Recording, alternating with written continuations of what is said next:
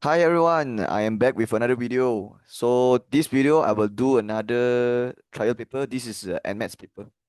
So I'll write it here. This is Addmaths and this is the Kelantan state paper 2025 and this is the paper 2. I already did the paper 1 last video. So this video we will go through the paper 2. Okay, if you want more videos like this, make sure you subscribe. And if you all want to gain early access to all my future videos, you can join my channel membership. All the link is in the description. All right. Okay, so let's start now. Okay, question number 1. Let's see what chapter is this. All right, I see coordinate, I see the intercept form, I see area. Okay, this one is coordinate geometry. Form 4, chapter 7, 7 or 8. 7, I think. Yeah, 8 is vector, right? Okay, so this is the coordinate geometry. Let's read the question. Diagram 1 shows the vertices of rectangle ABCD. Okay. Okay, some few things you need to know about rectangle. Dia punya bucu sini mesti 90 degree. Rectangle mah. So it has to be 90 degree, right? And of course the opposite side here mesti sama panjang. Sini dengan sini pun sama panjang. Right? Rectangle. Okay, on the Cartesian plane, so we can see point A is given 1, 5, point B 4, 2. D never give, but we do know that it's on the x-axis, so therefore the y-coordinate must be 0. Okay, and then point C they never give lah. They just put HK. So line A, find the equation of AB in the x over A plus y over B equals 1 form. Okay, this is what we call the intercept form. Okay, so let me write it up here. Intercept form, and the intercept form for a straight line looks like this: x over x intercept plus y over y intercept equals to 1. Okay, so they want to find equation of AB, right? But they want in intercept form. So what you can do, first you can find the equation in linear form first. It means you find it in the y equals mx plus c format first, and then only you cari you punya x intercept and y intercept, and then ganti dalam masuk macam tu lah. Okay, so now I will write down here. I will need to find the gradient first lah. Yeah, because when finding equation of straight line, you obviously need the gradient one. So I have two coordinates here, so I can take y minus y over x minus x, 5 minus 2 over 1 minus 4. So I'll get 3 over negative 3, which is negative 1. So this is the gradient of this straight line, m equals negative 1. But when we write equation, we have to write it in the format y equals mx plus c, right? So obviously the m we know already is negative 1. Okay, and then the c is the y-intercept. So can you tell me, ada tak dia bagi y-intercept of this line? The answer is no, because the y-intercept, you have to extend the line here and extend the y-axis is here, right? So obviously they never give. So if they never give, what you can do, you can substitute a point yang ada passes through dalam xy sini. Just take any point, sub inside to find the c. Okay, so you can sub point A inside or point B inside. Or you can also use the formula you learn in Addmaths: y minus y1 equals to gradient x minus x1. You can do this also. Gradient masuk negative 1, and then here x minus x, here y minus y. And of course the x1, y1 you kena ganti dengan point yang ada passes through garisan AB lah. So let's use 1, 5. So 5 is the, okay, 1 is the x coordinate, so tulis dekat x tapi kena tukar tanda. 5 is the y coordinate, so tulis dekat y tapi kena tukar tanda. Because the formula is y minus y. Okay, now you just expand it. So y minus 5 equals to negative x plus 1. Alright, so you get y again negative x plus 1 plus 5 is plus 6. Alright, I sudah berjaya dapat equation garisan ni y equals negative x plus 6. Tapi dia nak dalam intercept form. So what you can do to change it into intercept form? Okay, there's two methods to do it.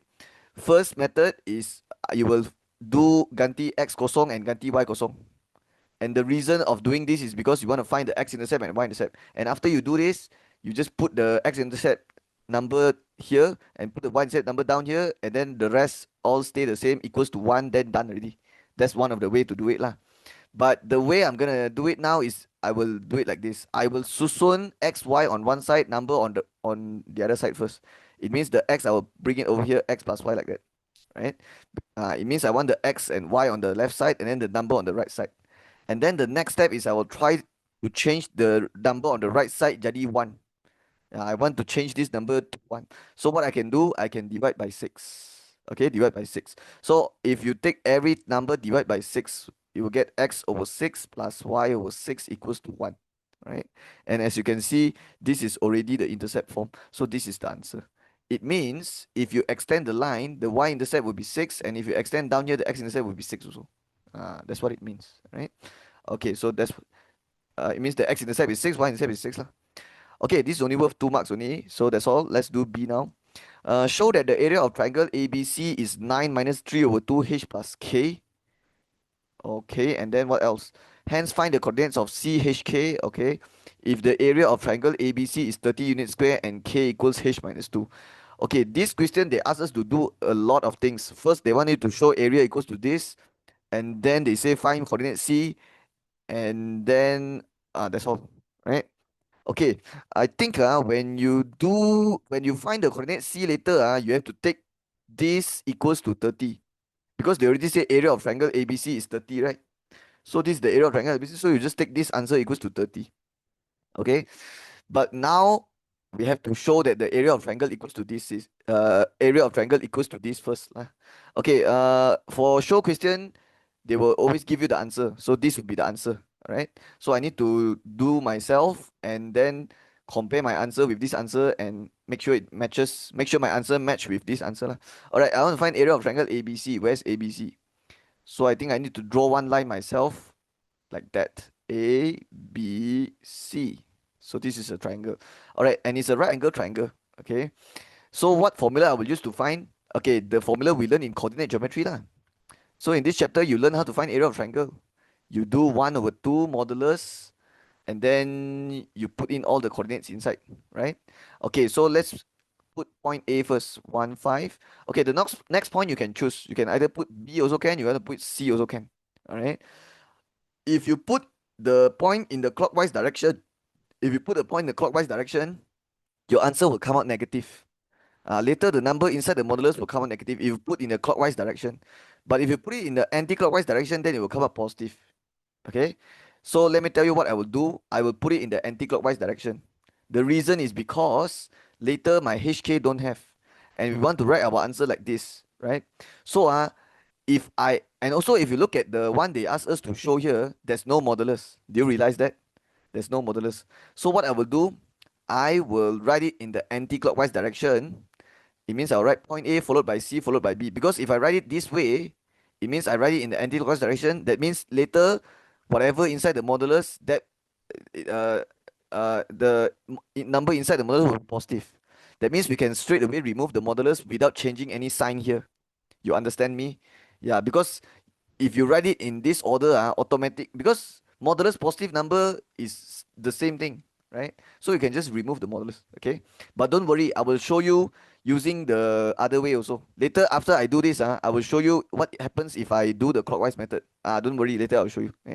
Okay, Tupper, let's do the fast way first. So 1, 5, I'll write HK. It means I'll write in anti-clockwise direction, and then 4, 2. And then before you tutup modulus, repeat the first one, 1, 5. And now you have to darab silang. Always start dari atas. 1 times k is k. And then tambah. H times 2 is 2h. Tambah. 4 times 5 is 20. And then tolak. Because you change direction. So 5 times h is 5h. Tolak. K times k, 4k. And then minus 1 times 5 is 5. Right? So you're going to get 1 over 2 modulus. K dengan K boleh buat, H dengan H boleh buat, number dengan number boleh buat. So 1K minus 4K, negative 3K. 2H minus 5H, negative 3H. 20 minus 5 plus 15. And I told you just now, right? Even though you don't know the K and H value, but you know... Okay, what do you know? Wait, did I make any mistake here? Okay, wait. 1 times K is K, 4, 5. 5, 4, 2. Okay, I think I made a mistake here. K times 4, K, 4K, 2 times 1 is 2, right? Yeah, this one is negative 2. Yeah, careless mistake, sorry. So this should be 20 minus 8, which is positive 18. Okay, like that. Alright, so I told you just now, I purposely write the point in the anti-clockwise direction so that it ends up positive inside the modulus, right? So what happens if this whole thing is positive? That means we can remove the modulus. Yeah, we can remove the modulus straight away. So once we remove, the 1 over 2, dia boleh darab dah. So bila dia darab, darab 1 over 2 means bahagi 2. So you end up with negative 3 over 2k minus 3 over 2h plus 18 divided 2 is 9. But what we want is like that one. You can see they write it in this way, right? So we have to make sure our answer match exactly with this. So what we can do, the 9 tulis dulu. And then the negative 3/2, they factorize out. So kita boleh faktor keluar. And what happens when you take out the negative 3/2 from here? You left with h, right? Same thing. What if you take out negative 3/2 from here? You left with k. And it will be positive k, like that, right? So this is same with this lah. Then you can write shown. Because they ask us you to tunjuk, right? So tunjuk, this is shown lah. Okay, let me write here. Shown. Okay. Okay, I want to show you what happens if you do it in the clockwise direction. Okay, yeah, I want to show you. Okay, so area, because I want to explain lah how to, I want to explain in details how the modulus works. So let's see what happens. Let's do it. Let's try to do it with the clockwise direction. So if I write 1 5, and then I write B 4 2, and then the last one will be HK lah. And before you close the modulus, repeat the first one. Okay. Alright. So first kita kena start dari atas and then darab silang. So 1 times 2, 2 plus 4 times K, 4K plus H times 5, 5H minus, because you change direction, 5 times 4, 20 minus 2 times H, 2H, K times 1 minus K, like that. Alright. Number dengan number boleh buat 2 minus 20, negative 18. 4K minus K is plus 3K. 5H minus 2H is plus 3H. Alright, as you can see, what you get inside the modulus is not same with what you did just now, right? Yeah, just now when you do in, just now you get negative 3K, negative 3H, positive 18. Now you get positive 3K, positive 3H, negative 18. Then you might ask like, oh sir, then how can I change it to the answer? Okay, can also. I'll show you how. Alright, let me move this up a bit. Alright, what you will do here is, because the soalan, the answer you want looks like this, 9 minus 3/2, right? So what you will do, you will, okay, what if I divide everything by 3 here and darab luar? Then I'll get 6. 6. Okay, I think I will ignore the modulus. Yeah, we cannot remove the modulus already for this case. You know why, right? Because this whole thing is negative. Because for this working, I write it in the clockwise order. I write it in the clockwise direction order. That means this whole thing, if you tekan, you will get negative number. Even though I don't know the K and H, but the result of everything here add together will be negative. So I cannot just remove the modulus. Yeah, you can't do that, right? So, and also there's unknown, so you can't just like, or modulus and then become 18 plus 3K plus 3H. No, cannot, right? So what you can do is, you can ignore the modulus and then just take everything divide by 2. But the modulus is still there. Yeah, the modulus is still there. And then everything divide by 2. So it becomes negative 9 plus 3/2K plus 3/2H. Like that, right? Now, what you can do, the modulus is still there. The modulus is still there. And then now you factor out the 3/2. Right? Okay, in the answer they write H plus K or K plus H? H plus K, right? So you equal lah, H plus K, right? Okay, now, as you can see, this one is not the same as what they want. They want 9 minus 3/2 H plus K. My one is negative 9 plus 3/2. So let me tell you, when you modulus this thing, when you modulus this whole thing, it will be 9 minus 3/2 H plus K. It means the negative 9 will become positive 9, and then the positive 3/2 become negative 3/2. Then you see it's same already. Okay? Okay, but I want to explain why.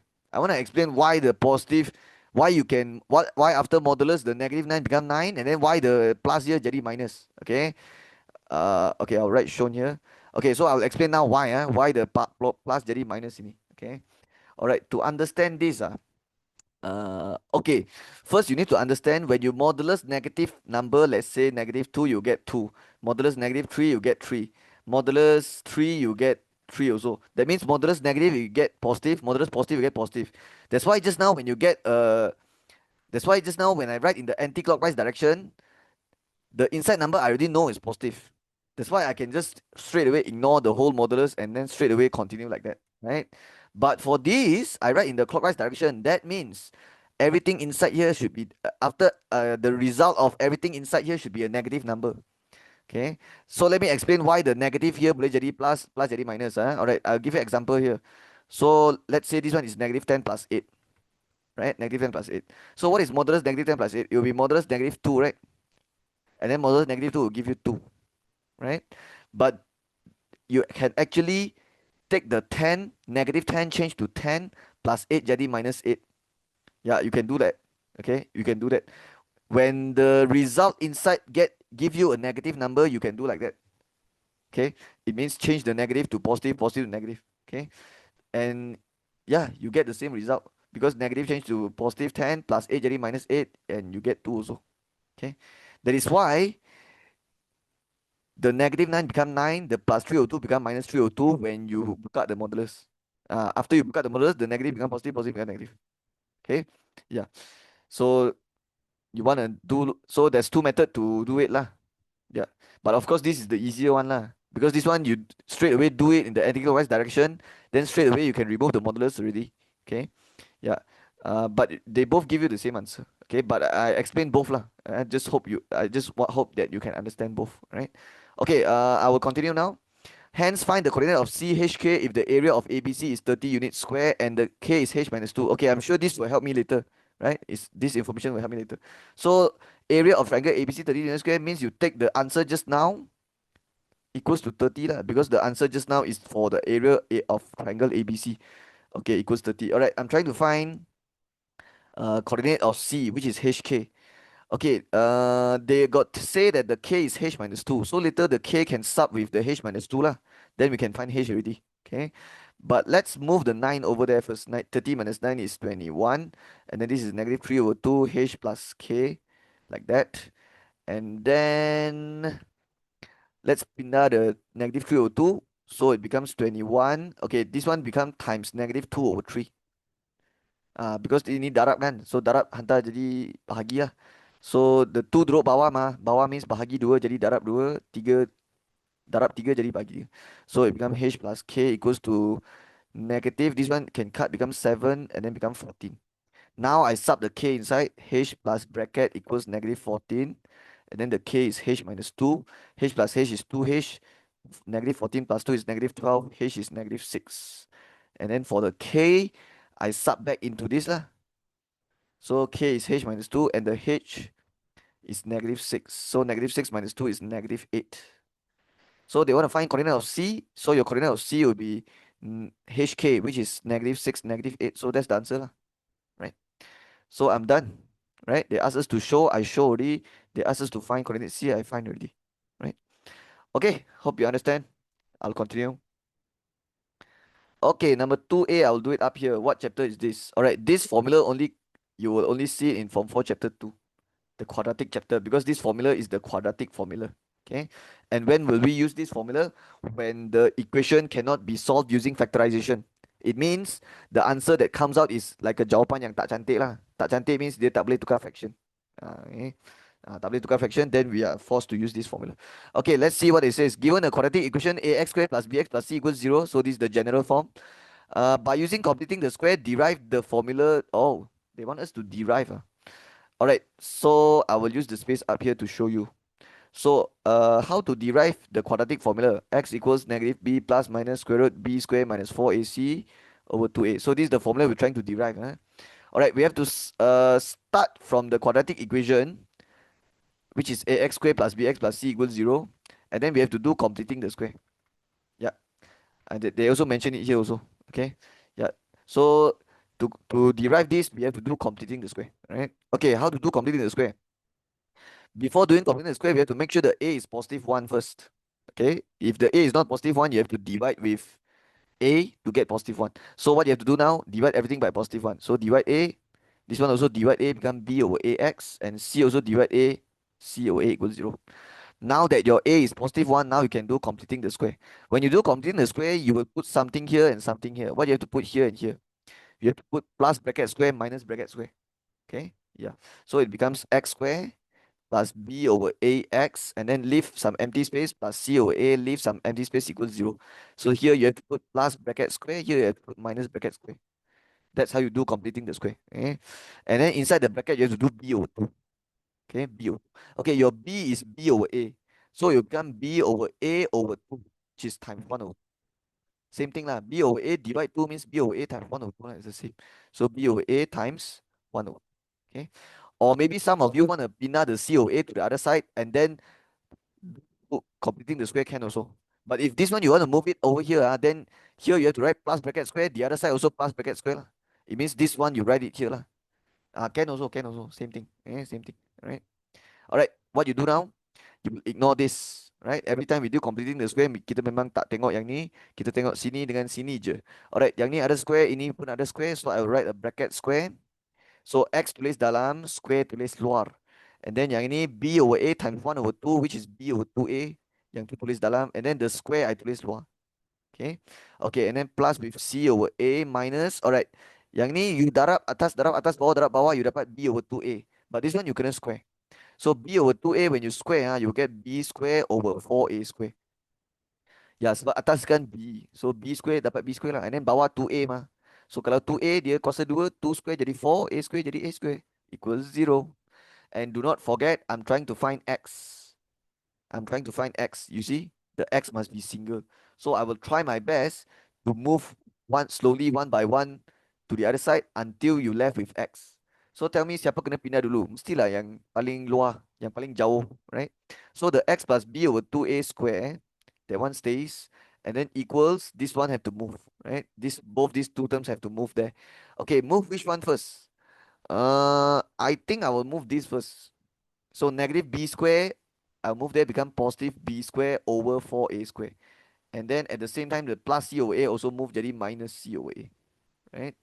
Okay, what I will do now is I will combine this into single fraction. Yeah, after I combine single fraction, then only I move the square. Okay, so X plus B over 2A bracket square. So what I will do is I will change this into single fraction. So how to do that? You kena samakan you punya denominator. Bawah ni kena sama, baru boleh gabung jadi satu fraction. So this one I will times with 4A, this one I will times with 4A. Okay, so that the denominator becomes 4A square lah.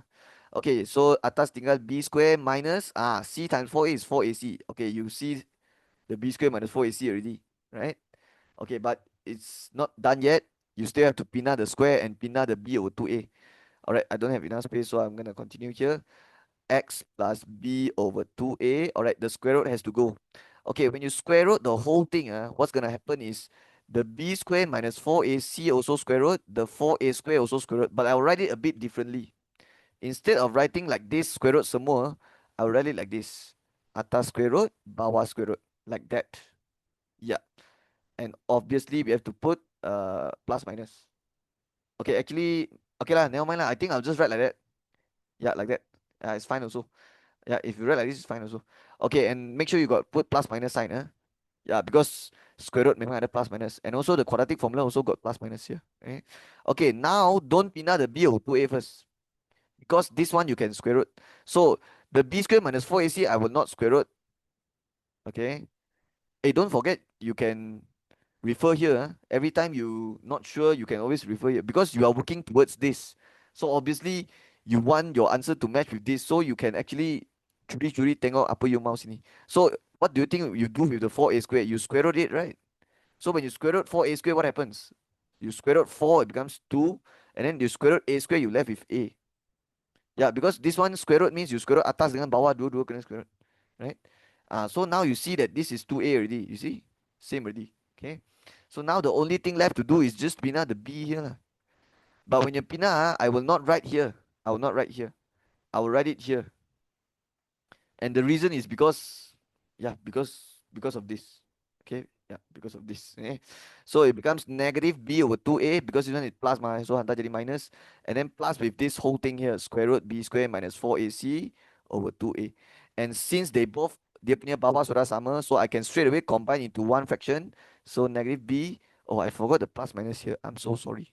Yeah, so it should be negative B over 2A plus minus like that. And then plus minus square root B square minus 4AC. Yeah, I forgot the plus minus sign here. Yeah. Okay. So dah siap lah. Ini dah jawapan dia. Right? So this is already matched with this. So now we can write show. Okay, they say derive, right? Okay, if they say derive, then you don't write shown. You write derived. So you just write derived. Okay. Derived. Alright. Inilah jawapan dia. Okay, let's do B. Okay, express fx equals to 3x squared plus 15x minus 18 in the form of fx equals a, x plus b, x plus q form. Okay, this is what we call the intercept form. Okay, but this is the intercept form for quadratic. Okay, for the intercept form for straight line is different. Intercept form for straight line is like this. The one you do at question number 1. Yang x over x. Okay, this one. X over x intercept plus y over z equals 1. Yang tu intercept form for straight line. Yang ini intercept form for quadratic. So it's different. Okay, find the turning point and sketch the graph of quadratic function. Okay, let's change to intercept form first. Okay, actually to change to intercept form is very easy. You just faktorkan 3 dulu. Yeah, because the A is 3. The A they always want to take it out. So just take out the 3. So when you divide by 3, you left with x squared, and then divide by 3, you left with 5x minus 9. And then for this, you just press calculator. They will give you 2 answer, and then you tukar tanda, tulis balik dalam sini, then siap already. Okay, sorry, this one is 6, not 9. Careless mistake. Yeah, 18 divided 3 is 6. Okay. Alright, so you press A 1, B 5, C negative 6 in your calculator, and they will give you x equals 1 and x equals negative 6. So what happens is you don't want this. You want inside the bracket 1. So you have to pindah balik. So jadi x minus 1. Ini pindah balik jadi x plus 6. And of course, this thing you erase. Yeah, you erase because you don't need that. Okay. They only want the intercept form. Okay. So I already finished the first part of the question. So easy, eh? Okay, now they say find the turning point. Okay, turning point ada 3 cara. Okay. In Addmaths, you learn 3 method to find turning point. Okay. Alright, turning point dia punya x coordinate. Okay, the TP dia punya x coordinate. TP means turning point. So the x coordinate will be the axis of symmetry. Right. Then the y coordinate will be the minimum or the maximum value, depending on your A value. If your A is positive, then it's minimum. If A negative, maximum. Yeah, because if your A positive means like happy face, right? So if it's happy face, then minimum. And then if A negative, then it's a sad face. So then it's maximum. Okay. So it's A bigger 0. Okay, you can see now your A is 3. So confirm this one is minimum value. Later it will be minimum value. Okay, but let's talk about how to find axis of symmetry. Okay, there's 3 methods. First method is you change to vertex form. You do completing the square, you change to vertex form, and once you change to vertex form, you can butcher your turning point from your vertex form. Okay. Second way is you find the axis of symmetry by taking the roots plus together divide by 2. Yeah. So I cakap sekali lagi. First method is you do completely the square, change to vertex form, because vertex form you can butcher the turning point easily. And then second method is you find the axis of symmetry, means the x coordinate. You find it by taking the roots plus together divide 2. Roots means the x-intercept lah. That's an x. Okay. So I think later I will use this method. You know why? Because it's already in intercept form and I can see my x-intercept already. So it's very convenient for me to just use this to find the axis of symmetry. Then how to get the y? Just sub back inside lah. Just sub back inside the original equation. Then ganti balik jadi dapatlah y. Okay. Yeah, so I'll just write just sub x into y. Okay. Into equation. Sub x into equation, and then dapatlah y. Okay. Okay, the third method is use the formula x equals negative b over 2a. Yeah, so the axis of symmetry, you can do it like this also. X equals negative b over 2a formula. Okay. Yeah, this formula will help you get the axis of symmetry. And after you get the axis of symmetry, same thing like just now, ganti sub x into equation. Yeah, sub x into equation and then cari y. Okay. Alright, so both 3 methods also you have to know how to do it lah. Okay. Alright, so since they never say which method they want me to use, so I'll just go with anyone I want. Okay, I'll just do it like that. So I'll just take the roots plus together divide by 2. So I'll just write here axis of symmetry, which is the x coordinate of the turning point, is x equals 1 plus negative 6 divided by 2. Because the roots, the x-intercept I can find from here, right? Positive 1, negative 6. So it's x equals negative 5 over 2. So that will be my x coordinate for the turning point. Now for the y coordinate, you sub inside. So it becomes y equals 3x squared plus 15x minus 18. And then the x you sub negative 5 over 2, negative 5 over 2. So now you press calculator, just press the whole thing, and you will get negative 147 over 4. Yeah. So now you are done with the turning point. So what's the turning point? So I'll write here the turning point. Okay, to be more specific is the minimum point lah. Okay, so the minimum point is -5/2, comma -147/4. Okay.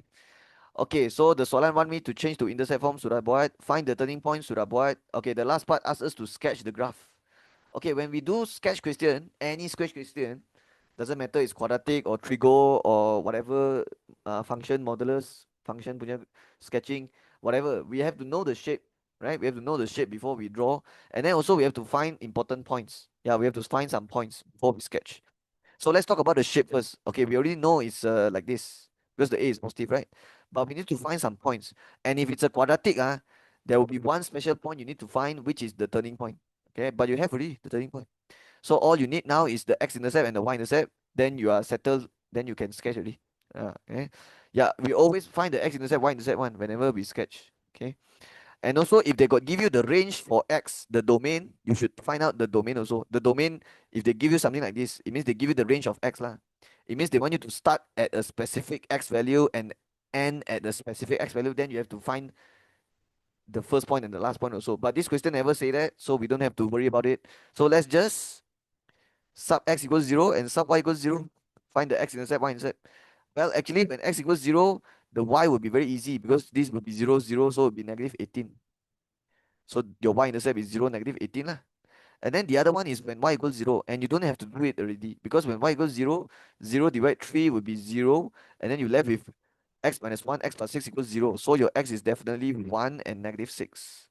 That means your x-intercept is 1, 0, -6, 0. Okay. Okay, so these are all the important points I need before sketching. Okay, so now I can sketch already. All right, so these 4 points will be used later. Okay, okay, I need some space. So let me make this smaller, lagi smaller. All right, so when we sketch, I always like to draw y-axis first. And when I draw y-axis, I like to look at the x-coordinate. So I can see the smallest is -2.5. Okay, I think I should change this both to decimal, because I need to know where dekat mana kan position dia. So this one you've changed is -36.75. All right, so now let's draw the y-axis. So this when you draw y-axis, look at the x value. So we have -2.5, we have 0, we have 1, we have -6. That means you punya x sebelah kanan guna sampai 1, tapi sebelah kiri guna sampai -6. So your y-axis you can draw slightly to the right. Yeah, there will be more space used here. Sini guna sampai 1 saja. Okay. Now you can start from the highest y value. Okay, your highest y value is, okay, you have -18, okay, 0. Yeah, your highest y value is 0. And then it goes down to -18 and -36.75. Okay, this is a sketch question, so you can agak-agak lebih kurang boleh dah. Alright, -18, let's say is here lah. So -36 is like double the distance. But it's 75, so it's like lebih kurang macam tu. Okay, so I can just call this -18. And then this is -36.75. Ataupun -147/4 macam tu. Okay, like that. Okay, you don't have to write all the number like 294 24868 semua tu, tak payah, tak payah, tak payah. It's a sketch question, so you don't have to do that. Okay. Okay, so now you can draw the x-axis. Okay, this side has to be shorter, but the left side has to be longer. Yeah. All right, so now you can label all the number that you will use later. Okay, you have -2.5, 0, 1, -6. So I think you can go like that. Here is 1, and then here you go -1. Make sure it's like lebih kurang sama panjang. -2, -3, -4, -5, -6. But you don't have to label all the values. Only label those that is important. Only label those that you use. So -6 you use, 1 also you use, 1 is here. I mean, this one is -1, so we don't use this. All right, so 0, okay, and then -2.5. Okay, -2, -3, -2.5 is roughly here. Yeah, the rest all you don't need to write. Okay, yeah, you don't need to label everything nicely. It's a sketch question. Okay, so we just make sure we write down those value that we end up using. Okay, okay, the first point is the minimum point, -2.5, -36.575, ataupun -5/2, this one lah. So it's exactly here lah.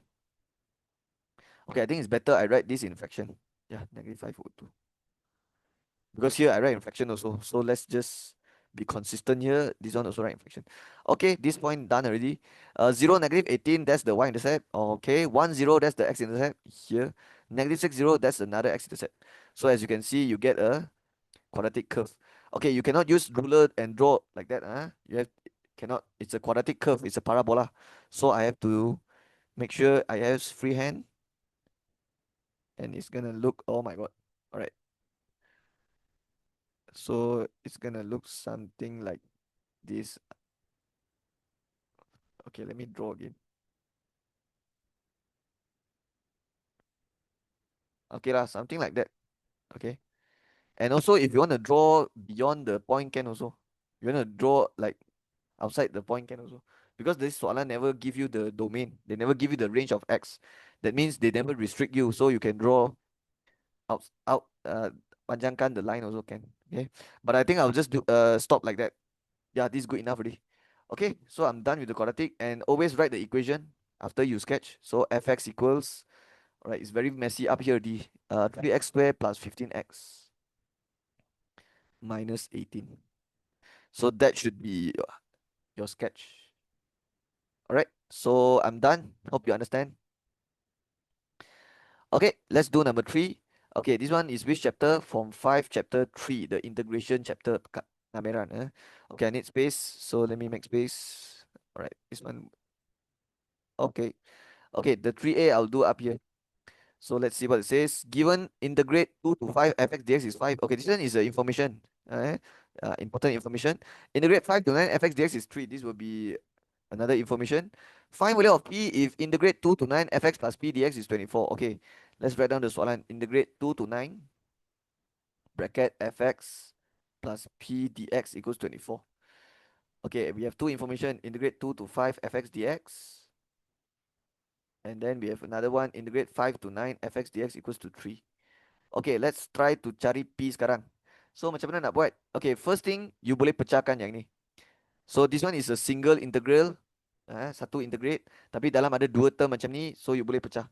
You learn this in properties of definite integral. Ciri-ciri kameran tentu kan.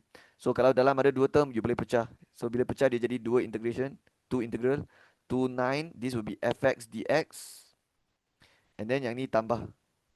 Because here also tambah. Kalau sini tolak, sini tolak. And then this one, the number will be same, 2 to 9, and then p dx equals 24. And you can see this one and this one, oh, tak sama. Tak sama kan? Ini integrate 2 to 9, ini integrate 5 to 9. So masalah kan? Okay, tak apa.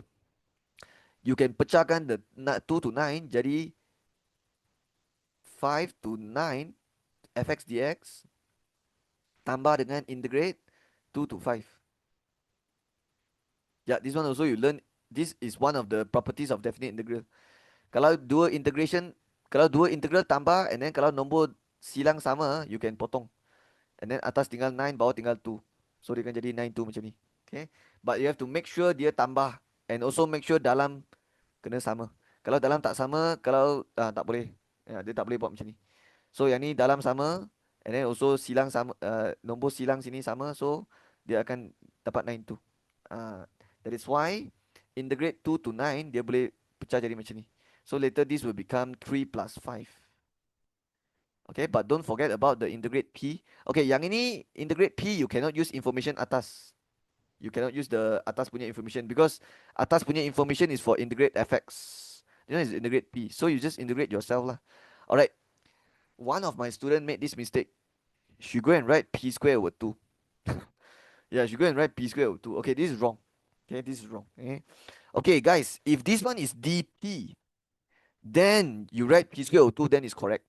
If this one is integrate P dp, but it's dx, that means P is not the unknown here. P is a constant, is a number. So when you integrate P, you should get Px. And then tulis 9 2 equals 24. Okay? Yalah, if it's dx, mesti dia in terms of x mah. Betul lah. Takkanlah you integrate dx, and then you dapat P square over 2. And then the 9 2 later how? The 9 takkanlah ganti dalam P. Mana boleh? 9 2 tu kena ganti dalam x. Because this one is dx with respect to x. So macam tu lah. Alright, now what we can do is sub the 9 inside and I will get something. Sub the 2 inside, I will get something, and then minus. It equals to 24 lah. Alright, sub 9, but sub into x only. So 9 times p is 9p. This one is 2p. Okay, I think I can find my P already. 9P minus 2P is 7P. 3 plus 5 is 8. But then you move here, become minus 8. 24 minus 8. What is 24 minus 8? 16. Yeah, so P is 16 over 7 lah. So the soalan asks us to find P, so that's the answer lah. And it's only worth 2 marks. Oh my god, I did all those, it's only 2 marks. Okay lah, but anyways, that's how I would do it. Okay, let's continue. Okay, this is the B question. So you can see they give you a diagram and mesti dia akan suruh cari area kan ataupun volume. Okay, diagram 2 shows a curve x equals 3y squared plus 2. So you can see from this is the curve equation. So high chance have to integrate towards y. You know why I cakap macam tu? Because the equation dia x single. Yeah. So high chance is dy. Because if it's dy, then dalam is x. Kalau area lah. Then kalau volume is pi x square. Okay. Okay, but we don't know anything, so we haven't finished reading yet. So let's read first. And the line y equals p intersect the curve at point 3p. Okay, so this is 3, and then this will be a horizontal line, and this will be p, and the equation is y equals p. Okay, and there's a shaded region here. Okay. Okay, so line number 1 says show that the line y equals square root 3 over 3. It means show that p lah. What they are basically asking is show that p equals to this lah. Yeah, because y equals p, because y is p lah. So if they say y equals means p equals. Okay, so macam mana cari p? Ya senang saja mah, just ganti this dalam equation curve lah. Kenapa boleh ganti macam ni? Sebab dia ada passes through. Bila dia ada passes through, memang boleh ganti terus. So x equals 3y square plus 2 becomes bracket equals 3 bracket square plus 2. Then this is the x, this is the y. So the x is 3, the y is p. Okay, I'm trying to find p here. So p kena single. Okay, so plus 2 hantar jadi minus 2, 3 minus 2 is 1. Tinggal 3p square, tapi saya nak p saja, so 1 over 3. And then square hantar jadi square root. Tapi square root ada dua jawapan, right? So dia akan jadi plus minus square root 1 over 3. Tapi, you rasa you punya p positive or negative? Mestilah positive, dia duduk atas kosong. It's above 0, so definitely it's positive. So I think I'll just ignore the plus minus.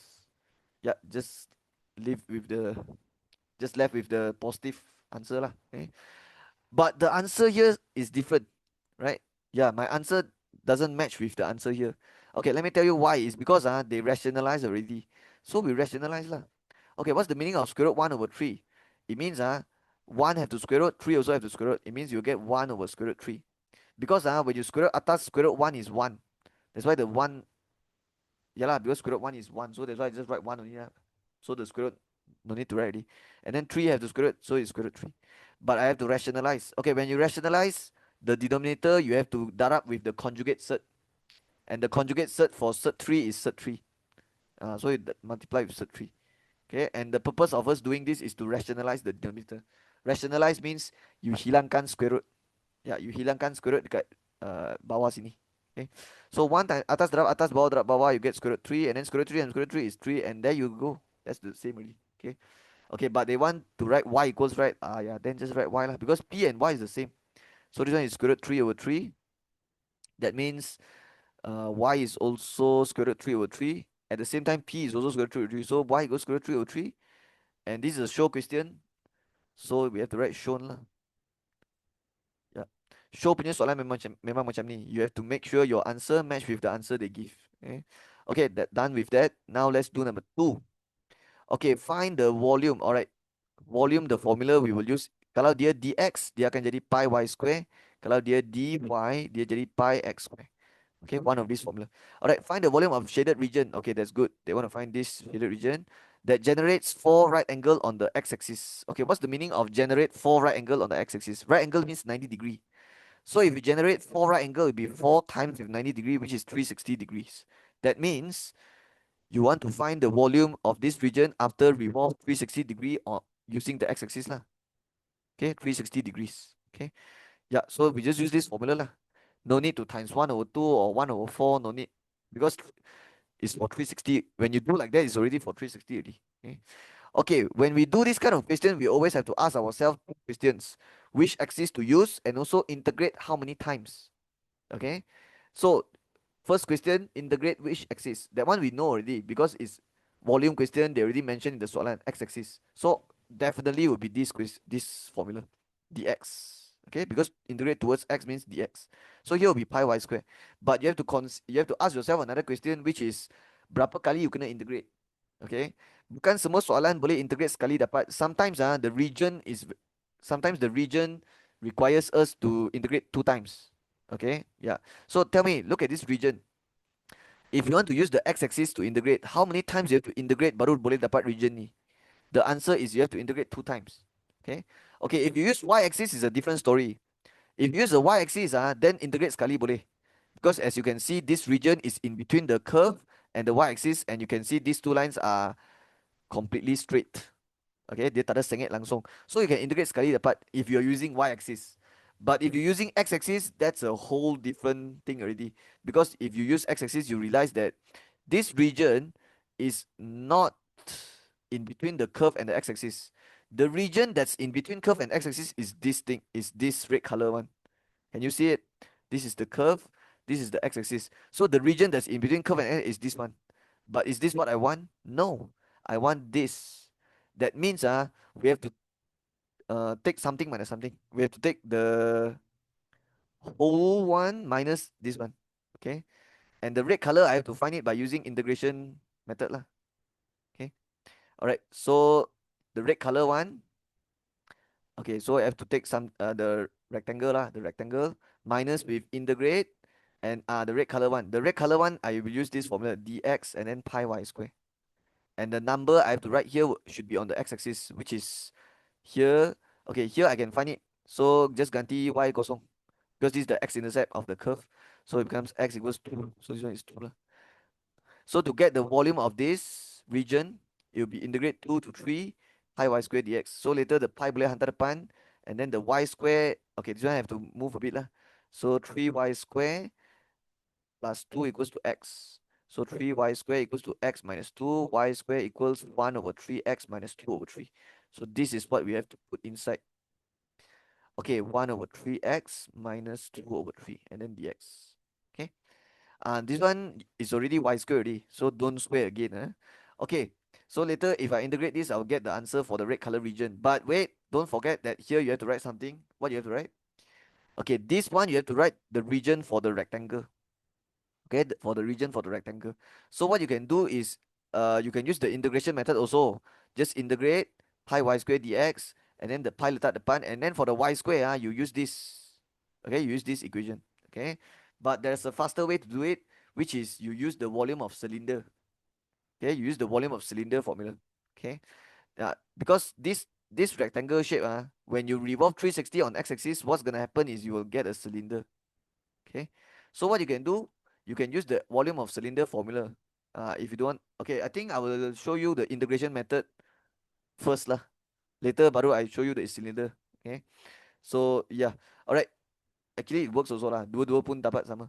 Okay, so what's the number I write here? 0 to 3 because the rectangle is from 0 to 3. Okay, so this one is 0, 3. Okay, pi boleh letak depan and then integrate 0 to 3. For this y square, you have to use this equation, the straight line. So your y is square root 3 over 3. But of course, this one have to square lah. Because this, you can buat y square. Okay, dx. Okay, so now the only thing left to do is just integrate saja. Okay, integrate saja. Okay, so the pi I tulis. Okay, ini jangan integrate dulu sebab apa? Dia kena square dulu. So square root 3 square will become 3. 3 square will become 9. Okay, and then dx. And then ini boleh potong-potong dapat 1 over 3 lah. Okay, sekarang baru boleh integrate. Okay, when I integrate, tak payah tulis dah simbol ni, terus buka bracket and then integrate 1/3 dapat 1 over 3x and then tutup bracket 3 kosong and then pi, okay, ganti 3 dalam, ganti kosong dalam, tengah-tengah minus. Okay, when you ganti 3 divided 3 is 1, ganti kosong dapat kosong, so dapat 1 pi. Okay, 1 pi.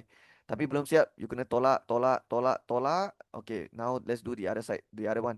Okay, the other one is pi. Okay, yang ni boleh straight away integrate dah. So terus buka big bracket. Integrate 1 over 3x. Okay, the 1 over 3 write like this. And then the x buka bracket. Ini cara saya ajar student saya. So, kalau the other fraction, you buka bracket macam ni. And then x power 1, it become x power 2 over 2. Because you integrate already, so the power plus 1. And then integrate negative 2 over 3 is just negative 2 over 3x. And then tutup bracket, 3, 2 macam ni. Alright, sekarang kita kena ganti 3, 2 masuk kan. Tapi jangan ganti dulu. Sebab dalam boleh simplify sikit. So let's simplify a bit. Atas darab atas, bawah darab bawah, x square 6. Macam ni, minus 2 over 3x. And then tutup, 3, 2. Okay, sampai sini, pi boleh tulis. Alright, dalam ni ada 2 bracket lah.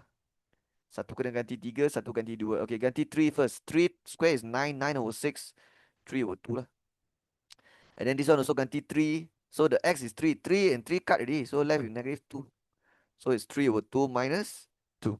Okay, sekarang pula yang ni. Ganti 2 dalam. 2 square is 4. 4 over 6. Kalau tekan kereta, dia bagi 2 over 3. And then negative 2 over 3 times 2 is negative 4 over 3. Okay, now you get, okay, the 1 pi is yang tadi punya. And then minus with pi. Okay, sekarang ni boleh tekan lah. 3 over 2 minus 2. It means 3 minus 4, negative 1 over 2 lah. And then minus, so saya pun minus. 2 over 3 minus 4 over 3 is negative 2 over 3. So kena buka bracket macam ni. Okay, minus minus 2 over 3. Minus minus jadi plus. So dia akan jadi 1 pi tolak dengan negative 1 over 2 plus 2 over 3. Boleh tekan kereta. So wait for me, I tekan plus 2 over 3. Alright, I get 1 over 6. Okay, so this will be 1 over 6 multiplied with pi. Okay, 1 pi minus 6, 1 over 6 pi. Okay, kalau both ada pi, dia boleh buat sekali. So 1 minus 1 over 6 is 5 over 6 pi. And let's write the unit lah. It will be units cubed because it's volume. So that's the answer. Okay, before I move on to the next question, I want to show you using the volume of cylinder formula. Okay, volume of cylinder formula. I just want to show you that you get the same answer. So the volume of cylinder formula is pi r square h. The radius for the cylinder in this case will be the panjang from here to here, which is square root 3 over 3. Okay, yeah, because that's the radius from here to here, the distance here. Okay, and then the height will be here to here, which is the x coordinate here, 3 lah, like that. Okay, and trust me, you will get 1 pi also. Okay, so let's try pi. Alright, square root 3 square, when you get 3, 3 square you get 9, and then bracket 3. Yang ni tak boleh potong dulu tak boleh potong dulu. You kena square dulu. Now only you can darab masuk. So dia akan jadi pi. Okay, 3 ni darab atas. So dia dapat 9 over 9 and cut left with 1 pi. So as you can see, just now I use the integration method, I get 1 pi also. Okay. But the region for this red color one, this red color region, that one tak ada formula to do. There's no other way to do it already. This one must use the integration method. Maksudnya yang 1 pi ni, you boleh guna shortcut the formula for volume cylinder. Tapi yang 1 over 6 pi ni tak ada cara lain. Sebab ni kawasan yang between curve and x-axis. Bila dia between curve, dia tak ada formula. Dia tak ada apa? Dia tak ada shortcut. Dia kena guna cara integration. Okay. But for the region yang between straight line and x-axis, sometimes you can use the shortcut formula. Like for this case, it's a cylinder, so I can use the cylinder. Okay, hopefully you understand. Let's move on. Okay, I'm at question 4 now. What chapter is this? Radius, degree, minute. Okay, I feel like it's from 5 chapter 1. Circular measure. Dalam bahasa Melayu, sukatan bulatan. Okay, let's read the soalan. Diagram 3 shows a kite having an axis of symmetry BQ. Okay, what's the meaning of axis of symmetry BQ? That means this BQ line will cut this whole shape in half. That means this side of the shape and this side of the shape is the same. Yeah, it's the same size. Okay, it's the same size. That means this 25 you can move over here. This 15 you can move. Yeah, it's the same here also. Yeah, it's like a mirror, right? Dia macam reflection. So yeah. Okay, now it says given ABCDE is a semicircle. Semicircle means half a circle. So half a circle.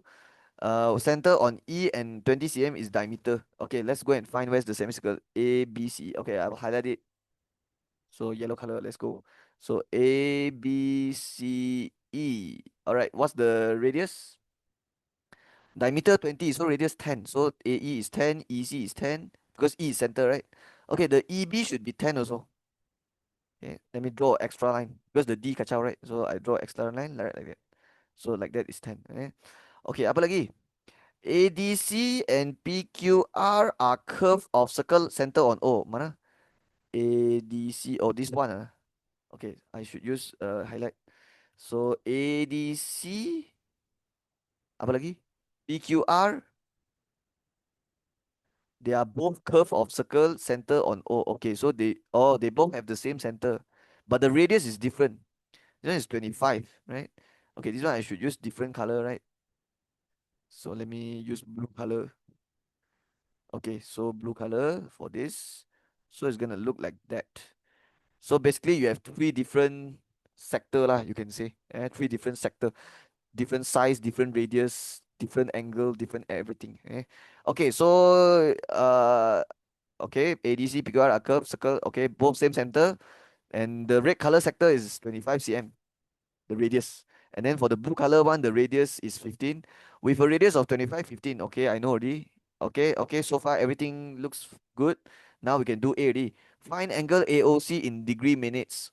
Oh, I realized this in the Kelantan paper one also, they ask, there's one question like that also. They ask to find something in degree minute. Yeah. Okay, so let's find it lah. Where's AOC? AOC. Okay, so it's here lah. All right, so how do you find this angle? Uh, I think you have to find this angle here first and then times 2. Yeah, because this is half of it. So you can find this one angle times 2. But how to find this angle? Well, it's actually very straightforward. Just use the Sokato. Yeah, you use trigonometry to do it. Because this is circular measure, ma. And circular measure, you learn some formulas, right, in this chapter, like the arc formula, the area sector formula, the chord formula, the segment formula. But in this question, they never give us the arc or anything like the area sector or the chord or the segment. So I cannot use those formulas to solve it. So we have to use right angle triangle lah. So yeah, this is actually 90 degrees. Okay, because you remember just now the yellow color one is semicircle. That means this will be 90, this will be 90, and this will be 180. So basically, all this is 90 lah. It's like all like 90, 90, 90, 90. That's why this is a right angle triangle. So if this is a right angle triangle and this is the angle I'm trying to find, and I have two sides, so this is the perfect. Yeah, this is like you have enough information to find this angle already. But you don't tell me you use Pythagoras theorem. No, no, no. If you use Pythagoras theorem, you are finding this side here, but that's not what they are asking. They're asking for the angle. So depan angle kita panggil opposite, depan 90 kita panggil H, the last one we panggil A.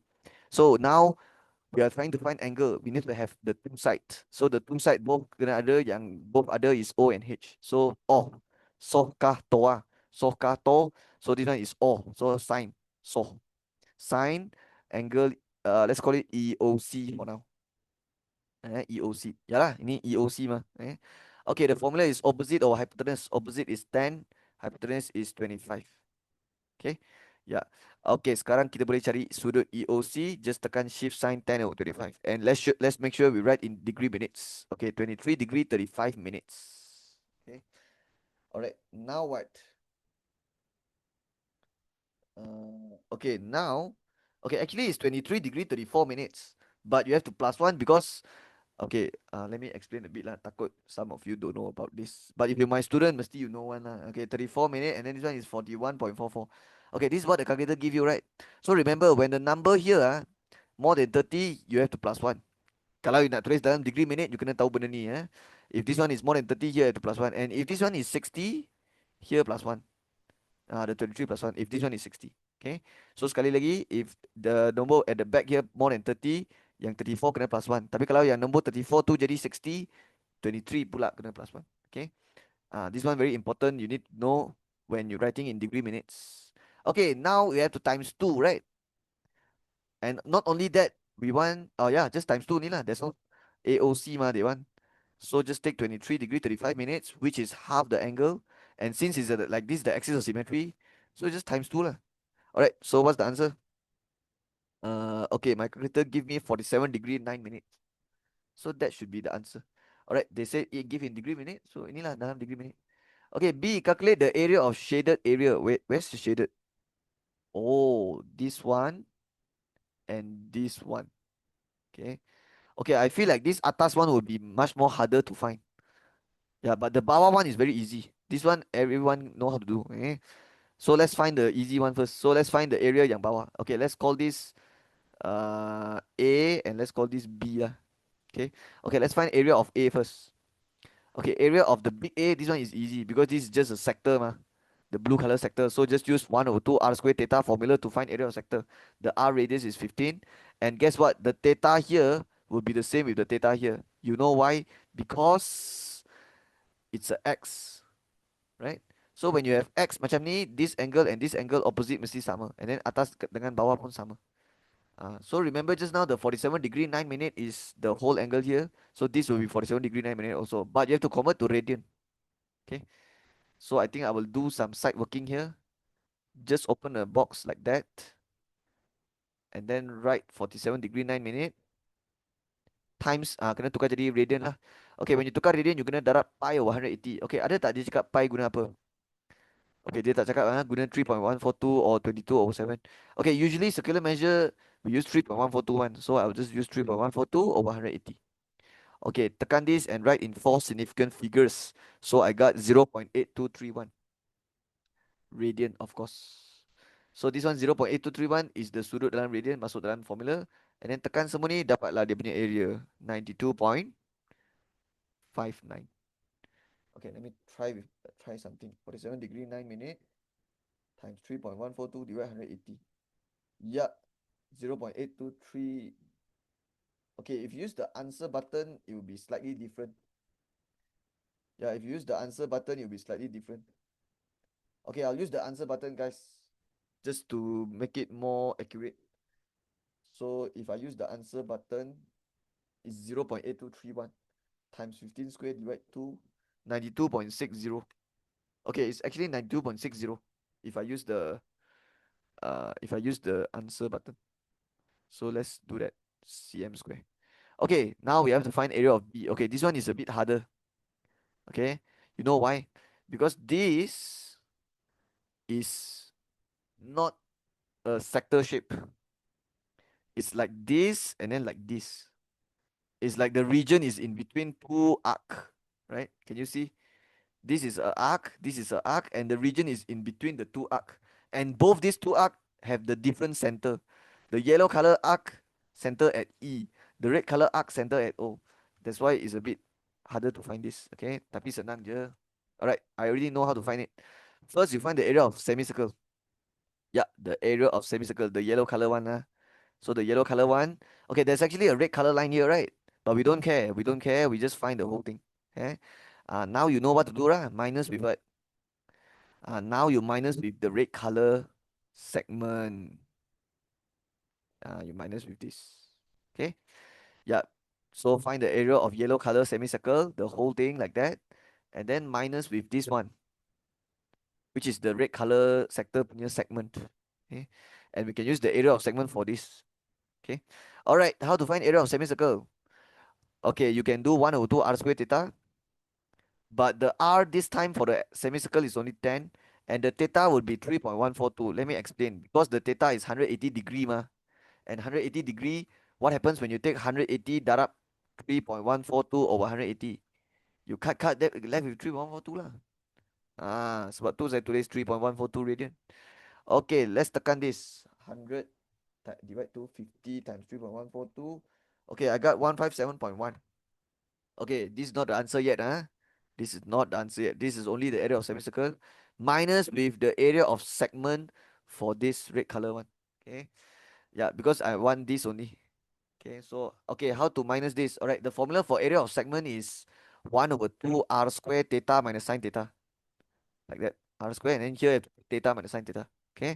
And this formula actually come from area of sector minus area of triangle. Okay. Yeah, because area of sector is 1 over 2 r square theta. And then area of triangle, you can use 1 over 2 AB sine C. But since the A and B are both radius, so you can put r square, and then sine C will be sine the theta here. And once you factorize out the 1 over 2 r square, it will be like this. Okay. So what's the r? Red color one is 25. And what's the theta and sine theta? Okay, the theta, this theta in radian is the 0.8231 lah. And then minus the sine theta, this theta has to be in degree, which is 47 degree, 9 minutes lah. Okay, let me double check if I write everything correctly. Yeah, correct. Yeah. So now I'll press all this, but I will try to press this first in my calculator. So I'll press 0.8231 minus sine 47 degree 9 minute equal dulu. And then I get something 0 point something. And then answer darab 25 square bahagi 2. Okay, my calculator gave me 28.11. So I'll write that down. And then take 157.1 minus answer lah. Okay, my calculator give me 128.11. 9. Okay, let's write two decimal place. Sebab dia bagi banyak-banyak decimal place. So I'll just write two decimal place. 128.986. So 128.99 lah. Okay, cm square. Okay, now we have to plus this answer and this answer. Okay, because they ask for area of shaded region. So the area of shaded region will be 92.60 plus with 128.99, and that gives us, okay, I use the answer button, plus 92.6. Okay, 221.586, so 59 lah. Yeah. So 221.59 cm square. Okay, sudah siap. Okay, let's do number 5. Okay, what chapter is this? Domain range fx. Okay, this one is from 4 chapter 1, function. Okay. Okay, a function is defined by fx equals negative 2x for x bigger equals 0 and 2x when the x is smaller than 0.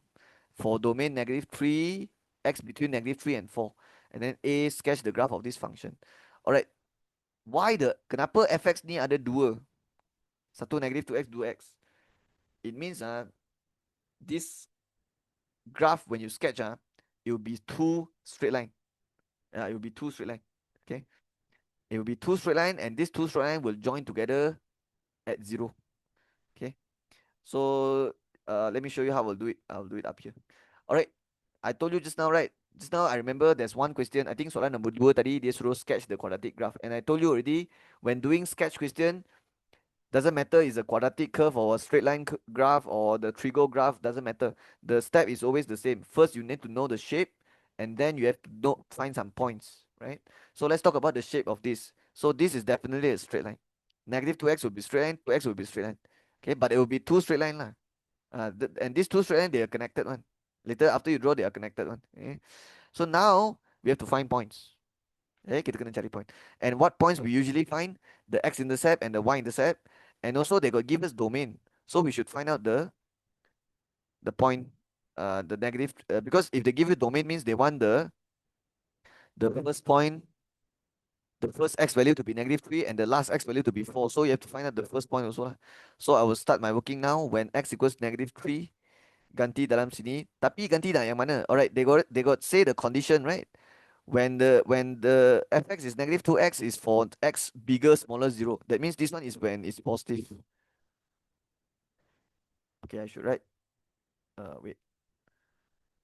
So this one is when they're positive. This one is when they're negative. Okay. Well, actually this one is the other equal sign, right? So maksudnya kosong pun masuk yang ni lah. Alright, so negative 3 is positive or negative? X negative 3, X is negative. So kita kena ganti dalam 2X. So dia akan jadi F negative 3 sama dengan 2X. Okay, 2 times negative is negative 6. So that's your first point. Negative 3, negative 6. And for the 4, when X equals 4, okay, 4 is positive. So yang tu tak boleh ganti dalam 2X dah. Yang tu kena ganti negative 2X. So it becomes F, X will be 4, and this one is negative 2x, so negative 2 times 4 is negative 8. So the point here is 4, negative 8. And this will be your last point. Your last point. Point yang paling kanan. Okay, not only that, we also need our intercept, x-intercept and y-intercept. So when x equals 0, when y equals 0, that one also has to be 0. Okay, when x equals 0, you sub which one? Okay, they say x bigger or equals 0, you use the negative 2x. So now your x is 0, so you ganti negative 2x lah. So f0 equal to negative 2 times x, so you get 0. So it's 0, 0. Okay, if you sub y0, you will get back this also. Because when you sub x0, you get y0. It means when you sub y0, you get back the same. So I will erase this. No need to buat yang ni. Okay. Okay, now we have enough information to sketch already. Right? Yeah, it's just a straight line graph. So after you get your domain, first point, last point, and the x-intercept, y-intercept, enough already. Okay. But for quadratic, you have to find another point, right? Which is the turning point. But for this, no need. Because this is not a quadratic curve. Okay. So I can start my drawing. I mean my sketching.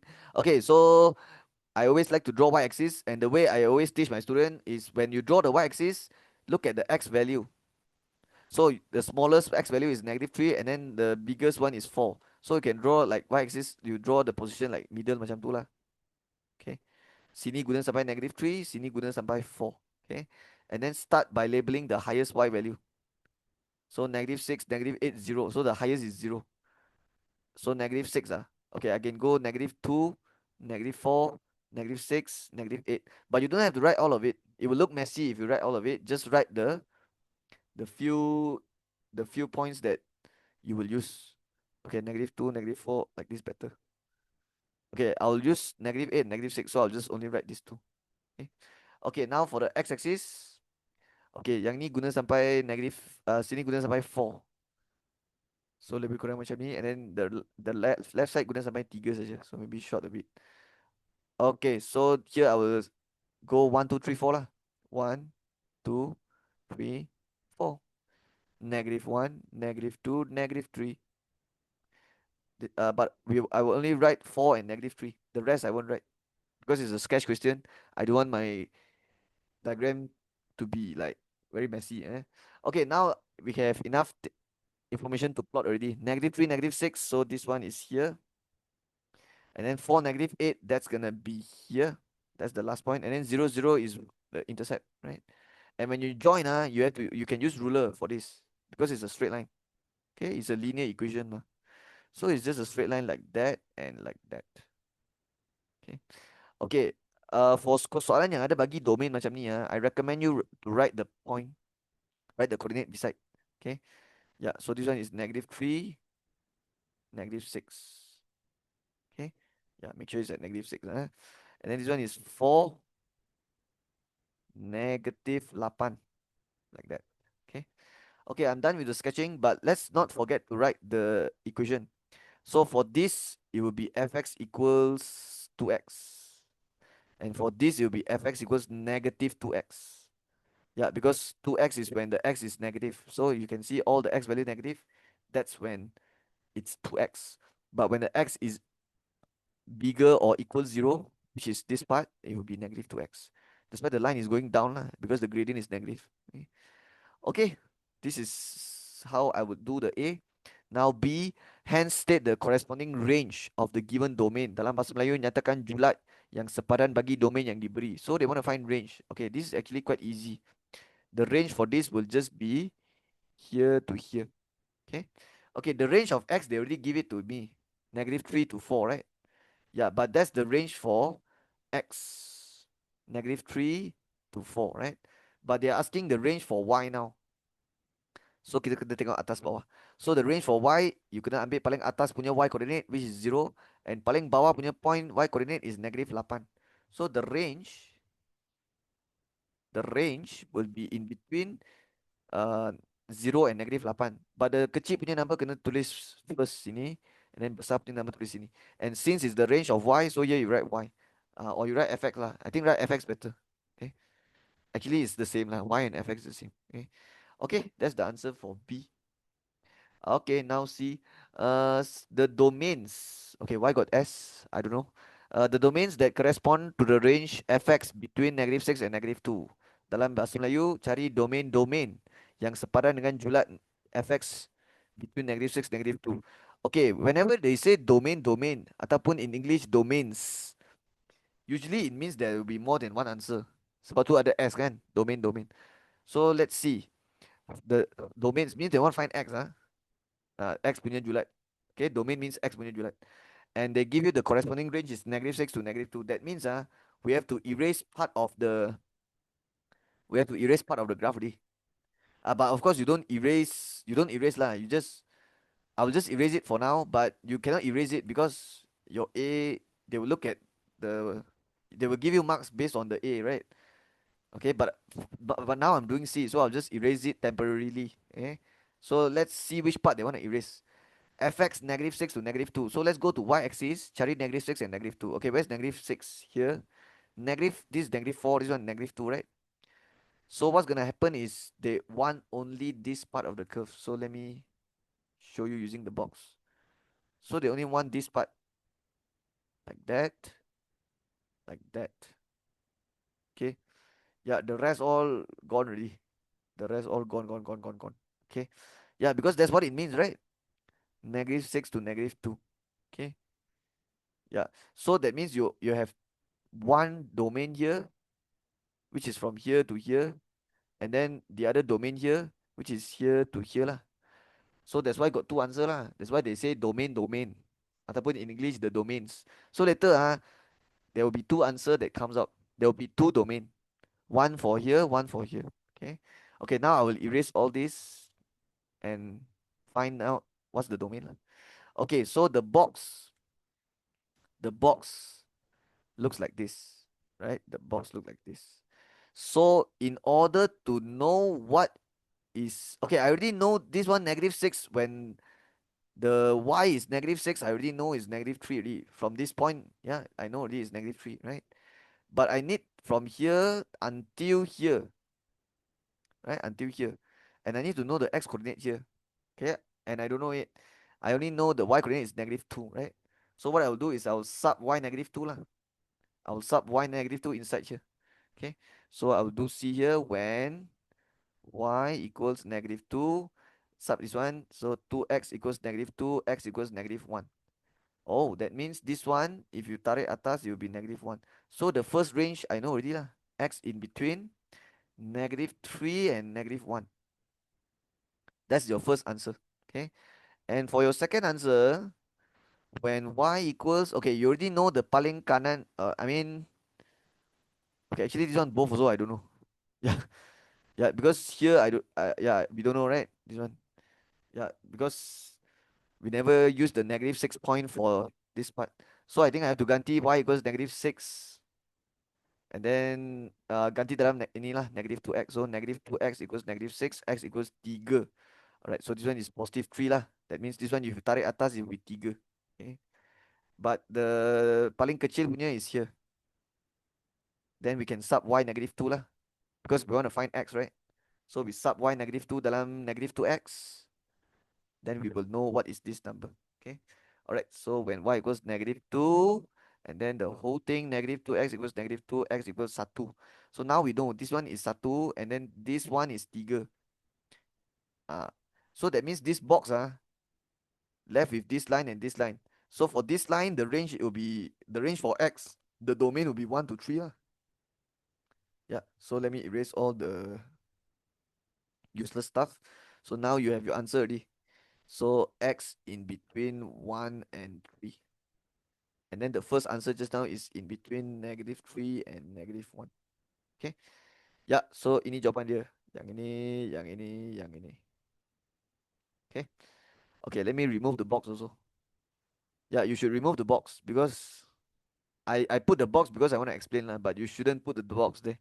Because what if the teacher thought that the box because maybe they thought that the box is the sketching, then they will give you 0 mark for A already. Okay. Yeah, your diagram should be kemas, should be clean. It shouldn't have any other working because they will give you the 3 marks for the part A, right? For the sketching. Okay, so hope you understand my explanation. This is the domain. Okay, and kenapa ada dua jawapan? Sebab kalau you potong y dekat -6, -2, dia akan ada satu line sini, and the line will separate already. They will not be connected. The two lines will be not be connected. That's why you end up with two different range. Ada dua julat. Okay. Okay, that's all. Okay, number 6. What chapter? I see vector. So this is vector form 4, chapter 8. Okay, there's a mistake in the question. This is not supposed to be 2. So I want you to change this. It's not 702, it's 704. Okay? Yeah, soalan ni salah lah. So this is 4.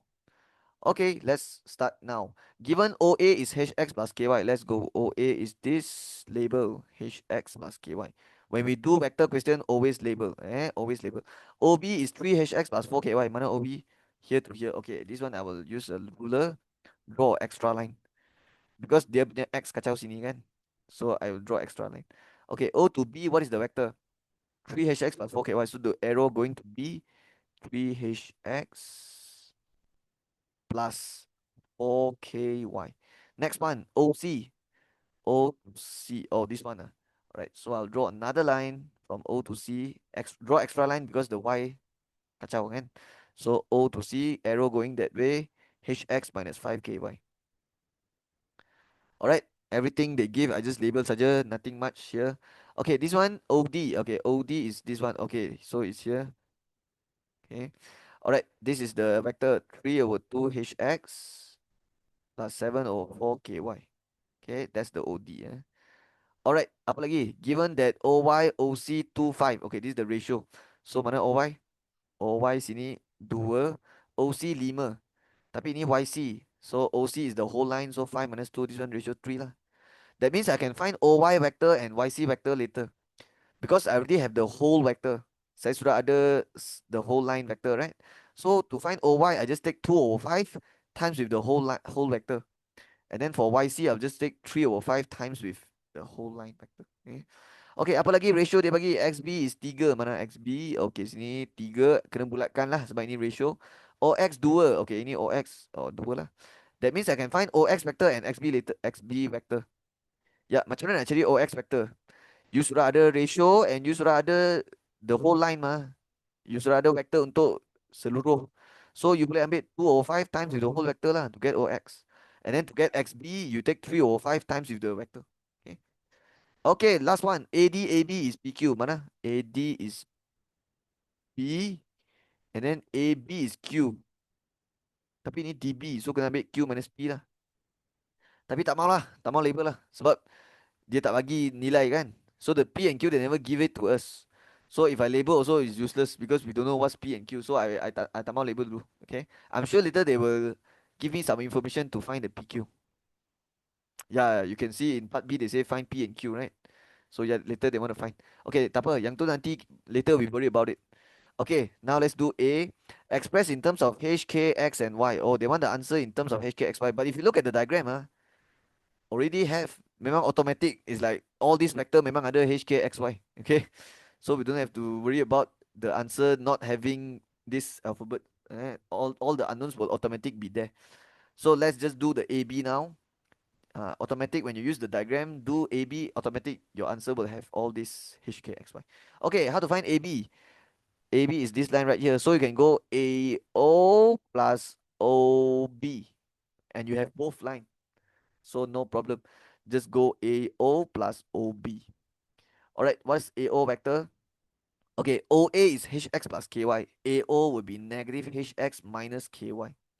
Kena tukar tanda sebab dia punya direction sudah terbalik. You want to go from A to O. So bila terbalikkan you punya arrow, dia punya sini kena tukar tanda. Plus with OB. Okay, OB you can refer here.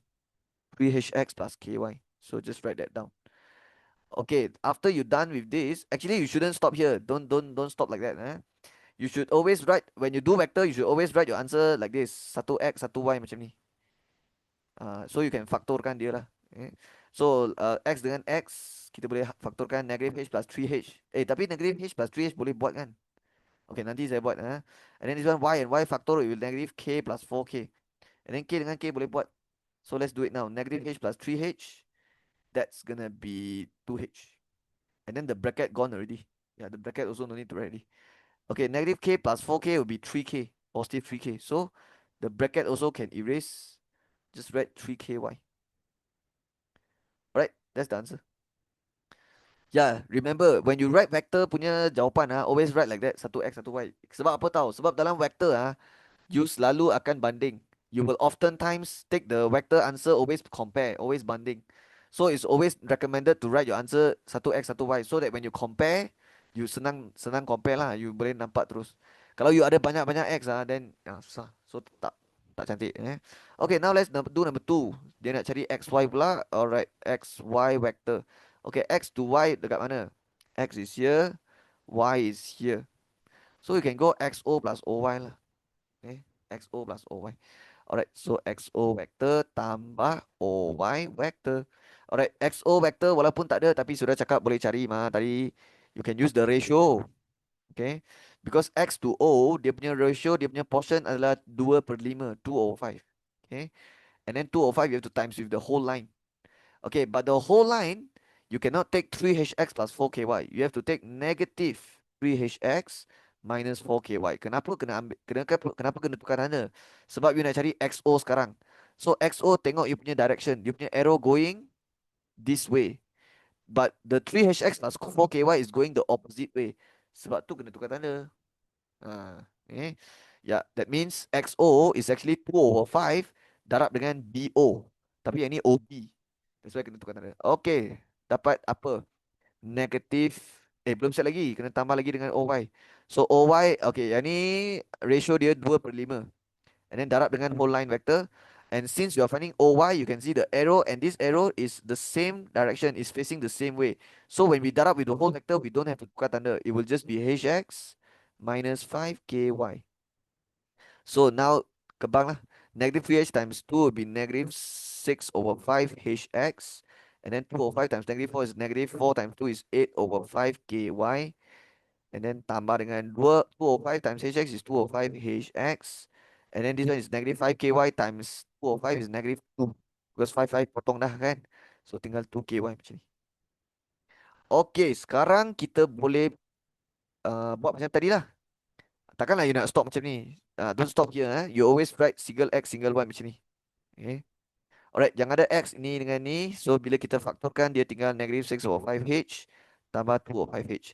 And the h and h memang boleh buat. So nanti kita buat. And then y dengan y faktor, we left with negative 8 over 5k minus 2k. Right. Okay, what is negative 6 over 5h plus 2 over 5h? Negative 6 plus 2 is negative 4. So negative 4 over 5hx. And the bracket, no need to write already.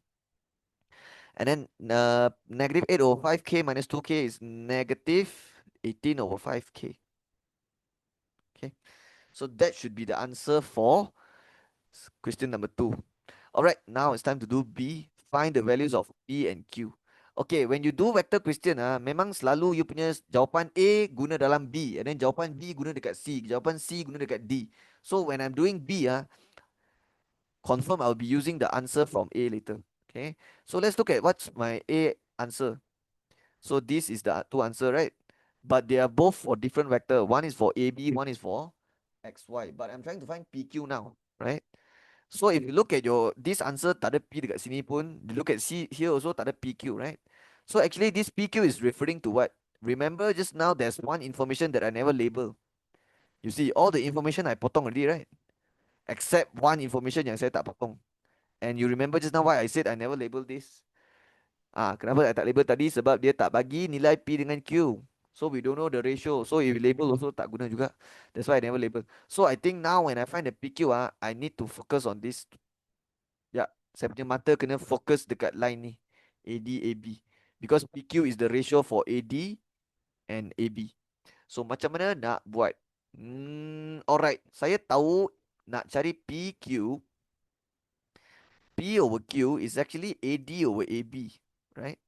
So if I can somehow get the AD vector and the AB vector, then it's good already. Because if I can somehow have the AD vector and the AB vector, then I can just divide it, and then I'll get my PQ already, right?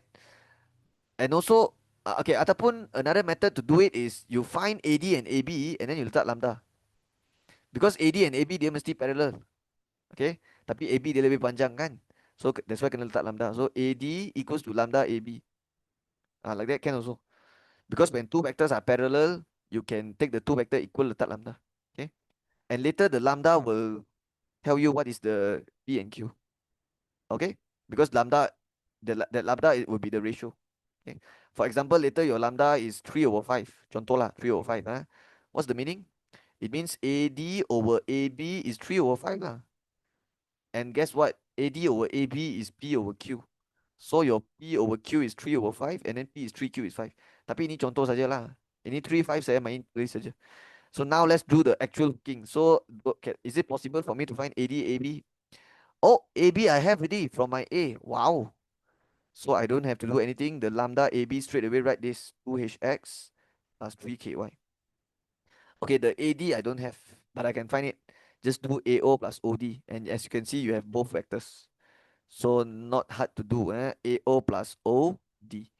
Okay, let me make it smaller. All right, AO plus OD. On this side is AO plus OD. Okay, what's AO? Okay, OA is HX plus KY. AO is negative HX minus KY. Kena tukar tanda. Tambah OD. Okay, OD is this. And this one tak payah tukar tanda. Because this arrow is already for OD.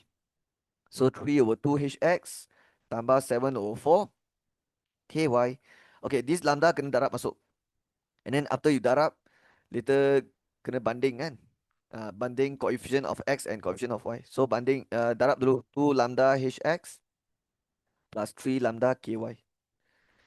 Okay, now what?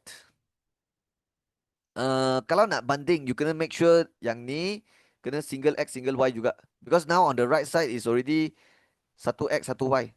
Tengok satu x satu y. So you jadikan ini pun satu x satu y lah, then baru boleh banding. Okay, so satu x satu y. So siapa yang ada x? Yang ini. So bila faktor dia tinggal negative h. And then yang ini faktor tinggal 3 over 2h. Okay, that's all. And then yang y ni dengan ni lah, negative k. And then this one when you factor y left with plus 7 over 4k. Okay, negative 1h plus 3 over 2h ini boleh buat. H dengan h memang boleh buat. Just tekan negative 1 plus 3 over 2 and they should give you the answer. Alright, let me press. Okay, my calculator give me positive 1 over 2. So ini 1 over 2hx lah. And then for this you can tekan also negative 1 plus 7 over 4 and they will give you positive 3 over 4. So this is 3 over 4 ky. And then equals to 2 lambda hx plus 3 lambda ky. Now it's time to find the lambda. Okay. Alright, when you banding, you will banding the coefficient of x with the coefficient of x. Coefficient means kali untuk x. So 1 over 2h sama dengan 2 lambda h. And then perkali y dengan perkali y. 3 over 4k equals to the 3 lambda k. And guess what? The lambda here and the lambda here mesti akan sama. You know why? Because AD and AB are parallel. AD and AB are parallel. Dia punya panjang je tak sama kan. So if they are parallel means the lambda you get here from both will be the same. Okay. Okay, the h and h can cut.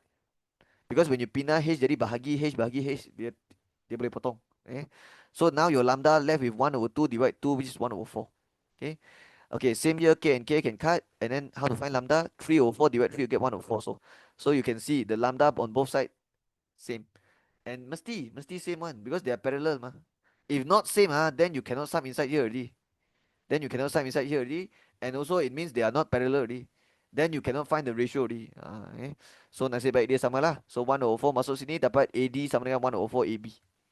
AD sama dengan 1 over 4 AB. Okay, pada soalan suruh cari PQ kan. Okay, tak apa. We write down the ratio for AD AB first. So AD ratio AB memang 1:4. Tapi soalan nak cari nilai P dan Q. And remember just now they say PQ is what? According to here, PQ is the ratio for AD and AB. P is for AD, Q is for AB. So, P is for AD, 1. Q is for AB, 4. Itu jawapan dia. Sudah siap. That's all. Okay, number 7. What chapter is this? Okay, let's scan the question first. Scan. Rate of change, minimum.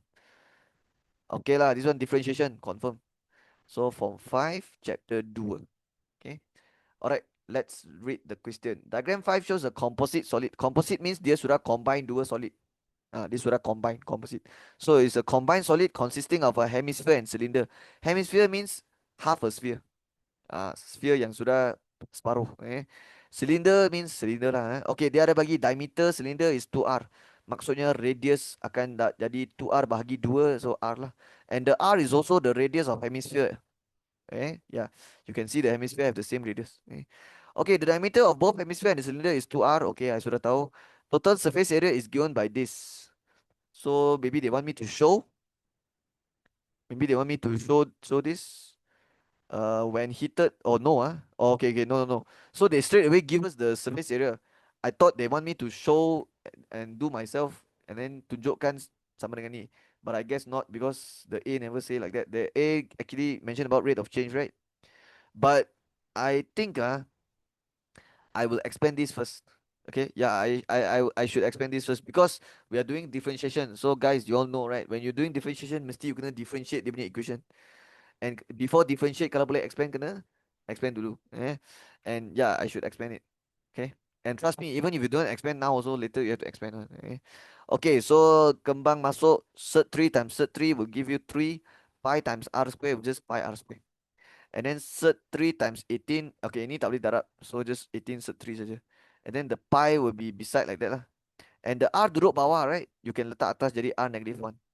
Kenapa I letak atas the R is because later when you differentiate, Tak boleh ada R dekat bawah. And later when you differentiate, mesti you kena tulis dA dr. Yeah, A in terms of R mah, so dA dr. Okay, with that being said, now let's do A. When heated, the solid expands that the rate of change is 0.2. Okay, this is a rate of change question. Okay, and you need to know kalau bila buat rate of change, you kena buat macam mana? You have to write over dt. Yeah, rate means over dt.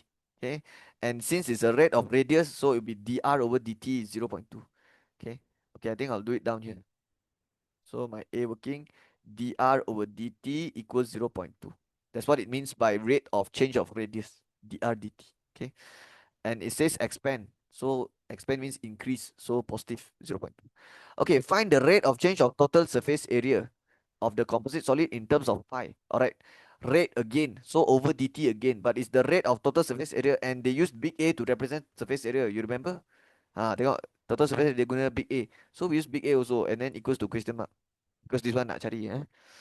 And then in terms of pi, given that the curved surface area of hemisphere is 32 pi. Okay, I don't know why they give us this, but for now, let's not worry about it. Let's just write first curved area of hemisphere. Curved area of hemisphere equals 32 pi. Okay.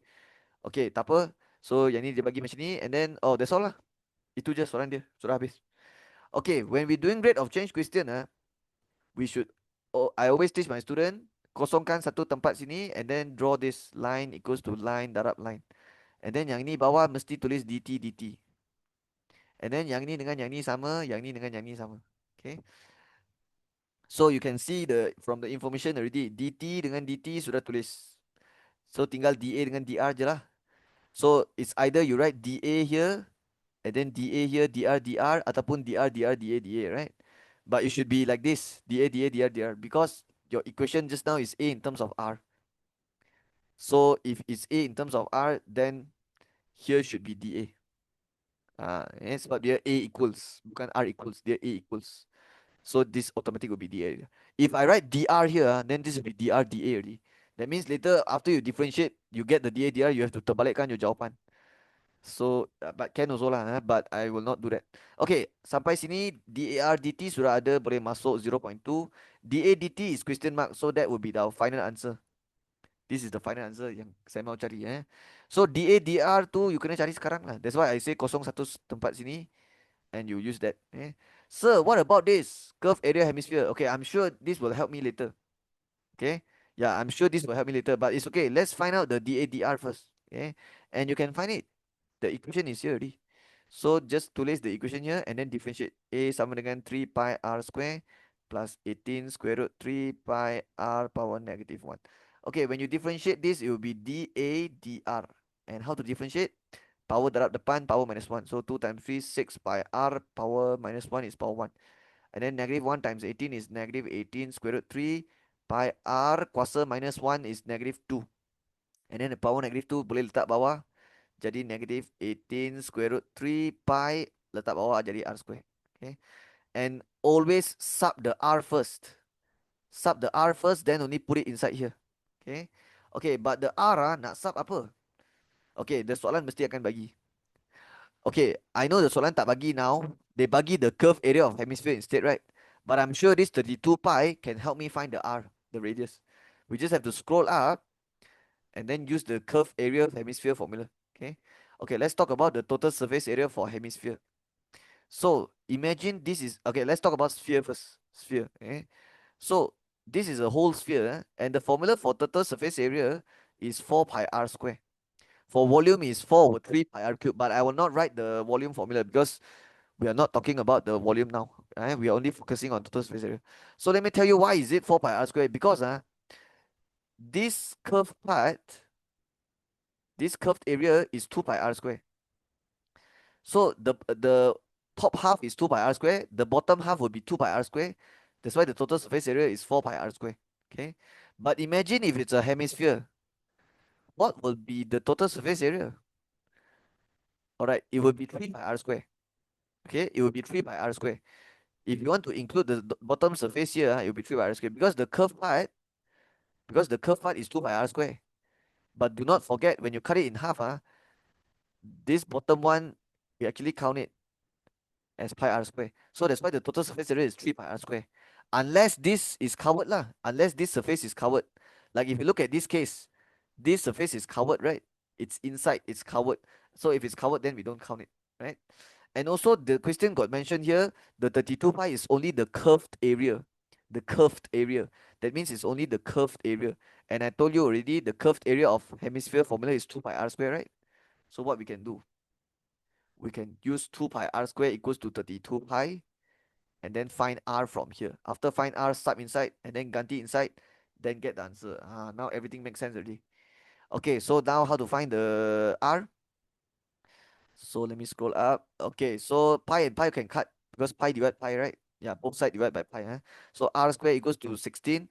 R equals to square root 16 is 4. Well, actually it's plus minus 4 lah. Because when you square root ada 2 jawapan. Tapi radius cm mana ada negative. Right? That's why we didn't take the negative answer. So now you know r is 4. Sub inside 6 pi times 4 minus 18 square root 3 pi over 4 square. Okay, the answer says in terms of pi just now, you remember, right? So what I will do is I will not press the pi. Okay, so I'll just press the number only. 6 times 4 is 24 pi. Okay, this one I'll use calculator. 18 times square root 3 and then divide with 16. Okay, I want to write in decimal. I'll write in decimal. So it's 1.949. Okay, and don't forget the pi beside. Okay, sekarang I will tekan 24 minus answer in my calculator. Okay, I write in decimal also. 22.05. Okay. So write the pi beside, and then this whole thing will go here. Okay, now you can find the dA dt already lah. Wait. The answer say in terms of what? Rate of change of total surface area. Okay, tak apa, we tekan this first. So times 0.2. Okay, my calculator give me 4.410. But if you change to fraction, it's in a third form, right? So which one I should write?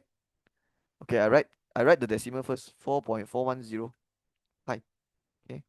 Tapi sebenarnya kalau tulis macam ni tak berapa bagus lah sebab dia ada banyak lagi decimal place. But if you write in fraction, it will look like this. 192 minus 9 third 3 over 40. Yeah, so in the schema they actually write like this, right? Yeah, so but I feel like if you write like that, can also. I don't think it's that big of a deal. Okay lah. I'll just write or here and then you all choose one lah. Okay, don't forget the unit. So A represents surface area, so it should be cm square. And then time is in second. Is it second or minute? Yeah, second. Second. So it's cm square per second. This one also cm square per second. Okay. Nak tulis macam ni pun boleh, macam ni pun boleh. Dua-dua ni sama. Okay, I'm done with this part. Now we can continue. Okay, part B, find the radius that makes the total surface area of solid is minimum. Okay, this is the keyword minimum. So when you see this word in a differentiation question, you will always do differentiate dy dx equals 0. Doesn't matter minimum or maximum, just do dy dx equals 0. Okay, but for this case, it's not dy dx. It will be dA dr equals 0. Because the equation, okay, dia kata total surface area of solid minimum. So you should have to differentiate the area equation, which is this one lah. And then equals 0. And then they want to find radius. Okay, so just do dA dr equals 0. Okay, just continue from here and tengok dari sini. Ya, okay. Ataupun yang ni lah. Sama lah dua ni. Okay, so just straight away take the 6 pi r minus 18 square root 3 pi over r square. Straight away equals 0 because minimum. Okay. So now you can find r. Okay, pindah this there first. 6 pi r equals jadi positive 18 square root 3 pi over r square. This pi and pi can cut. Because when you move the pi over here, it becomes divide pi and pi divide pi cut already lah. Okay, now the r square goes up, becomes r kuasa 3. And then 6 goes down, becomes 18 divided 6 is 3 square root 3. Okay, yeah, because 18 divided 6. So now your r will be, okay, just tekan 3 square root 3 first, and then cube root answer. Cube root answer. Alright, I get already. Okay, let's write in 4 significant figure, 1.732. Okay, and it's the radius, so better write the unit cm lah. Okay, I think that's it. Okay, let's double check the question whether they got asked to find A or not. Find the radius only. Okay, so that's the answer lah. Okay, why I double check? Because sometimes they ask for the radius, and then maybe sometimes they ask for the total surface area also. So for example, they will say find the radius that makes the total surface area of solid is minimum, and then hence find the total surface area. Uh, so if they ask like that, then you have to take the R. After you do all this, you have to take the R and then sub back into this equation, the A equation, to find A. Okay. Okay, but this one no need lah, this question. Okay, hope you understand my explanation and my working. I'll continue. Okay, now we are masuk bahagian B already. So bahagian ni mengandungi 4 soalan, jawab 3 soalan. Okay, so let's see what chapter. Okay, this one I know already. Form 5, chapter 5. It's called probability distribution. In bahasa Melayu, tak berang kepada kalian. Let's go. The lifespan of lamp. Oh, and by the way, I will jawab all 4 questions. Yeah, I'll jawab all 4. Okay, the lifespan of lamps produced by a factory is normally distributed X notation n 13751 square. Okay, this is the notation for normal distribution, and you have to know that this number is the mean, this is the variance. Kalau dia n lah. Kalau dia b, okay, kalau dia b then differently. Kalau b means binomial, and kalau binomial dia akan bagi np. Yang ni nilai n, yang ni nilai p. Itu kalau binomial. And kalau dia n stands for normal, so this is mean and variance. Okay, so definitely it's a normal distribution question. So later I have to use the z-score table lah. And also before using z-score table, you kena convert x jadi z dulu. And the formula to convert is x minus mean bahagi standard deviation. That means in normal distribution we need the mean and the standard deviation. So what's the mean? 1375. What's the standard deviation? Okay, you can see there, right? 124 square, right? But 124 square is the variance. Get the standard deviation, you have to square root this. But guess what? The square root and square can cut, so you left with 124. That means the standard deviation is 124. Okay. Okay, I need space to do this later, so I'm gonna make space here. All right. So first thing first, let's write down the mean and standard deviation. Mean is 1.1375, and then standard deviation is 124. Okay. All right. The lamps produced are classified into 3 quality levels, namely standard, good, and high, based on their lifespan. So if your lifespan is very low, then you are standard. But if like you slightly better, then yeah, your standard is good. But if your lifespan is the highest, then you consider high level. You have high quality. So it's based on lifespan lah. The quality level is based on the lifespan. Okay. All right. Soalan A1. The minimum lifespan of a high quality light bulb is 1,600 hours. Okay, where is minimum high quality? High quality is here, right? So confirm this is the smallest number. And then this one is in between. And then this one is the highest number, right? So they say the minimum for high quality is 1,000. It means the cutoff here is 1,600. It means if your lifespan is bigger or equals 1,600 hours, then you are high quality. Minimum means bigger or equals. So kalau you punya lifespan jangka hayat bigger equals 1,600, then you are high quality. What if you're lower than this? Then you are good lah. You are good quality. Okay, if a light bulb is randomly selected, find the probability that the light bulb is high quality. Oh my god, just do this lah. EX bigger 1,600. Okay, so I'll do it up here. So my A is PX bigger equals 1,600, and the X represents lifespan. The X represents lifespan, and you're trying to find the probability for lifespan more than 1,600 hours. Okay, the method you know already. Mesti convert jadi Z dulu, and then tengok jadual. Okay, bigger equals 1,600. The formula kena minus mean bahagi standard deviation. So minus 1375 bahagi 124. Okay, if you tekan this, you will get positive. Okay, so positive berapa? 1.815. Okay, you should write in 3 decimal place for this. Okay, why specific kena 3 decimal place? Because when you baca jawapan nanti, you kena baca dari luar for this kind of question. And kalau baca dari luar, you boleh baca sampai 3 decimal place saja. Right? So you kena cari 1.8 and then 1 and then 5. So dapatkan nilai ni dengan nilai ni lah. So I will scroll to the z-score table now. Alright, where's the z-score table? Okay, it's not here, maybe down here. Alright, 1.815. Okay, let me highlight yellow color. Alright, 1.8, this one. 1 is this one. 5 is this one. So the value is this, and 5 this one. Alright, so 0.0351 tapi kena tolak dengan 4. Tapi bila you tolak, you tolak dekat last two digit. Only the last two digit tolak 4. So I will tekan 51 minus 4 and I'll get 47. So the answer is 0.0347. So that's the answer. 0.0347. So let's go to the working and write the answer. 0.0347. Okay, let's double check whether the soalan asks for probability or not. So they says find the probability. Yeah. So 2 marks. So that's the answer. Okay, why I have to double check? Because sometimes they might ask for percentage or maybe number of light bulbs. If they ask for number of light bulbs, then they have to give you the total already. Then you have to take the probability answer times with the total. Okay lah, but this one they ask for probability, so that's it. Okay, let's do number 2. Find the minimum lifespan in hours of a good quality bulb if 25% of the bulb produced are of standard quality. Okay, minimum of good quality. Okay, good quality minimum will be here. Okay, yeah, high quality minimum is 1600, but minimum good I don't know, so let's call it K for now because I don't know, right? So let's call it K, and yeah, so later I have to find K lah. Find the minimum of K, but they will give us some information here. 25% of the bulb produced are of standard, so 25% is here. Okay, all right. So I think I know how to do already. So very easy lah. Just do PX, and you can see K is the cutoff for good and standard, right? So K is the minimum for good, but at the same time is the maximum for standard. So that means you can do PX smaller equals this one equals 0.25. Yeah, just do this. Okay. Yeah, because K is the minimum for good quality, right? Yeah, but at the same time is the maximum for standard also. And maximum the symbol is smaller equals. Okay. Yeah, so I will do like that. All right, PX smaller equals K 0.25. So B, no, this is A2. So this one is A1. So this one is A2. So PX smaller equals K equals 0.25. Okay, I want to tell you something. There's another method to do this. You can also do it like this. Since this one is 25%, then this must be 75%, right?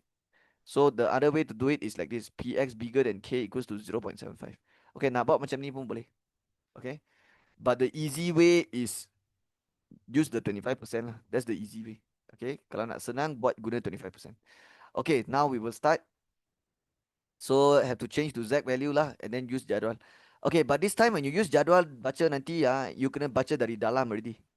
Sebab ini dia bagi jawapan probability. So you kena baca dari dalam. Okay, but let's change to Z first. So K minus mean. The mean is 1375 over standard deviation 124 equals 0.25. And kalau ikut cara saya ajar, kalau dalam ni tak boleh buat, kita let's see. Let's see. Because dalam tak boleh buat, tak ada ini. So let's see equals K minus 1375 over 124. Then rewrite the whole thing. PZ smaller equals C equals 0.25. Okay, sampai sini, you kena lukis. You kena lukis 2 kali. Because you don't know your C positive or negative. Right? Because your working will depends on whether your C is positive or negative. Right? The method you do now will depends on the C being positive or negative. Okay. Alright, so kita kena lukis lah. We cannot baca jadual sekarang. Tak boleh baca sekarang. If baca sekarang, tak betul. You can only baca jadual when it's Z bigger positive. Kalau dia Z smaller, tak boleh. And also you don't know the C positive or negative. So you don't know what method to do. So the right way is to lukis 2 kali. Satu jadikan C negative, satu jadikan C positive. But only one of these is correct. So later I'll reject the wrong one. Okay, but let's lorate first. Smaller mah. So kena lorate kiri. So it needs lorate sebelah kiri. Okay, only one of these is correct. So which one is the correct one? Just look at the probability answer. If the probability is less than 0.5, then choose the small kawasan. So now is 0.25, less than 0.5, choose the small kawasan. So this is the correct one. This is the wrong one. So now you know the C is negative. So tell me, kena ambil 1 minus tak? Kena ambil 1 minus tak? Tak payah. Tak payah. Because your C is negative and you can see the shaded region didn't even cross the vertical axis. Tapi kalau dia case ni, kena ambil 1 minus. Okay. Ya, kita kena ambil 1 minus when the shaded region potong the vertical axis. Alright, so we go with this. So that means C is negative. So kalau tak payah ambil 1 minus, dah habis tu nak buat macam mana pula? Okay, smaller negative memang boleh tukar jadi bigger positive. Okay. Oh, and by the way, this line is not that important For normal distribution line ni tak penting sebenarnya. Dia takkan affect you punya jawapan pun. So you letak pun tak apa, tak nak letak pun tak apa, sama saja. Tapi saya letak lah. Okay, so now we can baca jawapan. But later your answer will come out negative. So let's tulis siap-siap the negative dulu sebab takut nanti lupa kan. Kalau saya lupa negatif tu, then rugi ya. Okay, sekarang kena pergi jadual, pergi dari dalam, and then cari 0.25 or lebih sikit. Okay. Wait, let me explain a bit why the smaller negative can change to bigger positive. Because it's symmetrical. Smaller negative sama dengan bigger positive. That's why boleh tukar. But you have to make sure dia smaller negative lah. Dia mesti, the combination must be combination smaller negative baru boleh flip jadi bigger positive. Kalau smaller positive tak boleh. Kalau smaller positive kena ambil 1 minus. Okay, come back here. Go to jadual cari 0.25 or lebih sikit. Tapi tengok dari dalam. So, tengok dari dalam cari 0.25 or lebih sikit. Okay, so I'm gonna use red color this time. 0.25 or lebih sikit. So, 23242483. This one. Okay. But I need to minus 14. Right? This one is 2514. So, is there 14 here? Okay, there's 13 and 16. But which one is more near to 14? 13, right? So take the near one, 13. Okay. So you punya jawapan akan jadi 0.67. Mana tadi? 13 kan? Okay, so this one 4. Okay, so 0.674 is your answer. But have to put negative. Okay. So it's negative 0.674 lah. So let's go to the answer. Okay, berapa tadi? 0.674. But it's negative 0.674. Okay, but they're asking for the K. We're trying to find K. So kena ganti balik. K minus 1375 over 124 equals negative 0.674. Now, can find K. Okay, kena tekan kalkulator lah. Negative 0.674 darab dengan 124 plus 1375. Okay, I got 1291.424. Okay. Okay, let me double check. Negative 0.674 times 124 plus 1375. Okay, 1291.424. Okay. Dia tak bagi banyak-banyak decimal place. Dia just stop dekat sini. So why not just write the whole thing? Okay, don't forget K represents what? Is the minimum lifespan in hours for the good quality bulb. So this is hours. So let's write the unit hours. And also, I don't think we have to round off jadi 1291. Tak payah. Sebab ini hours. Hours memang boleh ada decimal. Kalau bilangan, then tak boleh lah. Kalau bilangan peserta, bilangan orang tu tak boleh. Yang tu tak boleh ada point-point-point kan jawapan. Tapi kalau hours boleh. So itulah jawapan dia. Sudah siap. Okay, okay, let's do B pula. In a lamp shop, the probability of buying a broken lamp is 20%. So this is the probability of broken. Okay, broken is 0.2. So what's the probability of normal? 0.8 lah. But I still don't know which one is the probability of success, probability of failure. Oh, and by the way, this one is binomial distribution. How I know is because that's how they always ask in the SPM. Like the probability distribution question is always like that. They will divide into two parts, part A, part B, and usually part A will be binomial, part B will be normal. Ataupun maybe part A normal, part B binomial. Okay. Most of the time is like that. Like I can say 95% of the time is like that. The format lah. The format is like that. Tapi ada juga pernah yang dia tanya the whole 10 marks is normal distribution pun ada macam ni. Sometimes also have. In SPM one of the year dia tanya macam ni. Okay. But kalau dia ikut format, dia mesti part A binomial, part B normal. So just now part A normal distribution already. So I just had the feeling that this is binomial lah. And actually it's true, it's binomial. Because if you look at the question, yeah, it's memang binomial. Dia tak ada perkataan normal sini. Alright, so one of these will be the P, another one will be the Q. But we still don't know which one. We have to read the last baris baru tahu. Okay, Zaim has bought N bulbs. So the N tak mau bagi you. Okay. The probability of Zaim getting a good bulb is 20 times the probability of him getting a broken bulb. Find the value of N. Okay. So I think I have to jadikan my P apa? Okay, they say probability of Zaim getting a good bulb is 20 times. So I think I can jadikan my P 0.8.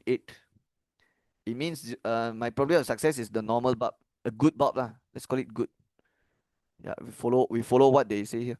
So the probability of Zaim getting good bulb is 20 times, right? So I jadikan probability of success probability of good 0.8 and then 0. And then for the probability of getting one good bulb, I'll just write Px equals 1 lah. Because I sudah jadikan 0.8 success mah. And then dia kata is 20 times. So 20 times the profit of getting a broken bulb in each purchase. What's the meaning? Uh, okay, don't read the English one. I think the English one is wrong ni. Tengok the bahasa Melayu one. Kebaran kalian untuk Zain mendapat sebiji yang baik. Okay, so PX equals 1. Sebab saya sudah jadikan baik sukses. Baik is 0.8. Ialah 20 kali kebaran kalian dia mendapat mentol rosak dalam setiap pembelian. So setiap rosak means PX kosong lah. Ya, sebab kalau you punya probability of success is probability of good, yang baik. So that means kalau you nak cari probability yang semua rosak, it means confirm lah. Confirm yang baik lah. So probability yang satu baik sama dengan 20 darab dengan probability yang kosong baik. Macam tu. Okay.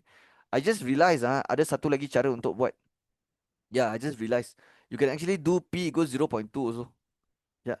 Ya, kalau nak buat macam ni boleh juga. Tapi kalau buat macam ni, you punya yang ni tak boleh tulis 1 dah. You kena buat, oh my god. Wait, tak possible kan? Sebab dia nak cari probability of one good bulb. Uh, yeah, yeah. I think it's not possible because if you're trying to find this, then it should be NC minus 1 lah. It means this one should be N minus 1 already. Sebab you punya N tak tahu. And then 0.2 is yang rosak. Okay, yang rosak.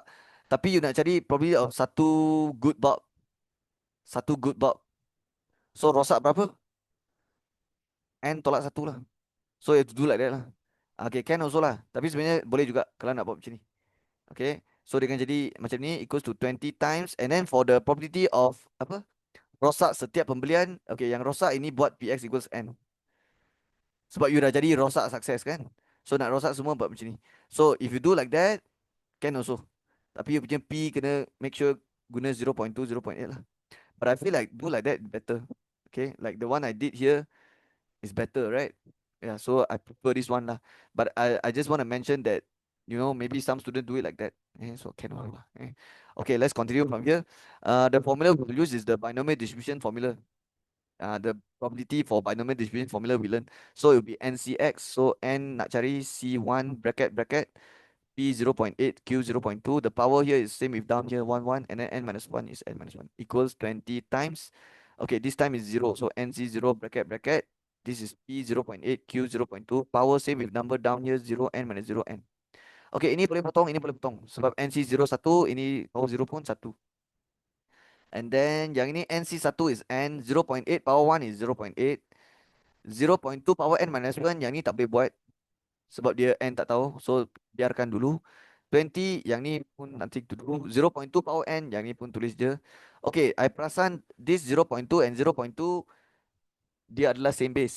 So why not we put them together and then kita boleh buat sama-sama lah. So dia akan jadi 0.2 power N minus 1 bahagi, because you pindah sini jadi 0.2 power N equals to 20. Okay, kalau base sama bahagi, dia punya power kena minus. Alright, same base divide, so the power minus. So N minus 1 minus N, N minus 1 minus N, and N cut left with 0.2 power negative 1 equals 20. And don't forget here got N 0.8. Okay, alright, 0.2 power negative 1, the meaning is actually 0.8 divide 0.2. Because power negative 1, you can put it down, come 1 over 0.2 like that. Okay, so now you can find your N. Just tekan 20 darab 0.2 bahagi 0.8. So 20 darab 0.2 bahagi 0.8. Okay, my calculator give me 5. So 5 is the answer. Okay, finally sudah siap. Now we can do B. I mean the question 2. Calculate the standard deviation. Alright, when you're doing the binomial distribution question, how you find the standard deviation? There's a formula, right? Square root NPQ. For mean is NP. For variance is NPQ. For standard deviation is square root NPQ. But they got say standard deviation for defective bulb. So the N is 5. For defective bulb, so the P has to be for defective. So for defective rosak is 0.2. And then baru 0.8. Like that. But actually, if you write 0.8 first also, you will end up with the same answer. Okay, but I just want to emphasize that it's important when you, because I just want to emphasize when doing binomial distribution, it's always important to read carefully the question, see what they want and which one Yeah, I need to know clearly which one is a success. Okay. Okay lah, but for this it doesn't matter lah. Yang mana you buat pun, the order you write will not change the answer. So it's 0.8944. Okay. All right. So I'm done with this. This is a 10 mark question. So that's all. Okay.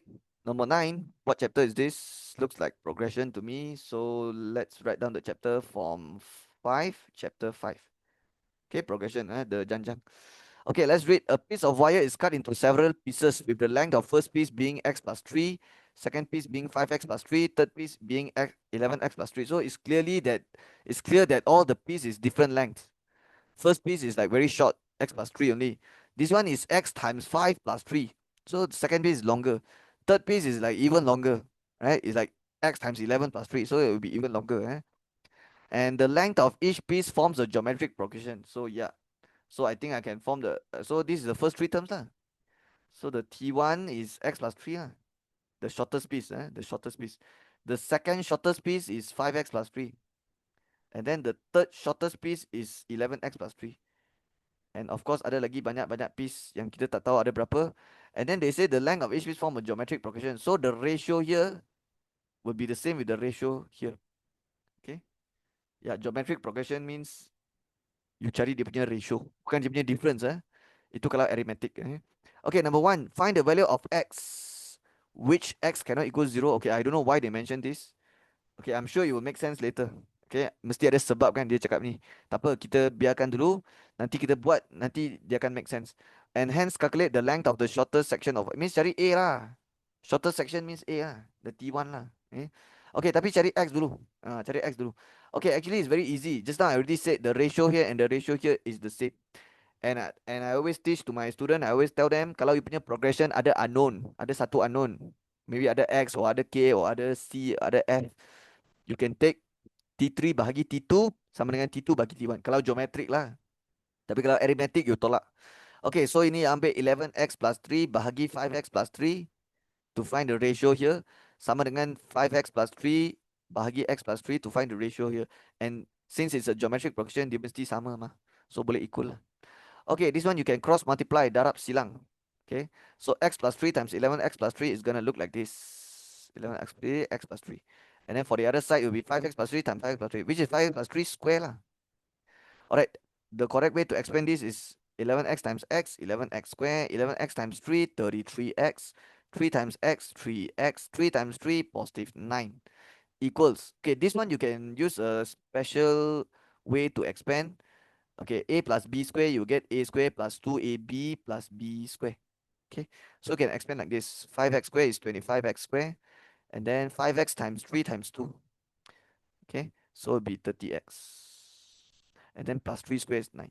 Okay, yeah, means you ambil a square and then a times b times 2. And then b square. Okay, continue here. Oh, ada square. So bila ada square, kena buat macam mana? Kalau ada square, dia jadi quadratic kan? So you will end up with two answer lah. Very high chance you will end up with two answer. But now you have to susun jadi general form. You have to susun everything on one side equals 0. Okay, kenapa I jadikan my 0 on the left side is because I want my a to be positive. It means I want my 11 to move here. 25 minus 11 dia akan jadi 14x square. And then x dengan x boleh buat. Okay, 33 plus 3 is 36 here. And then pindah sana jadi minus 36. So 30 minus 36 is negative 6x. Okay, and then 9 dengan 9 boleh potong sebab 9 tolak 9 kosong. So tinggal ni je lah. 15x square minus 6x equals 0. Okay, for this type of equation, I will not use the calculator to factorize. Nak guna calculator boleh juga. Okay, nak guna calculator boleh juga. A tekan 14, B tekan negative 6, C tekan kosong. Tapi kalau cara saya ajar student saya akan selalu bagi tahu kalau you punya quadratic ada dua term saja, jangan guna calculator. If there's only two terms in your quadratic, don't use calculator. Just factorize yourself. Yeah, you can factorize yourself. Okay, first, 14 and 6, they both can divide by 2. So divide by 2, 7x squared, divide by 2, 3x. And then, now we start our factorizing. 7 and 3 memang tak boleh bahagi dengan any number. Tapi x squared dengan x, they both can divide by x. So, take out the x. 7x squared divide x, left with 7x. Negative 3x divide x, left with negative 3. So, your x is 0. And the other x is 3 over 7. Because the negative 3 pindah jadi positive, 7 jadi bahagi. Okay. Okay, if you use your calculator to tekan A7, B -3, C kosong, you dapat sama. Dia akan bagi same answer. Okay. Okay, so yeah, nak tekan boleh jugalah. Alright, now I understand already why they say x cannot equal 0. It's because they want me to reject this lah. They want me to reject this. So we take this as our x. Okay, what else they want to find? I remember they said find x. Okay, sudah cari. Calculate the length of shortest section, the A. Yeah, this one just sub inside lah. Alright, so let's make some space right here. So what is the shortest distance? Okay, so the x is 3/7. And then they want the shortest. So the shortest oh my god. Oh my god. Oh my god. Shortest. Okay. Shortest distance uh equals. Okay. The shortest distance is x plus 3. So just press 3/7 plus 3. So it'll be 24/7.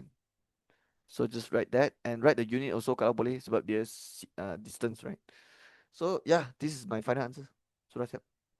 Okay, second question. If the wire is cut into 10 pieces, find the length of wire in meters. Oh, in meters. But just now everything is in cm atas here, right? Okay, so later I will convert into meters lah. Okay, give the answer to one decimal place. Alamak. One decimal place pula. Alright. So what I need to do now? So it's cut into 10 pieces, find the length of wire. It means find S10 lah. Correct ah? Yeah, because this is the first piece, second piece, third piece, right? So if you have 10 pieces, so the length of wire means the total length lah. Means S10 lah. Yeah, it means the sum of the first 10 wires. Okay, I need space. Uh, okay, I'll just do it here. Okay, so what I will do, buat macam ni, kecilkan dia. Alright. Okay, yang bawah ni pun kena pindah sini. Okay. Macam ni. Alright. So S10 Okay, so for my A2, ini A1 Ini A1, ini A2. Okay, so first we need our A and R because I want to find S10 later. So my A I know already is 24/7, and then my R will be T2 bahagi T1, so 5x plus 3 bahagi x plus 3, and then the x we use 3/7, 3/7. Okay. Okay, we already know the 3/7 plus 3 is 24/7. But yang atas ni kita tak tahu. So 5 times 3 is 15. So 15/7 plus 3, 36/7. But I have to put bracket sebab dia dah ada 4 level. Okay, 36/7 bahagi 24/7 means times 7/24. So cut left with 36/24. So my R is 3/2. Okay, now I know my A and R already. So now I can find my S10. Okay, now I can find my S10. Okay, the formula for Sn, let me write it here, is A bracket 1 minus R power n over 1 minus R.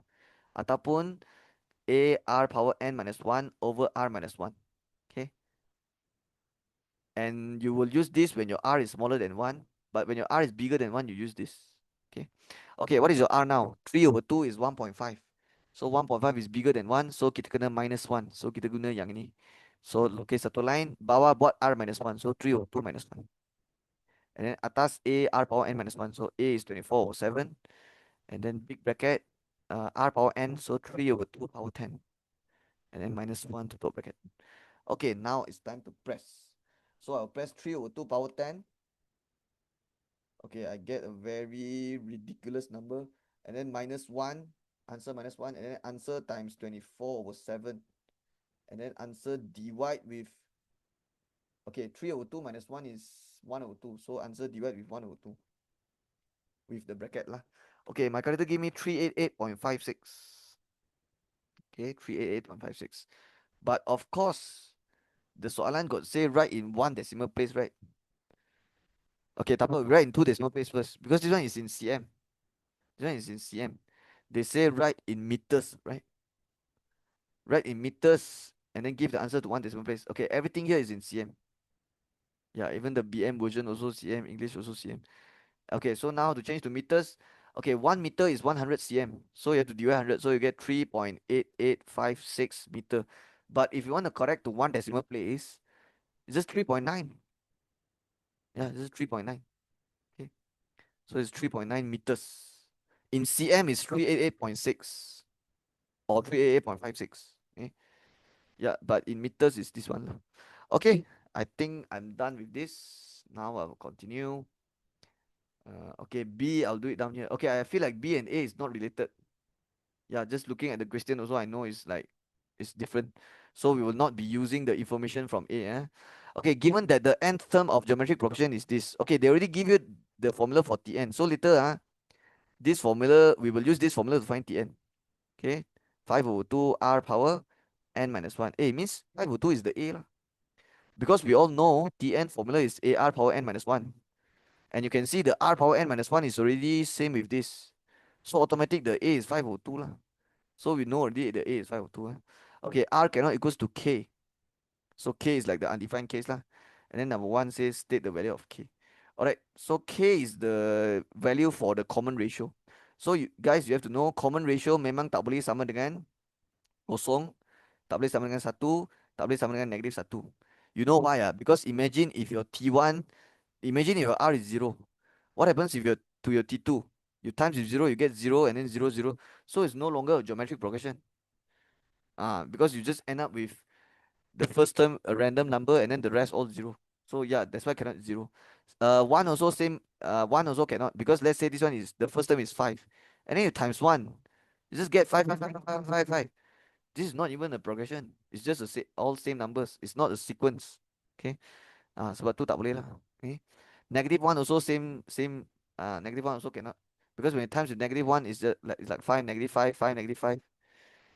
Yeah, it's not a geometric progression kalau dia macam ni. Okay. Alright, so but how to write your answer? So R cannot equals to K, but since your R cannot 0, cannot 1, cannot negative 1, it means your K is 0, 1, negative 1 lah. Okay. This one you have to write equal. Yang atas ni saya tulis not equal kan?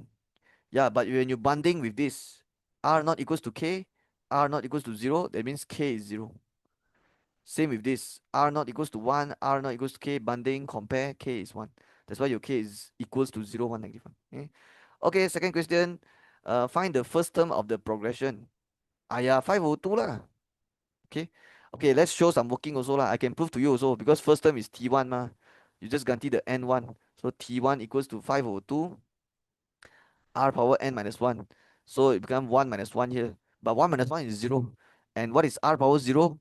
Is 1. So it becomes 5/2, and this whole thing just become a big 1. So that's why no need to write.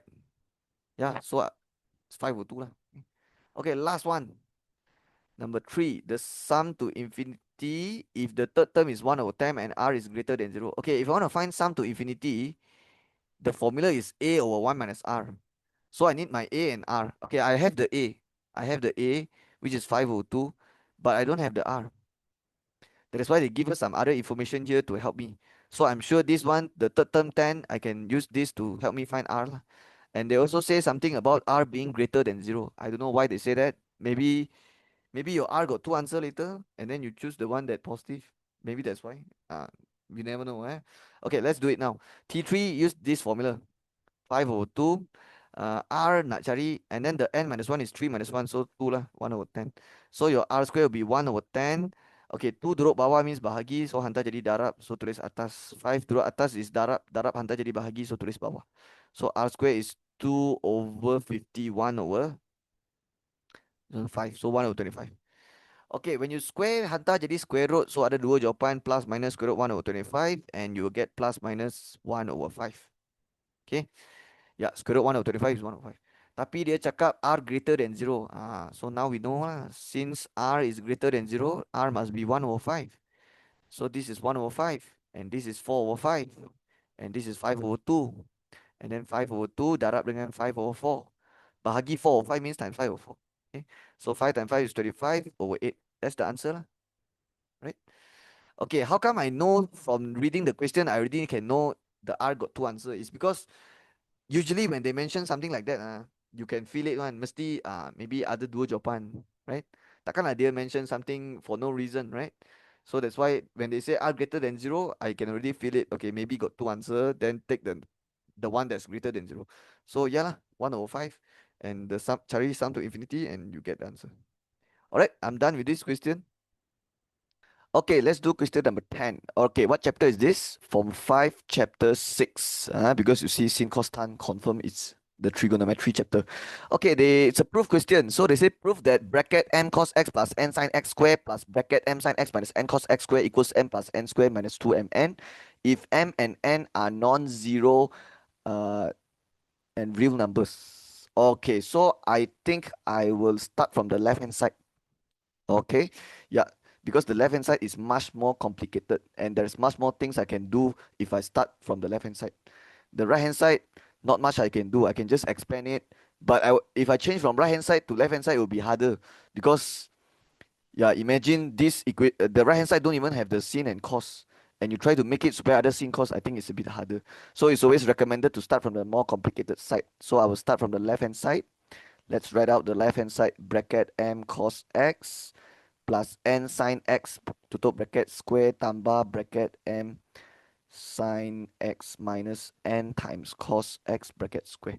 So I literally just copy and paste the left hand side here.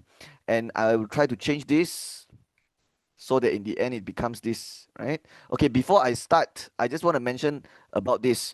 What's the meaning of non-zero real number? Okay, this one is not that important. It's just telling you that the m and n value is not zero. Yeah, because it's zero, then everything becomes zero already. Zero plus zero, zero. Yeah, everything becomes zero. And also it's a real number. Okay, what's real number? Real number means all the numbers that you stumble upon are all real numbers, including all the rational number, irrational number. Those are all real numbers. The only numbers that are not real number is imaginary number, which is the square root negative one. Okay, or you can say the complex number. Yeah, the one yang ada I lah. Only that is not real number. Okay, yeah, the I we call it imaginary numbers. Okay, so basically it's not that important lah, this one. It's just telling you, yeah, we don't need this when we prove. Yeah, it's just telling you it's non-zero real numbers. It doesn't mean anything. All right, so now we will start now. First thing first, let's see. I want to have m plus n square minus 2mn. So I think I will expand this lah. Yeah, right. Yeah, we should expand this. And I will expand using this a plus b square. When you expand, you get a square plus 2ab plus b square. Okay. But of course, if it's minus, then it will be a minus b square equals a square. A times negative b times 2 is negative 2ab plus b square. Right? Okay, so let's expand this first. So what happens? Your a is m cos x, and when you square, the m have to square, the cos x also have to square. But please, the square you write it here like that. Because some student maybe they write it like this. This is the wrong way to write it. Okay? Yeah, when you do cos x times cos x, the square you have to write at the cos. Bukan tulis dekat x. Okay. Okay, next one is you have to do plus 2ab. So plus your a is m cos x, your b is n sin x. So when you times them, you get mn sin x cos x, but times 2 lah. So 2mn sin x cos x. Okay, the last step is take the b square. So plus n sin x square is plus n square sin square x. Alright. Okay, now we can expand yang ini pula. Okay, I'll write it here. Okay, so plus, all right, m sine x, same thing lah. When you square, you get m square sine square x, and then minus 2ab. So it becomes minus 2, and then this one, 2, you have to times, becomes mn sine x cos x. And the last one is you take the b square. So negative n square becomes positive n square, and then cos square x. All right, I think I'm done expanding. Now we can see which one can do. Oh, I see something. 2mn sin x cos x minus 2mn sin x cos x can cut, become 0. Okay, this one can cut. Cannot. Yeah, because this one is not the same. And also, this one is, dia bukan satu plus, satu minus. So, yeah, tak boleh potong. So, I think I can just write down whatever's left lah. M square times cos square x. And then I think I'll write this first. No, I'll write this first. Yeah, because I'm planning to factorize out the m square later. So I write m square sine square x, and then plus with n square sine square x plus n square cos square x. Okay, I'm looking at this. While I'm doing it, I'm actually looking at this because this is what I want to get in the end. I want my final answer to match with this.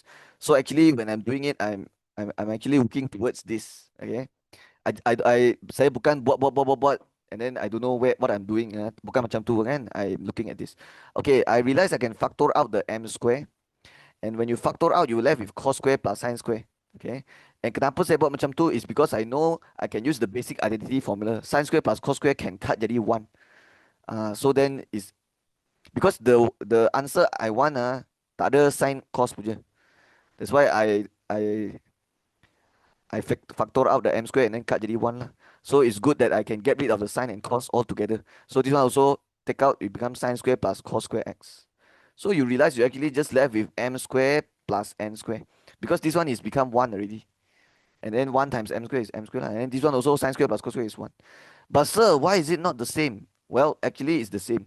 Because you can take out dari sini, right? So did you realize this one m plus n square bracket square is same as this? It's just that the AB they change to mn, right? So what happens when you pinna the plus 2AB here? So it becomes what? It becomes, let me write up here. Let me put an arrow like this. So it becomes a plus b square. The plus 2ab you can pinna jadi minus 2ab equals a square plus b square. Yeah, the a square and the b square you remain here, but the 2ab you pinna. And you can see this one is the same as this. That means m square plus n square can change to m plus n square minus 2ab lah. Yeah. So proven lah. That's the answer. Okay. Okay, I think I write one more baris here so that you understand.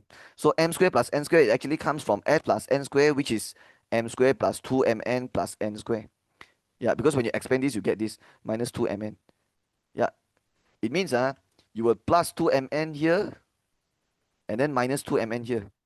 Okay, yeah, because if you plus some number here, then on here you have to minus also so that you can cut, right?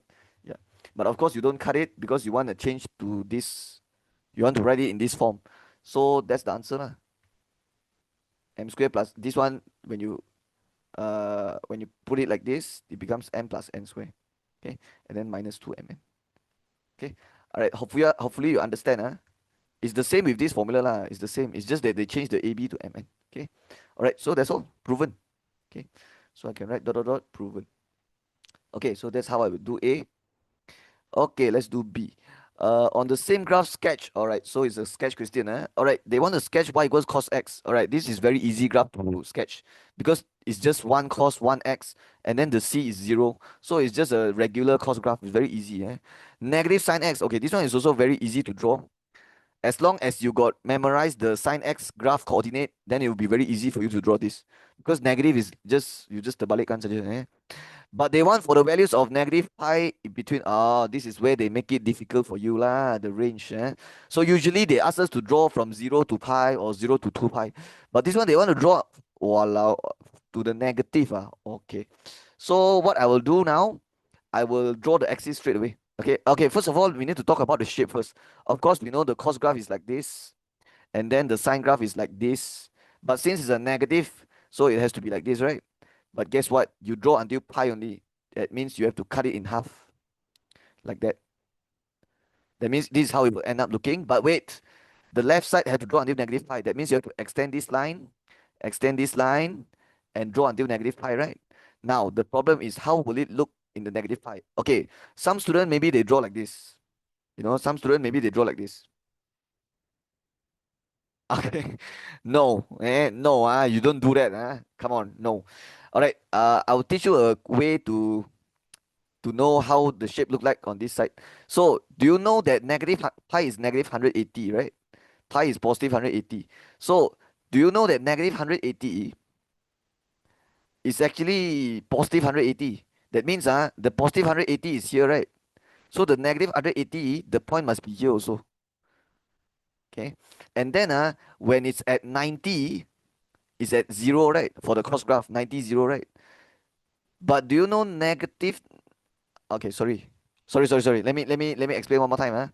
Okay. Okay, let me just explain it this way. This one 180, this one 270, this one 360, right? But of course, when you erase this one will come here. So it will look like this. Okay. The reason why it looks like this is because 270 is actually negative 90. Because you learned before, right? This is your quadrant. This is 0, 90, 180, 270, 360. If you go in the anti-clockwise direction. But if you go clockwise, you'll be negative. So this will become negative 90 already. That's why the negative 90 point is the 270 point. That's why here, this is your negative 90, right? It will be at 0 like this.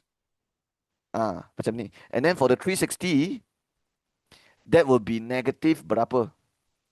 Negative, let me think. Negative 0 lah. Yeah, because 360 is here, right? So it's like 360 is negative 0. That's why, yeah, you can see they are same level. And then what about the negative 180? So negative 180 is here. So as you can see, 100 positive 180 and negative 180 is same. Positive 180 is negative 180 is the same angle. That means the point is here, so it's here also lah. And the shape will look like this. Okay. And then the sine graph later I'll draw it in the real one lah. Okay, so I'll just draw it now. So the y-axis has to be in middle. Yeah, it has to be in middle because later you have to draw from negative pi to pi. So you have to leave some space here. And then this is the x-axis. Okay, so this will be 0 and we have to go until 180. But we have to write in radian. So pi over 2 and pi. And then for the other side, it will be negative pi over 2 and negative pi. And then for the y-axis here, you will only use one number, which is 1. Okay. Okay, wait, actually I have to panjangkan my y-axis. Because later your cos graph, yeah, have to guna bawah also. Okay. Alright, so this is your 0, this is your x, this is your y. Okay. Okay, the normal cos graph looks like this. Like this. Like this. Kalau dia y equal cos x. But since they want you to draw until 180 only, that means the point you will only draw until here. So it will stop at here, and this will be negative 1. And then starts from here, go from here like that. And then it will look like this. Right? Okay, let me draw one more time. Okay lah, something like this. Okay. But actually the complete one is like that lah. But what happens to this is it goes here already. Yeah, like this. And the point is at here, here, and here. Okay. Yeah, so it's like a terbalik punya cos graph lah. Because you draw, because this part is literally this part that you erase. Yeah, it's just this part, copy and paste here. Okay. Yeah, that's all. Because I told you just now, 180 and negative 180 is the same. And then 270 and negative 90 is the same. And then 360 and the 0 is the same. That's why what you do is you basically just take the part you erased just now and then just put it here lah. Like just copy and paste it here. Okay? Okay, so this is the cos graph. Okay, now the sine graph is a bit different because they want to do negative, right?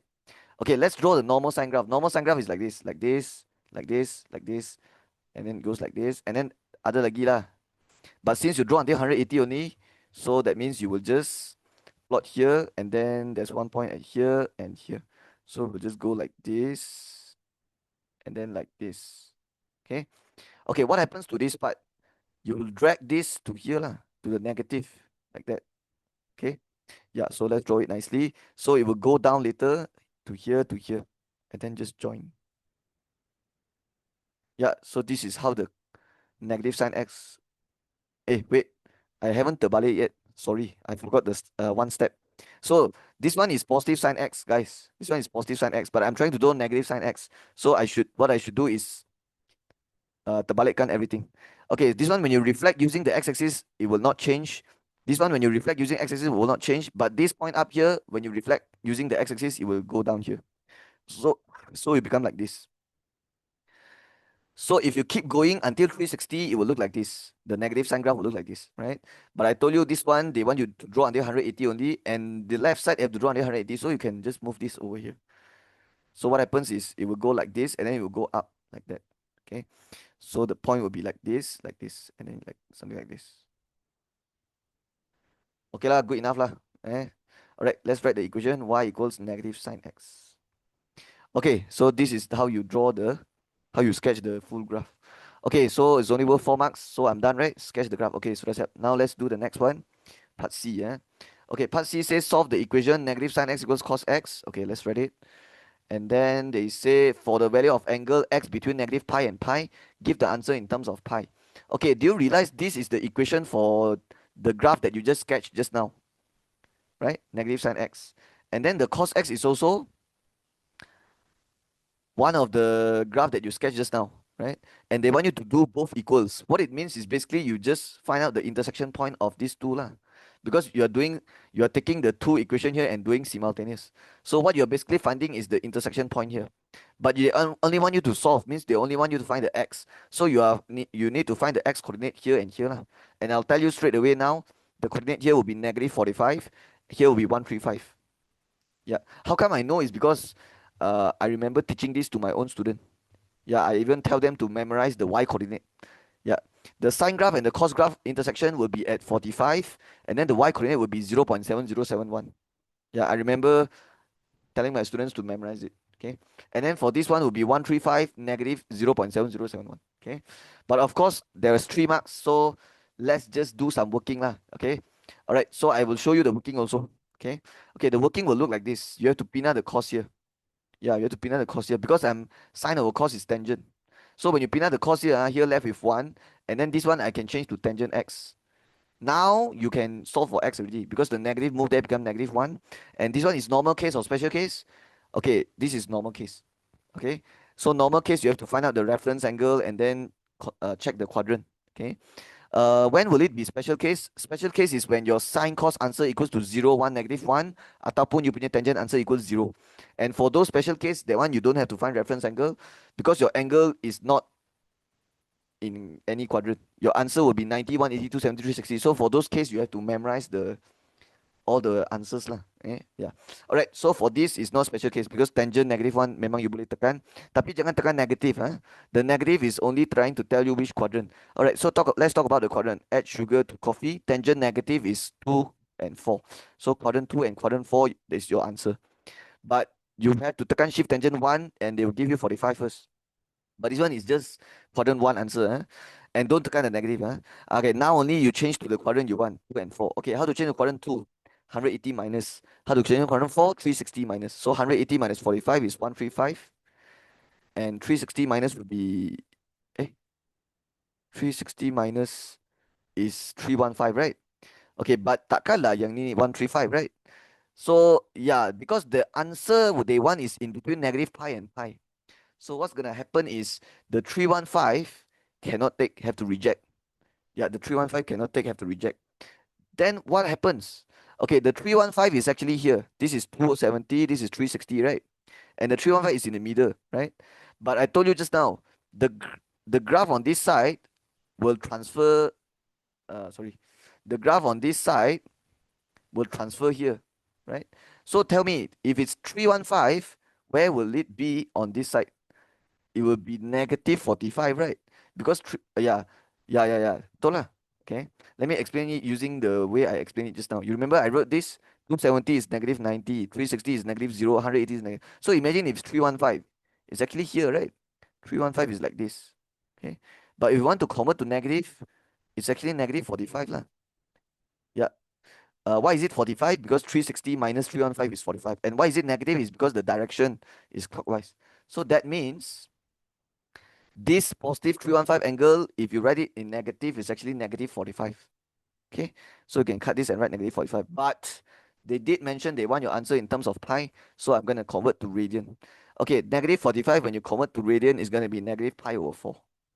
That means this one, when you tarik, it will be exactly at -pi/4. Exactly middle. And for the other one, 135 will be here, tarik atas.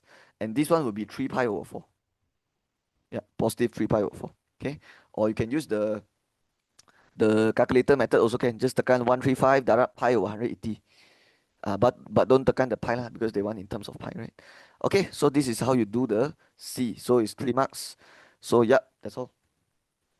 Oh, they never asked to find the y coordinate, right? But I'll tell you now, the y coordinate will be 0.7071 and -0.7071. But they didn't ask for that, so we don't have to do that. Okay, or you can take this one, sub back inside, can also sub inside here, then you will get the y coordinate. Alright, that's all lah. This one they only ask for x, so I'll continue. Okay, 11, this one is linear law. Okay, from 4 chapter 6. But this question is very weird because usually it's like they give you the xt table and then want to find this, right? This one dia bagi dalam reverse. Okay, tak apa, we read the question first. Table 1 shows the corresponding values of two variables, ln x and ln t. So ln x, ln t, obtained from one experiment. Okay, the variable ln x and ln t are related by this equation with the condition n and k are constant while e being exponential constant. All right. So far, all of this is not important. Only this equation is important because I need to change this equation to linear form. Okay, and if you look at the table, it's very different, right? Usually they will give you the x y here, the x is y axis here, and then sini baru you kena tukar jadi log ataupun ln ataupun y square or xy macam tu. But this one is in reverse one. And if you read the question just if you read the B, they want you to plot ln t against ln x. It means this is already the table. This is the table you're gonna use to plot the table to plot the graph later. Yeah, you will be using this table. Okay, not this one. Okay, not this one. Okay. Yeah, but they ask us to complete the table also, so we will complete lah. But before I complete, I will change to linear form first. Yeah, because cara saya ajar memang macam tu. I always teach student change the equation to linear form because later when you do part C, you need it. Part C asks to find K and N. Yeah, if you don't do the part, you cannot do this, right? Okay, I'll just do it at part C now lah. Okay, the equation I write it down here. So it will be ln T equals to ln x power n over e power k like that. Alright, I already know the y-axis and the x-axis from the B question. So you tengok dia kata siapa melawan siapa. Ln T melawan ln x, ln T against ln x. It means your y-axis in the equation have to match with the y-axis in the graph. So adakah dia sudah match? Sudah. Tapi kalau you nak tulis dalam format y equal mx plus c, you have to do something here on the right side. And you have to make sure it's in mx plus c and also make sure x-axis is ln x. So how to do that? Alright, this one you can use the law of logarithm. Single log bahagi boleh pecahkan jadi separate log minus. So it becomes ln x power n. And then the n can letak depan. Divide jadi minus. And then ln e. And then k boleh hantar depan. Okay. Okay, ln is actually log base e. So if I say ln e, it means log e. So this one can cut jadi satu. So you left with ln t equals to n ln x minus k sahaja. Because k times 1 is k. And this is already your linear form. Y equals mx plus c. You can see your y-axis already matched with the graph.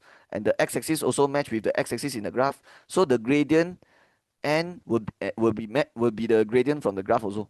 And then the c negative k will be the c in the same with the c in the graph. And you need this lah later when you do the part C. Because part C1 they ask us to find kn. So k negative k is the y-intercept, n is the gradient. Okay. Alright. So now only I'll do A. Okay, so they want to find xt, but they give us all the value for ln x. So I told you, right, ln x is actually log base ex equals to 0.693. So in order to cari balik x, you have to perform anti-log. What is anti-log? Anti-log means you jadikan benda tu tak ada log.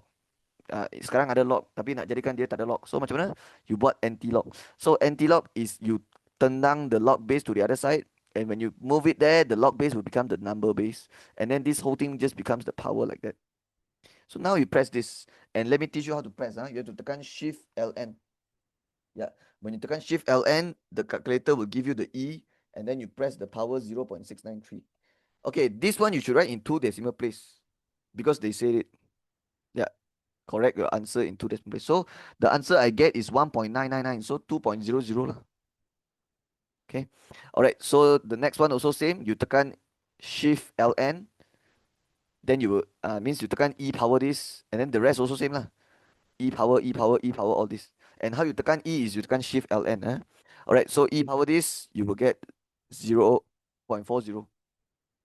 Okay. 2.40. And then this one is 3.10. And then this one is 3.80. This one is 5.00. This one is 6.00. So I will not waste your time lah. This one you just tekan sendiri saja. Okay. Just tekan E power this, E power this, E power this, E power this, and then you get this. Okay, same with this. Because this one is ln t. Ln t means log base ET equals to 0.577. So if you want to cari balik t, you will also perform anti-log. So it becomes E power 0.577. So how to get this value? You will tekan Shift LN, which is E, and then power 0.577. And also write in 2 decimal place. So 1.78, and then E power 1.125, 3.08, E power 1.895, 6.65, and then E power this 12.24. And then next one is E power this 27.88. And then the final one, E power this will be 48.18. Okay, so this one, nothing for me to teach. You just press calculator. Okay, now we're done with A, and you get 2 marks. Now B, mesti disuruh lukis graph. So plot the graph of ln t against ln x using a scale 2 cm to 0.2 on the ln x axis and 2 cm 0.5 on ln t. Hence, draw the line of best fit. Okay, before going to the graph, let's discuss about where to put the origin first. 0, 0. Okay, if all the values are positive, you will confirm put it at the bottom left, right? And then also let's talk about the scale. So 2 cm to 0.2 on ln x, so it means 0.2. And the ln x paling besar sampai 1.79, right? So you go until 1.8. So guna 9 kotak, so cukup tepat lah. And then for the y-axis is 2 cm to 0.5. And the highest you go until 3.875, so go until 4.0. So you guna 8 kotak. Sini 9 kotak, sini 8 kotak. Okay. Alright, so let's do that. So let's go to the graph. Okay, 8 kotak here. 1, 2, 3, 4, 5, 6, 7, 8. Alright, it's enough space. But then here, I have to use 9 kotak. So let's see. What if I start 0 here? It'll be 1, 2, 3, 4, 5, 6, 7, 8, 9. Okay, I have some extra kotak here. But wait, this question actually, you realize or not, the first point is 0.7, 0.69, which is roughly 0.7 lah. So it's like around here lah. And then, no, no, no, no, no. What am I talking about? 0.4, 0.6. Uh, the first point actually, okay, let's change everything to 2 decimal place. Yeah, because when we plot the graph, we should use 2 decimal place. So all these have to change to 2 decimal place. Okay, okay. So let me erase this. Yeah, because later when we plot graph, it should be in 2 decimal place. Always when we draw graph, always in 2 decimal place. So this one is 0.69, and then this one is 0.88. This one is 1.13. This one is 1.34, and then 1.61, and this one 1.879. Okay. Yeah, basically what I'm doing is just write in 2 decimal place. This one is 0.57, so 58. And then 1.125, 1.13. This one is 1.90. This one is 2.51. And this one is 3.33. This one is 3.875, become 88. Okay. Alright, so now is now we understand. So imagine if your first point is 0.69, which is around 0.7, right? So you realize that 0.2 here is, let's say, 0.4, 0.6, 0.7. So it's like around here, and you have to 9 until 0.58. So as you can see, there's a lot of space that you don't use here. So what's going to happen is your line will go up, but there is a chance where your y-intercept will go down here. So I want to make sure I leave space. I want to make sure I leave space for the y-axis to jatuh here, for the y-intercept, I mean. Okay. Because if let's say I start 2 bawah, 2 bawah at the 0 here, what will happen is later my y-intercept maybe have to sampai sini. Then I cannot baca my y-intercept. Then I cannot do part C later. Okay. But of course, if your line is going down, like that, then you leave space dekat atas. If your line is going up, you leave space dekat bawah. Yeah. Because if your line is going up, your y-intercept will be down here. So you have to make sure you leave some extra space. So what I will do is I will make sure I use the side here lah. I'll make sure I use the side here, and then I will start from the I start from here, just to make sure there's some extra space down here. Okay. Okay, I will start with what number first? I know naik sampai 4.0, right? So 4.0, and then I slowly turun lah. So 4.0, and then minus 0.5, minus 0.5. So this is 2.5, 2.0, 1.5, 1.0, 0. And yeah, there's plenty space for the y-intercept to jatuh here. Okay. And then this one is ln t. Okay, for the x-axis just now is 2 cm to 0.2 until 1.8. So enough space, right? 0.2. Okay, where is the 10? 6, 7, 8, 9. I think it's this one. 1, 2, 3, 4, 5. 1, 2, 3, 4. Yeah. So this one is 0.2, 0.4, 0.6 is here, 0.8, and then 1.0, 1.2. Oh my god, don't tell me. Don't tell me. Okay, okay, enough, enough. Okay. Because if it's not enough, then I have to erase everything. Yeah, enough, right? We use until 1.8 only. So later your axis has to be like here lah. Okay, I realize the graph paper they always sediakan in the trial paper is always apa very small one. Yeah. So that's why it's important to double check the space before drawing. Otherwise you have to erase everything in the middle later. When you're halfway doing it, baru you realize tak cukup, then you have to erase everything. Okay, this one is ln x. Okay, ln x. Okay, so I think I'm done with the axis. So I think now it's time to plot the points. Okay. All right, we already know the first point will be very far away from the origin. 0.69, 0.58. Yeah, it's very far away. So, yeah, basically you have to go until 0.7, which is here. But you have to minus berapa kotak? Okay, if you minus 1 kotak, you have to minus 0.02. So if this is 0.7, if you minus satu kotak, it will be 0.78. But I want 0.69.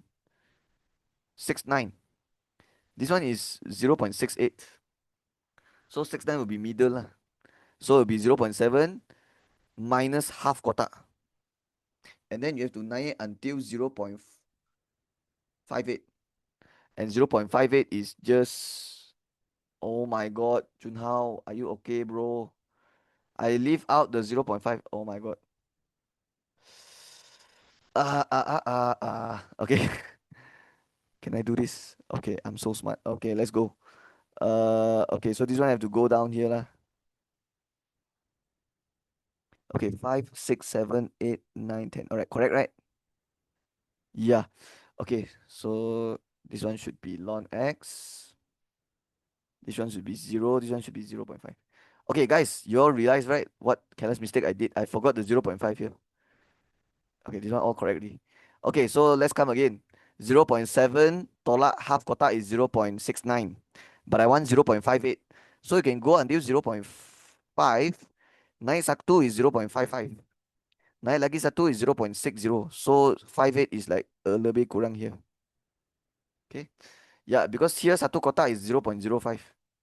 So here you have to naik 2 kotak is 0.6 lah. From 0.5 naik 2 kotak is 0.6. But when you turun satu, turun half, turun a bit lah, turun a bit. Okay. So I repeat one more time. 0.7 minus half kotak, and then 0.5 naik 2 kotak, turun sikit. Because 0.5 naik 2 is 0.6, and then turun sikit is 0.58 lah. Okay, let me double check something. Yeah, correct lah. Okay, let's continue. Next one is 0.88, 1.13. 0.88 will be 0.8 plus 4 kotak. 1.13 will be 1.0.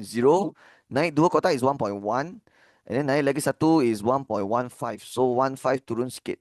So it's like lebih kurang here. Okay. So 0.8 tambah 4 kotak. And then 1.0 naik 3 kotak turun sikit. Yeah, because 1.0 naik 3 kotak is 1.15. So turun sikit is 1.13 lah. Okay, let me double check. 0.8 tambah 4 kotak. And then 1.0 naik 3 kotak, turun sikit. Yeah, betul. Naik 3 is 1.15. Saya nak 1.13 kan? So yeah lah, correct lah. Okay, next one is what? Next one. 1.13, 1.90. Okay, this time the 1.13 is on the x-axis. So 1.13 is 1.0. Okay, 1.0 and 1.2 middle is 1.1. And then 1.1 plus 1 kotak is 1.112. And then satu lagi is 1.14. But I want 1.13, so it's like middle here. It means 1.0 you have to plus 1.5 kotak.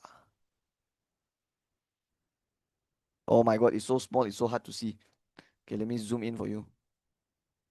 Okay, so it will be at, this is 1.1 ma, but you have to plus 1.5 kotak. So this is 1.13. Okay, this is 1.13. But the y coordinate I forgot already. Let's tengok sekali lagi. Okay, it's 1.9 lah. Okay, 1.9 I think it's easy.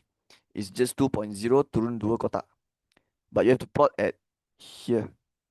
So 2.0 is here, right? Turun 2 kotak is 1.9. So it's here lah. So it's here. So you have to plot at 1.13. Okay. So 1.13 is 1.1 plus 1.5 kotak. And then 0.9 is just 2.0 turun 2 kotak. Okay. Uh,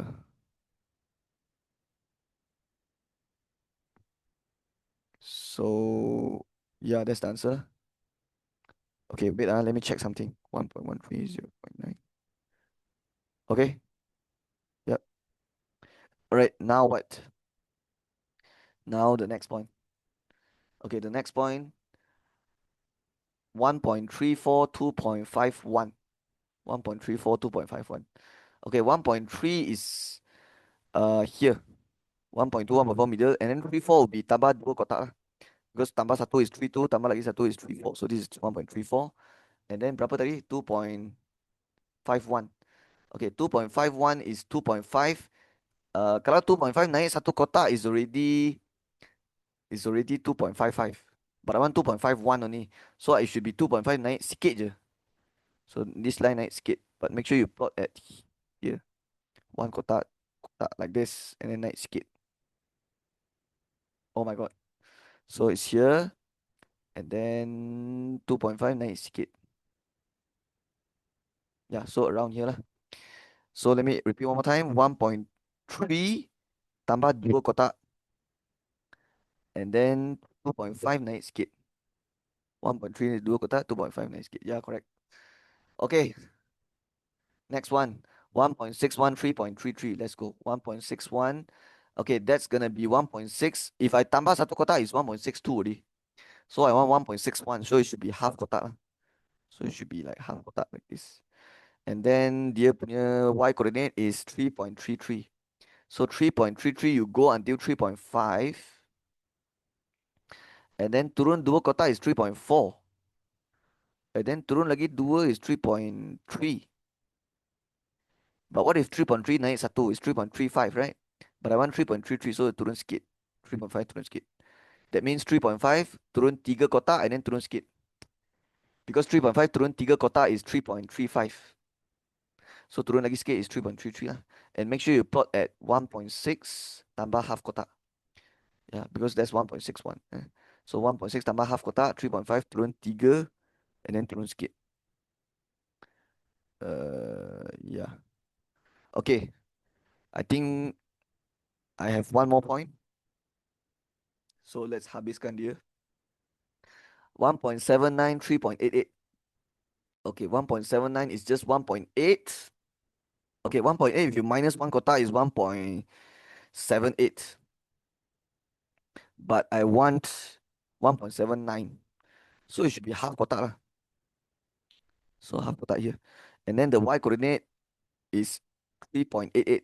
So 3.88 is, let's see, 4.0 turun 2 kotak is 3.9. Turun lagi 2 is 3.8. So middle here is 8.5. So 8.8 should be 3.9 turun sikit lah. Yeah. So 4.0 turun 2 and then turun sikit. So it's here 3.88 and then there's the 1.79 here. So you will plot at like this one half kotak and then turun 2 and skip, turun 2 and skip. So it's like here lah. Okay, let me double check. 1.8 have to minus half kotak. And then uh 4.0 turun 2 and then turun sikit. Yeah, yeah. Okay, so I think I'm done with all the points. So now it's time to draw the line of best fit. Okay, so your straight line, you will try your best to join so that the line touches most of the points. You will choose the line that touches most of the point. So I will join from the first line. Let's say I join the first and the second point. So as you can see, this is not that good because it only touched 2 points and all the rest duduk atas. So I can adjust a bit, try to join the first point and the third point and see what happens. Okay, I think this is way better. This looks so good, right? Because it touches the first point. The second one, walaupun tak sentuh, but it's very near. The third one memang sentuh. Fourth one memang sentuh. Fifth one, okay lah, I think it can count as sentuh already because it's so close. Okay lah, the only point yang maybe tak ada sentuh is the fifth one. But it's so near. Yeah, it's so near. So it's good enough, right? Okay, let's adjust a bit. Let's see whether you can make it touch the last point also. But of course, if cannot, then you don't force it lah. So just goyang sikit you punya ruler, and you realize that yeah, it touches. Yeah, it can actually touch most of the point. Okay, maybe the second point saja yang tak sentuh. Alright, so now what you do? Now you just panjangkan the line so that it touches the y-intercept. Okay.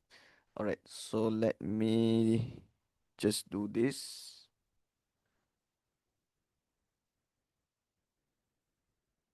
Okay, something like that. Yeah. So I think it looks okay. First point. Okay, all the point got touched. Okay. Alright, so I think we have to butcher the y-axis lah. I mean the y-intercept. We need it later. So I think I have to panjangkan the line and then baca sini berapa. This will be negative 0.5. This will be negative 1.0. This one is negative 1.5. Okay. So my one is exactly at negative 1.5. Okay. But maybe if your one is negative 1.5 naik satu kotak, then you write negative 1.45 lah. It's okay one. For the linear law, dia punya jawapan kalau sikit-sikit tak sama, tak apa. Because the schema will give you a range and they will terima your answer if your answer is near to the schema answer. Okay, I will just follow my own negative 1.5. So now when we do part C, oh, I forgot the tajuk. Yeah, graph of ln t against ln x. Yeah, I have to write this. Okay, just to be safe lah, I have to write it. In exam also have to write. So after you write down the tajuk, then only you are done with the part B. Okay. Okay. Now part C, we can try to do this. Find the value of k and n. All right. So this is you have to refer your linear form. So n will be your gradient. Okay. N will be your gradient. And then later I will find the gradient. And then k will be okay. Not k. Negative k. Negative k will be your y-intercept. And the y you have to write huruf besar lah. Okay. So now it becomes negative k equals. Okay. What's the y-intercept? Negative 1.5. So when you pin down the negative, becomes positive 1.5. So that is your k value. Now for the gradient. Okay, gradient, I will cari 2 points and then use the formula y2 minus y1 over x2 minus x1. Okay, the first one I choose is this 0, negative 1.5. Another one, you can choose other points. You can choose point dekat mana-mana pun boleh. Okay, but I would personally choose 1.0. Kenapa? Because if I choose 1.0, one reason I choose this is because the point is very senang nak baca, 1.0, 1.5. And also, when you choose 0 to 1.0, the difference later for the x minus x here will be 1. Because you take 1 minus 0 here later. And when you divide by 1, you will not get like a banyak-banyak decimal lah. You takkan dapat jawapan yang tak cantik. You will get a jawapan yang cantik kalau buat macam ni. Compared to kalau you choose 0 to 0.7. Like imagine you choose to 0.7. Then it's like, yeah, when you have to divide with 0.7. And usually when you divide with 0.7, you will get like ugly answer.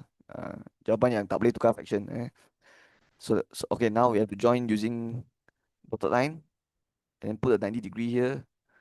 Okay, now we can put in the formula already. So negative 1.5. Wait, this one is... Okay, so correct lah. Negative 1.5 minus 1.5. Y minus y, negative 1.5 minus 1.5. And then over what? Over 0 minus 1. Okay, let's go. So you will get n equals negative 3 over negative 1, which is n equals 3. Okay. Yeah, so that's what I get for my n, and this is my k. Alright, for the final part. Okay, actually this one is question 1. This one is question 2. Because 1 they say find k, right? Yeah, so ini baru yang first one is the second one. And then the third one, find the value of t when x equals 5.5. Okay, I'll do it here.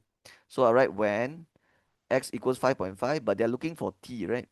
Okay, but why I leave so many space here is because I know in the graph, the x-axis is not x, it's ln x. So I think I have to convert this to ln x. And after I convert to ln x, I have to go to the graph and tarik. But when I tarik, I will not get the t answer right away. I will get ln t first. And then only I do the anti-log e power answer to get the t value. Okay. Alright, so what is ln x? You can press calculator, just tekan ln 5.5. Okay, I think you should write 2 decimal place because later you have to tarik from the graph.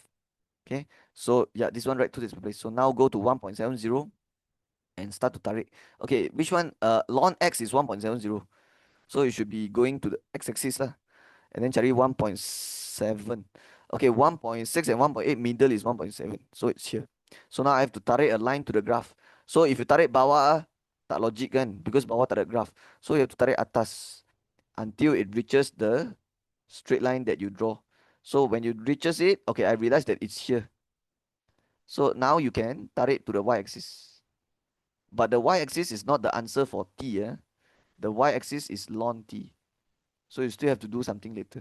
Alright, it's actually here 3.5 naik 2 kotak. Okay, so it's 3.6 lah. So I'll just write 3.6. And then how to find t is you have to do anti-log. Okay, because the soalan asked for t, they never ask for ln t. So you will have to tekan e power 3.6. And if you press this, you'll get 34 point. Let me press shift ln 3.6.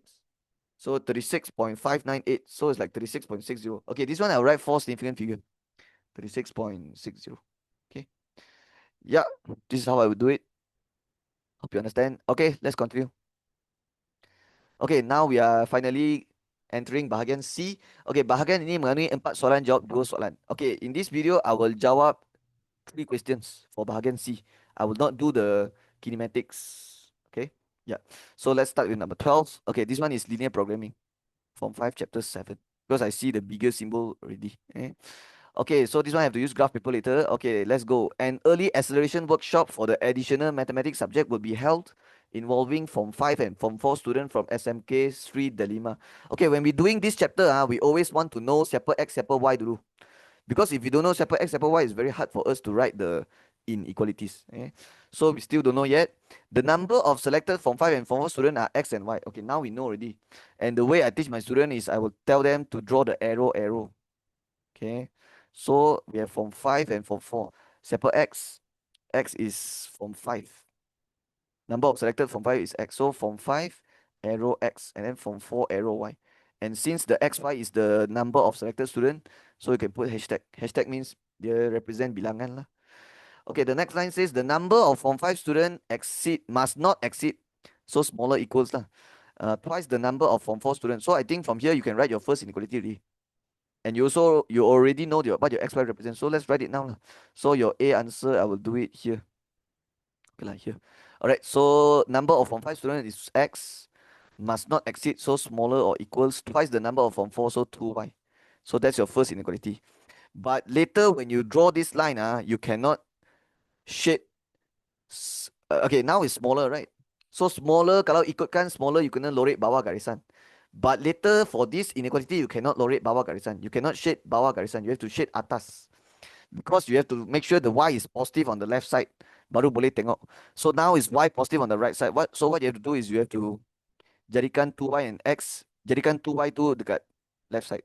But how to do that? Okay, you can just flip these two things. Just flip. But what happens when you flip? The symbol also terbalik lah. That's why smaller become bigger. Okay.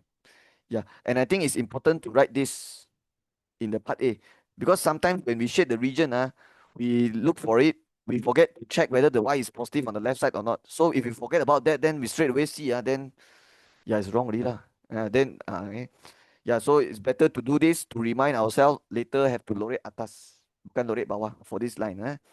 Okay, now for the next line, the total number of students must not exceed 90. So X plus Y smaller equals 90. Okay, for this case, you don't have to pindah. You don't have to terbalik anything because the Y is already positive on the left side. So later confirm you can terus tengok smaller. So lorek bawah garisan. Okay, last one. Number of Form 4 student must exceed the number of Form 5 student at most by 10. Okay, yang ni kena ambil besar tolak kecil lah. You have to ambil besar tolak kecil, and the difference will be at most 10, which is smaller equals. At most 10. Okay, besar tolak kecil. So number of Form 4 is Y. And then must exceed the number of Form 5, which is X. So Y must exceed X by at most 10. So siapa besar, siapa kecil? Y besar lah, because Y kena exceed X, right? So Y minus X. And the difference must be at most 10. Means dia punya beza, difference dia is 10 or less than 10 lah. Okay, after we are writing this, now we finish A already. Write 3 inequalities other than X bigger 0, Y is satisfied, done lah. Okay, there's 2 hidden inequalities here. X bigger 0, Y bigger 0. Yeah lah, because X, Y represents number of student. Number of student mana boleh negative. So that means later your origin mesti bawah kiri, because X must be always bigger than 0, Y must be bigger than 0. So everything is in the first quadrant lah. Okay. So basically this is just telling you that It's always positive. Okay, B, using a scale 2 cm to represent 10 students on both axes, construct and shade the region R that satisfy all the above constraint. Okay, later they must give me a graph paper lah. Yeah, I see it already. But before going to the graph paper, we need to do some things. We need to find the coordinate for all the lines. Okay, because later we have to draw all this line. Okay, the first step is you have to change all these to equal first. So the first line is 2y equals x. And kalau the other x other y means it's a second line. And kalau second line kena cari point. Okay. And then second line is x plus y equals 90, y minus x equals 10. So x plus y equals 90. This one also have to find point. And then y minus x equals 9 equals 10. Okay. Alright, kalau ada y ada x, dia second line. Ini pun ada y ada second line. So kalau second line kena cari point. Okay, usually we will use the point x equals 0, y equals 0. So let's go. When x equals 0, 2y equals 0. So y equals 0 divided 2 0. So if you sub y 0, you get back x 0. So you have to change and use another point lah. Choose another point. Okay, but I will not choose it now because I don't know yet what my x-axis value here and the y-axis value here. So I don't know what value is suitable. So I will, for now, I'll leave it blank first. Go to the next one, and then yeah, sub x 0 get y 90. If you sub y 0 x 90, and then this one same x 0 y get 10. If you sub y 0, you get x negative 10.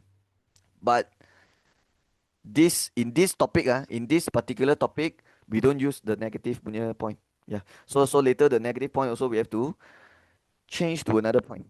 Okay. But it's okay. We can worry about it later. So now we can draw the axis. And once I draw the axis, then I will know already automatic what point is suitable. And then we can just choose a point from there. Okay, 2 cm to 10 on both axes. And in this chapter, dia memang start dari bawah kiri one. And then sini guna 8 kotak, sini guna 10 kotak. Standard. For this chapter memang macam ni kan. Sini guna 8, sini guna 10. Okay, but usually the graph they give is always not enough space one. So let's check 20, 30, 40, 50. Yeah, it's not enough space if you start here. So I think it's better to start here lah. Okay. Alright, so 10, 20, 30, 40, 50, 60, 70, 80. Yeah, remember in this chapter, always standard sini guna 8 kotak, sini guna 10 kotak, regardless of whether the point is, regardless of what's the coordinate lah. Just guna 8, sini guna 10. Okay, only for this chapter lah. Alright, 50, 60, 70, 80, 90, 100. Okay, so done already. This is y, this is x. Now we can plot the points. Okay, alright, so this is your x, and then for your y-axis. Okay. Alright, now the first point starts with 0, 0. So the 0, 0 is here. Okay. Okay, what about the next point? I remember erasing it just now because the other point, if you sub y 0, you get x 0 also. That's why you have to change to another point lah. So how to change? Okay, the way I teach my student is you go to your equation and try to jadikan x single or y single dulu. Okay, but if you look at it now, the x is already single and the x is equals to 2y. So you just go to your y-axis, sub any number you want. Sub any number you want and then times 2. Okay, but you don't use 100 because if you sub y 100, what's happened? 100 times 2 is 200. But your x ada 200 ke? Tak ada, sampai 80 saja. So why not you sub y 40? Because if you sub y 40, your x will be 2 times 40, 80. So now your point is 80, 40 lah. Not 40, 80, 80, 40. X is 80. Yeah, so this point, use this point. X equals 2y. So your x is 80, which is 2 times y, 2 times 40. So it's here. And now you have your 2 points. Now it's time to join and draw the line. Okay, when you draw the line, you have to always ask yourself this question. Is it a dashed line or a solid line? A lot of students don't have this habit and it will cost them a lot of marks because sometimes they need to draw dash line. And if you got take maths, okay, actually all of you got take maths lah. Every MS student got take maths one. So if you got take maths, in maths they sometimes like to use the dash line one. Okay, but in MS it's usually solid line lah. Okay, this one is solid line. Actually for this question, all 3 lines are solid line because if you look at all the inequalities, semua ada equal, equal, equal. The other line bawah means everything solid line. So now you write the equation 2y equals x, and now you are good to go. Now you can draw the second line. Okay, second line is 0, 90, 90, 0. Okay, I realize the 0, 90 boleh plot, tapi 90, 0 tak boleh plot. Because until 80 only. So change to another point lah. Yeah, change to another point. So just erase and change to another point. Okay, so same method, go to your equation, jadikan x single or y single dulu. Okay, let's say I jadikan x single lah. So it'll be 90 minus y. And the y you can put any number. You can put any number, but don't put 90 lah. Because if you put y 90, you will get back the same result here. Okay, so let's put somewhere down. Because if you put y90, it will be very near to this point. So let's put like somewhere down here. So maybe 10 or 20 or 30, something like that. Okay, let's try with 10 and see what happens. So 10, 90 minus 10 is 80. So boleh lah, 80, 10. Yeah, this point can use. Okay. Or you want to use 20 also can. If you use 20, then your point will be 90 minus 20, 70 lah. It will be 70, 20. Can also. Okay. Okay, but I'll use the 80, 10. Okay, I'll use the 80, 10. And believe me, it will pass us through the 70, 20 also later. Yeah, you can see the other passes through 70, 20 also. And it's a solid line. Yeah, it's a solid line. And the equation is x plus y equals 90. All right, now we are at the last line. So what is the last garisan? The last garisan is y minus x equals 10. Okay, 0, 10, we can plot siap-siap dulu. And then for the other point, why I erased just now is because the point negative value. Yeah, it has negative value. And in this chapter, no, there cannot have negative value one. So what we can do, same method lah. Jadikan y or x single dulu. Okay, I think I'll jadikan y single, so it'll be 10 plus x. And then this x, you can just look at your x-axis and sub any value you want. But don't sub 0 lah. Because you already know when you sub x 0, you get 0, 10. So why you sub 0? You can sub somewhere far away from 0, which is maybe 80, 70 or 60. Yeah, just try with any of this. Okay, let's try with 80. Does it work? Y get 90, right? So your point will be 80, 90. And yeah, boleh. Because your Y memang ada sampai 90. So yeah, this point can plot 80, 90 is here. Okay. Yeah, and also it's always recommended when you do this chapter, you try to make sure your points is far away.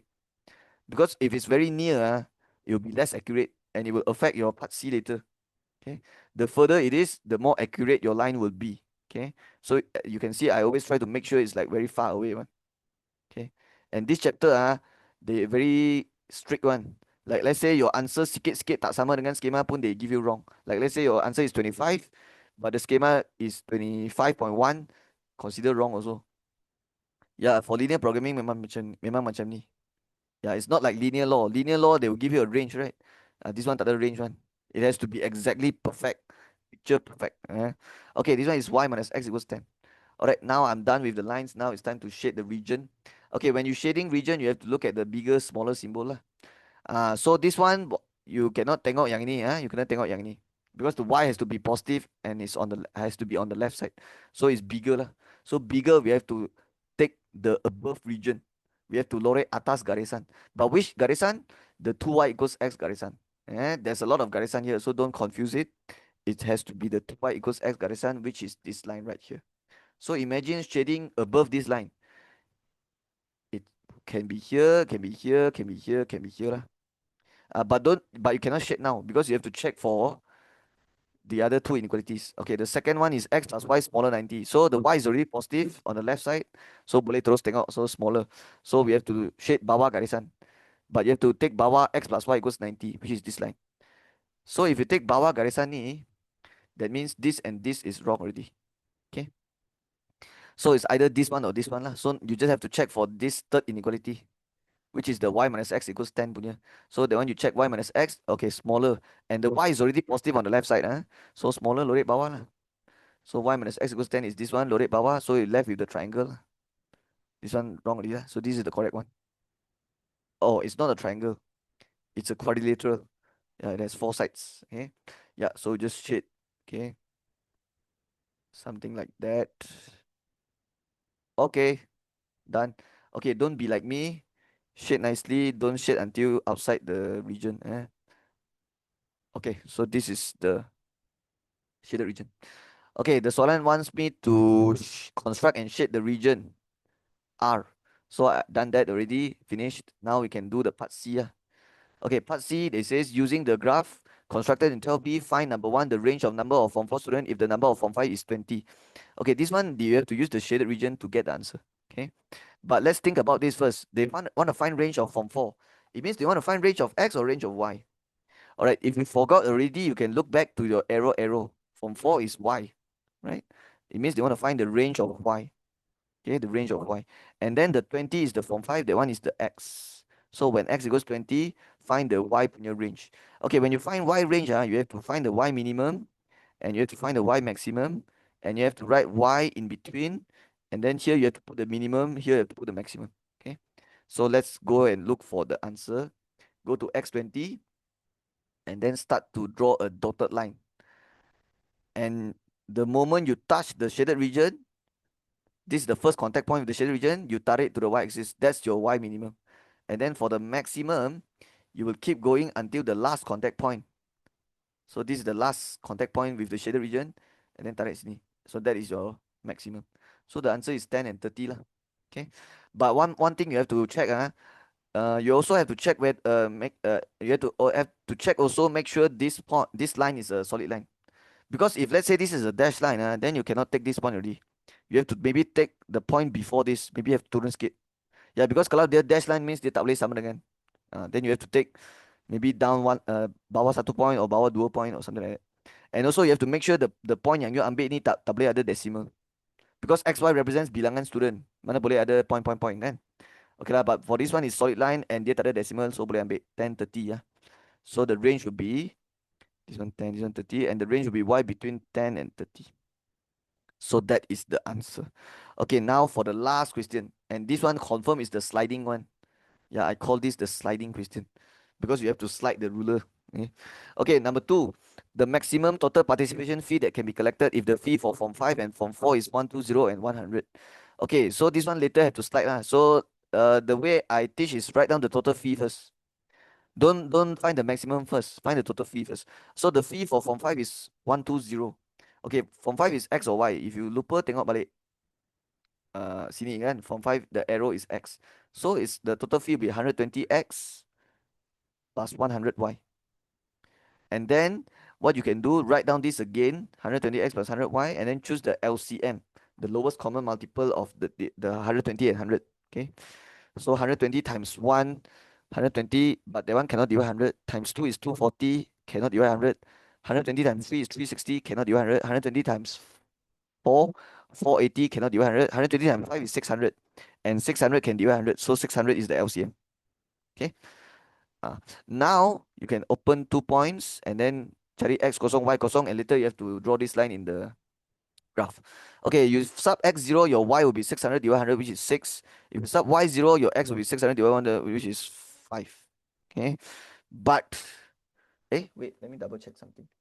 600 divide 100. Yeah, correct. Okay, but if you try to plot the 50 and the 06, it will be very difficult because one quota is, actually can lah. 06, yeah, can lah. It's just that it will be very near.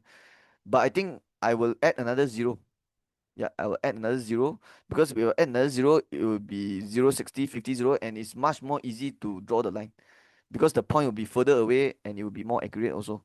So 0, 60 is here, 50, 0 is here. So you can see it's like way easier to draw this, right? Okay, so I'll use green color line. Okay, green color line means it's a dotted line, right? It's a dash line. Okay, don't forget to write the equation for this line. So what is it? 120x plus 100y equals to 6,000. Originally it's 600, but I add another 0 to make it easier to draw the line. That's why it's 6,000. Okay, now we can find the maximum total fees. Hey, they want maximum or minimum? Okay, maximum. So later we have to slide until the last contact point with the shaded region. Okay, and take that coordinate. And the answer mesti berada di bucu. Okay, the answer will confirm be at the corner. So I just have to slide now lah. Alright. You maximum, you have to slide in this direction. Okay, so you have to slide until the last bucu. Okay, so what I'm gonna do is I'm gonna duplicate this line. Duplicate, and then I start to slide until the maximum point. So you can see I slowly slide. Okay, this is when I reach one of the bucu or one of the corner of the shaded region, but that's not the maximum. So you have to keep going. Ini baru maximum. Okay, so let's make it like, okay, you don't have to draw so long one, this line. Yeah, just short a bit. So you have to draw another line here, and these two lines will be parallel, right? And also use dotted line. Okay, let me make it, let me do it nicely. Okay, so lebih kurang macam ni. Yeah, like that. All right. The way you do it in your book is you have to use two ruler. One ruler you will place it like this, and of course you have to make sure the side of the ruler is follow this line, and then you use another ruler down here, and then make sure it's like they are sticking together, and then slide. Yeah, you use two ruler for this. Okay, one ruler for sliding, and then another ruler to guide, so that it's parallel. Uh, all right. So now you just take this point lah. Okay, this coordinate is 60 30. And this point memang boleh guna sebab dia tak ada decimal, and also dia bukan berada dekat, dia tak berada dekat dash line. So 60 30 is the perfect point you use. So just ganti 60 30 and then tekan kereta, dapatlah RM 10200. Have to write RM lah because this one is fees, right? You run. So that's the answer. Sudah siap. Okay, 13 I won't do. That's the kinematics. Okay, let's do 14. Alright, this one is clearly the triangle chapter from 4 chapter 9. Penyelesaian segitiga. Alright, let's go. Diagram 6 shows a cyclic quadrilateral. Okay, few things you need to know about cyclic quadrilateral. Okay, so if it's a cyclic quadrilateral, means you have a quadrilateral. Quadrilateral means you have four sides. The shape has four sides, and it's inside the circle. So cyclic, cyclic means circle lah. Quadrilateral means this one lah. Okay. So what's cyclic quadrilateral? When you have a quadrilateral inside the circle, but the corner has to be all on the side of the circle. If like that, then it's not cyclic quadrilateral. This one is not. But this one is cyclic quadrilateral. And also, if it's cyclic quadrilateral, let's say this one is angle A, B, C, D. The angle A plus C will be 180, and then angle B plus D is 180. Okay, but only when it's a cyclic quadrilateral. If it's this case, then you cannot say this angle plus this angle is 180 because this one is not cyclic quadrilateral, so that one doesn't work. Only when it's like this, only you can use this. Okay, so let's look at the diagram straight away. As you can see, the M and N, they are right across each other, and you can see all the four corner is on the side of the circle. So yeah, this is a cyclic quadrilateral. So the angle that is right across each other, the sum will be 180. So M plus N will be 180 lah. But since we don't know any of it, any of the angles, so I don't think I can find it. But it's okay. Let's keep reading. The length of straight line RS and RQ are 3 cm, 6 cm. Mana RS? Oh, let's write it. 3 cm. RQ 6 cm. So it's talking about, huh? Bukan 8 lah. Wait. Oh, I think the English one wrong already. Yeah, the Malay one baru betul. SP baru 6. Yeah, RS 3, SP 6. So RS 3, SP. So it's this one lah. Okay. Alright, but the angle never give. So masalah kan. Because if they give us the angle, then only it's possible for me to use the sine rule or the cosine rule. Like if you look at this triangle, you have two sides already. You have two sides already. And if you have this angle, then you can find the PR using cosine rule. Okay. But they never give the angle. Tak ada satu angle pun dia bagi. Okay, tak apa, let's see what it says. Express PR in terms of M and N. Oh, patutlah dia tak bagi angle. Dia nak jawapan awak in terms of MN. And the MN is the sudut, the angle, right? So later, when you write, your answer will be like blah blah blah something something M, and then this one will be blah blah blah something something N, because you don't have they don't need it. They want the answer in terms of MN. That's why they won't give you the MN lah. Okay, so let's find PR, and yeah, you use cosine rule.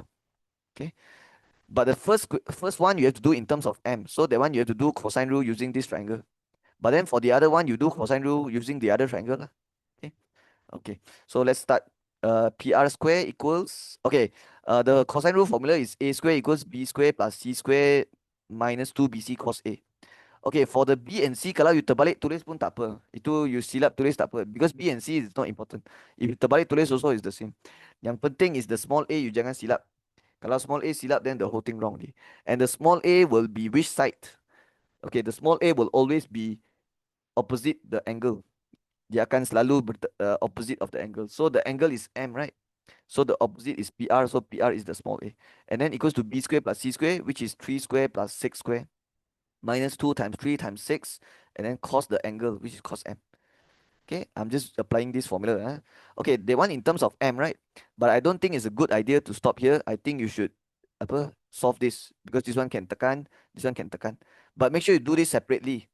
Yeah, you do this separately, because this one, everything is times. This one is plus. So you cannot tekan 3 square plus 6 square and then answer minus 2. And then answer times 3, cannot.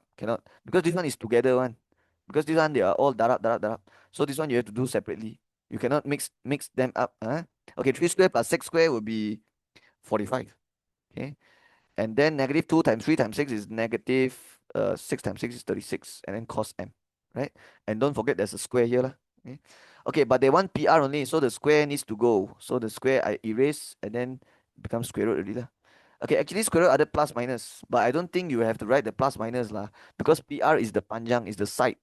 How can the panjang CM be negative, right? So yeah, just write like that, then it's enough already. Okay, I don't think you can simplify this already. This is already in the simplest form. Yeah, you cannot do already. You don't go and tell me you do 45 minus 36. Cannot. Kalau dia 45 cos M minus 36 cos M, then boleh tolak. Then you can take 45 minus 36 and then get 20 something and then you write the answer cos M macam tu. Tapi kalau ni macam ni dah tak boleh dah. Okay, second question. N. Okay, I'll use this triangle this time. And we also use the same formula, cosine rule. Yeah, because we have the same condition where we have two sides and the angle in between, and I'm trying to find the side opposite the angle. So cosine rule again. Okay, your A will be PR. So PR square equals to 5 square plus 8 square minus 2 times 5 times 8 times cos n. Okay, same procedure like just now. Remember to do this separately, 5 square plus 8 square separately, so you get 89. And then negative 2 times 5 times 8, that one have to do separately is negative 80. And then cos n. And then the square can hantar jadi square root. And don't have to write plus minus also, because it's panjang terhadap negative. Alright, now we can do the next part. Hence show that cos m equals negative 11 or 29. Alright, why do I have a feeling that I have to use the answer from here? Yeah, memang right. Yeah, memang have to use the answer from here, because how are you supposed to find cos? How are you supposed to show if you use the diagram, right? Yeah, I don't think it's possible. Okay, yeah, you have to use the answer you get from the 1 and 2. So how you do that? Alright, you remember or not? This one, okay, sorry. This answer is the answer for PR panjang. This answer is also for the PR panjang. So it means they both can equal lah. Yeah, dia dua ni boleh sama dengan. So you can write square root 45 minus 36 cos m equals to square root 89 minus 80 cos n. Because they are both PR. So they should you should end up with the same value after you tekan all this. That's why both of them can equals. Okay. Alright, now how to show that cos m is this. So I think this is what I want lah. Okay, let's get rid of the square root first. Let's get rid of the square root. And you can get rid of it easily, just square both sides.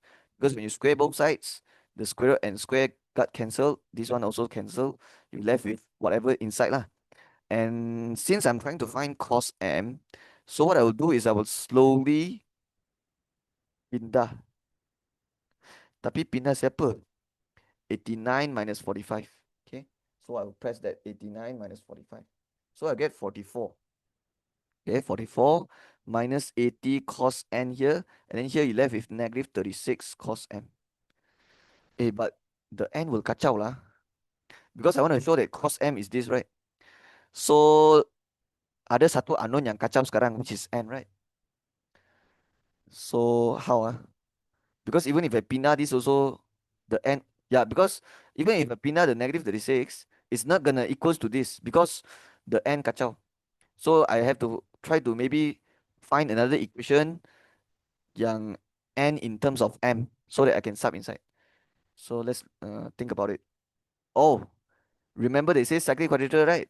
Yeah. I draw the notes for you, ma. If cyclic quadrature, the angle across tambah 180. So just now I mentioned already, right? So the m and n tambah should be 180. And since I want the n to go away, because the n yang kacau sekarang, right? So cari n lah. 180 minus m. That means you sub this with 180 minus m. So 44 minus 80 bracket. No. Cos dulu.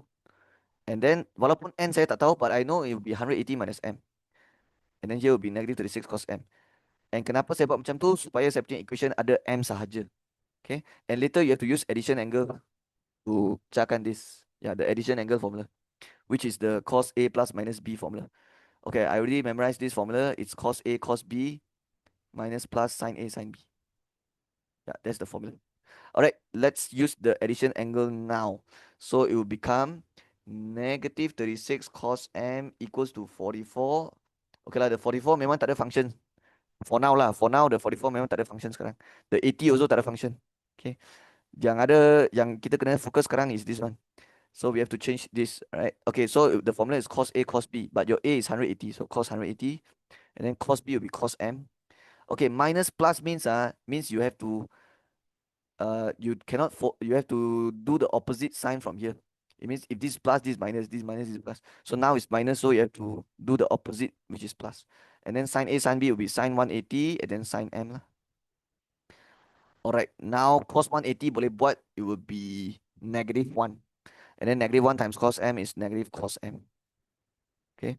Now what about sine 180? Sine 180 is 0. Yeah.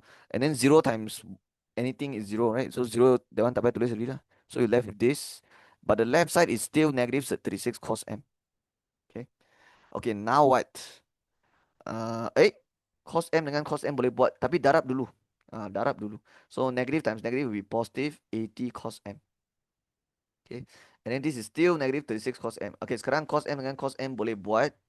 Tapi you kena pindah. Okay, if I pindah this here, it become negative, negative, positive. So I tak suka. So if I want to make it positive, yang ni pergi better.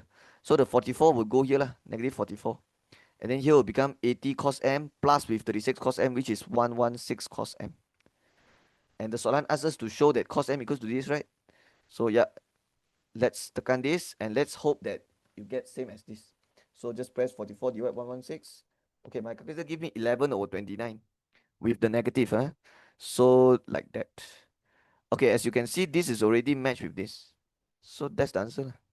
Cos M equals negative 11 over 29, and you can write shown. Okay. Okay, I don't think you have to tekan the shift cos. Yeah, I don't think you have to tekan shift cos, cari reference angle. No, you don't have to do that.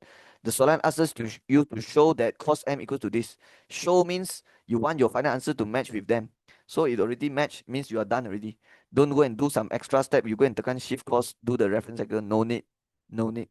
Unless they say find M lah. Unless they say solve. If they never say why you want to do that. Okay. Alright, that's it. Okay, B question, let's go. Diagram 7 shows AB is 4 cm. Let's label that. Oh, they already label. AC 7, okay, sudah label juga. AOC 22 Okay, sudah label also. BAC 37, semua sudah label. So basically everything here useless. And then calculate panjang OA. Let's look for that. Where is OA? This one, right? Okay, I'm sure I'll be using this triangle. But is it enough information? Okay, I see that there's one pair. Because I have one angle and one side that's opposite. So this is one pair. So I can use sine rule if I have this angle. Yeah, because the condition of using sine rule is you have to have one complete pair, and also you need to have the opposite of what you want to find. So you're trying to find the side now. So is there any way to find this angle? Yes, because this is 37, right? Yeah, because you cannot find this directly, so you minta tolong from the other triangle. Yeah. So you look for help from another triangle. This is 37 and this is a straight line. So you take 180 minus 37, you get here. And after you have these two angles, can cari atas lah. Okay, 180 minus 37 is 143. And then now to get the angle atas, you already have the other two angles ma. And the total angle inside triangle is always 180. So 180 minus 143 minus 22, you get 15. So now you can find OA already. Using sine rule lah. So it will be OA, you're trying to find side, so OA over the opposite angle, which is sine 15, equals to the 7 over sine 22. Alright, when you're using sine rule to find the panjang, you don't have to worry about having two answers. There's only one answer, 4.836. This one I'll write in 4 significant figure. Okay, if you're using sine rule to find sudut, you have to be careful because there will be two answers, one in quadrant 1, one in quadrant 2, and you have to double check whether the size of angle is quadrant 1 or quadrant 2. Itu kalau you guna sine rule cari sudut. So make sure you be careful. Okay, second question. The area of ABC with Heron's formula. Okay, when you're using Heron's formula, you need to have all three sides. Because Heron's formula is A equals square root S minus A, S minus B, S minus C. And the ABC is the three sides of the triangle. And then S would be the sum of all the sides divided by 2. So let's check, do I have all the sides for ABC? So I have 4 cm, okay, and then 7 cm. Okay, the only side missing here is the BC lah. So I think I have to find the BC punya side. Okay. And how to find it? Cosine rule lah. Yeah, cosine rule. Because you use this triangle, you have two sides, and you have the included angle, you are finding the opposite side. So yeah, this is the case that you can use cosine rule. Usually I teach my students just to memorize the case for cosine rule, because cosine rule there's only two case in the whole world. There's only two case can use. So just if you memorize it, it will be like so much very easy. eh? Very easy to recognize the case, because there's only two case. One case when you can use cosine rule is when you have two side, one included angle, cari ini. Another case is bagi tiga side, cari any angle inside. Yeah, there's only these two case. So if you can remember these two case, you can recognize it very quickly in the question. All right, so basically you have to use cosine rule, and your side will be BC. The side will be BC, because that's the side yang you nak. That's the side that's opposite the angle. Okay. All right. So BC square equals to 7 square plus 4 square minus 2 times 7 times 4 times cos angle 37. Okay. For this, you don't have to tekan one by one. You can straight away tekan all this in the calculator. Okay. But the square root later lah. The square root nanti dulu. Just tekan all this. Okay. My calculator give me 20.28. I will write four significant figure, but when I tekan the square root, I will tekan square root answer. For more accurate answer, I will use the answer button. So now I write four cm figure 4.503 cm. So that's gonna be the side here, but it's not over yet. I'm looking for the area, right? So let me check something. Plus 4 square minus 2 times 7 times 4 times cos 37. Okay, so yeah, I get 4.503. Now it's time to do the S, because I want to do the Heron's formula. So it will be A plus B plus C divided 2. So I will use 7 plus 4 plus 4.503 divided by 2. But I will use the answer button. Yeah, it's always recommended to use the answer button. So I will press answer plus 4 plus 7, which is plus 11, and then divide 2. So my S is 7.751. Okay, 7.751. If I write four significant figure, that's the S. Now you can find the area. So according to the formula, it's square root. Okay, so I have to draw a very long line here, like this. And then it will be S minus A. So 7.751. And then 7.751 minus A, which is minus 7. And then second bracket, 7.751 minus 4. And then bracket again, 7.751 minus 4.503. Okay. Okay, the square root I will not tekan dulu. I'll write the answer dalam sini dulu. And then this one baru I bagi the jawapan in cm square. Okay. Okay, now I'll use the answer button again. But I will tekan answer bracket answer minus 7, and then close bracket, and then another bracket answer minus 4 close bracket, and then another bracket answer minus 4.503. Okay, yeah, I always use the answer button if possible. Okay, I got 70.986, so 70.99, but that one haven't square root yet, so I'll use square root answer. Okay, I use the answer button. 8.425. Okay, 8.425. So that's the answer. Okay, I'm done with that. Let's continue. Okay, 15 is the last question. Yeah, index form 4, chapter 10. So let's finish this. Let's go. Table 2 shows the monthly expenses for Encik Afham related to the following. Okay, nothing important here. Given price index information in 2022 based on 2020, the change and also the change of price in the year 22 to 24 and their respective weight are shown in table 2. So yeah, you can see here it's the price index for 22 based on 2020. So these are all the I for 22 over 20. And this one they give the change of price. Increase berapa percent, increase, decrease. But all this percentage change, you can change to index also. Yeah, you can change the index. So I'll just write here I, but this one is for 22 to 24. So it'll be 24 over 22. Always write the more recent year dekat atas. Yeah, the recent year tulis atas. And then the less recent one you put dekat bawah.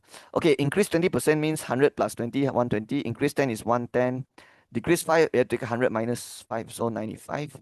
Unchanged means 100. Yeah, unchanged means 100. And then decrease 5 is 95. Okay.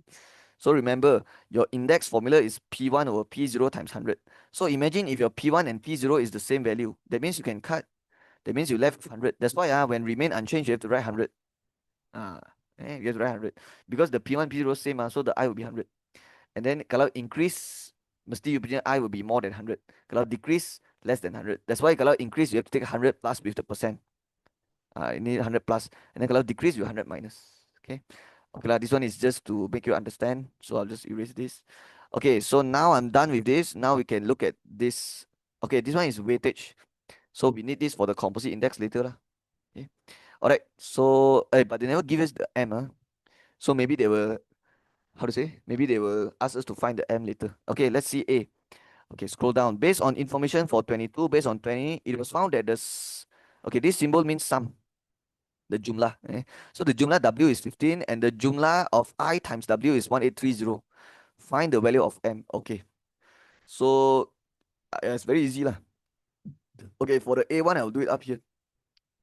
So the sum of W is 15. That means everything here add together is 15 lah. So 7 minus M plus 5 minus M. And you don't have to put the bracket. Tak nak bracket pun tak apa. Sebab, okay, dia kalau letak bracket pun, the bracket you can erase it. Because when you plus with two terms, nothing will happen to you don't have to change the sign. Tapi kalau minus with two terms, then you have to be careful lah. Alright, plus M plus 1 plus M. Plus 1 plus 1 plus M. And then the last one is M. Okay, I see that already. This one should be M plus 1 plus M plus M.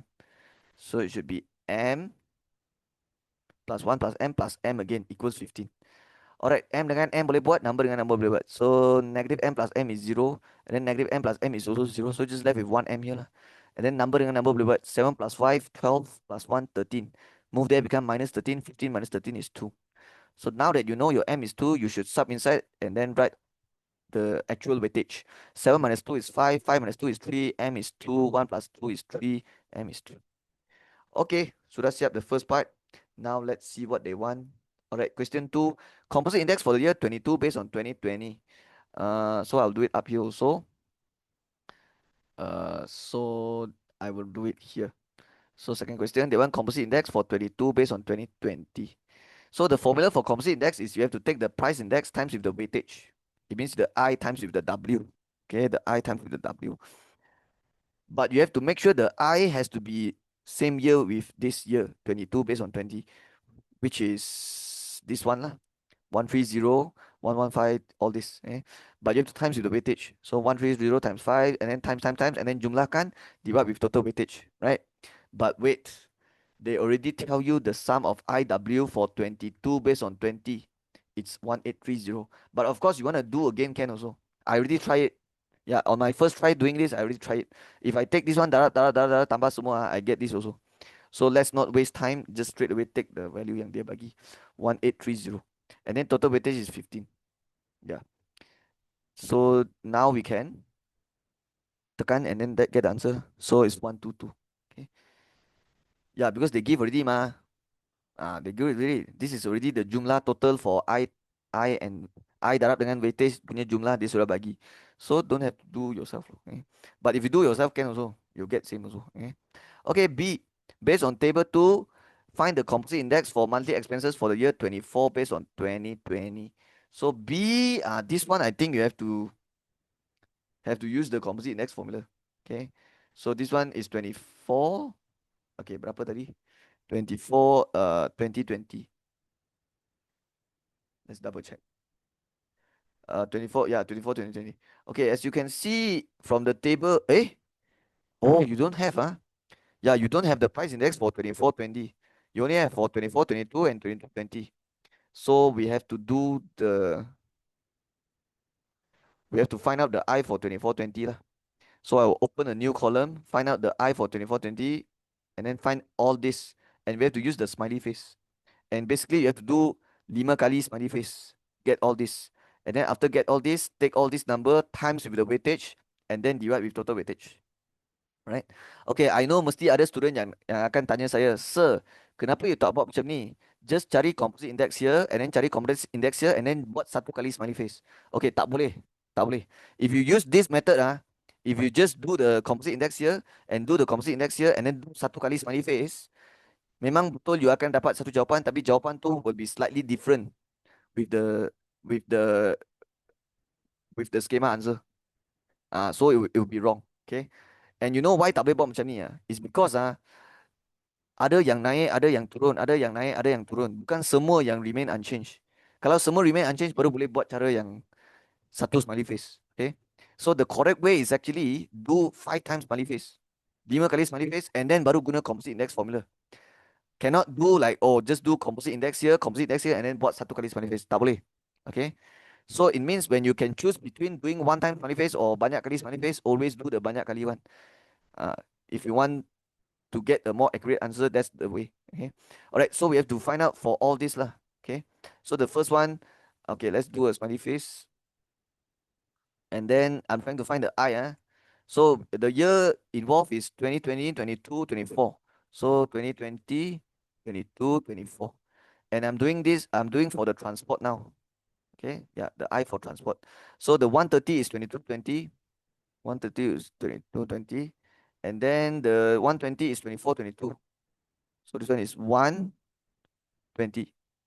Now I want to find the 2420 punya. So this one, okay, the formula is yang bawah punya line, yang bawah punya is always atas darab atas divide 100. So the I for 24 or 20 is 130 times 120 divide 100.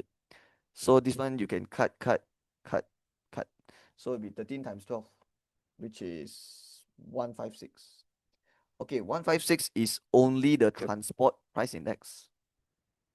Now you have to do the second smiley face for the utility bill, right?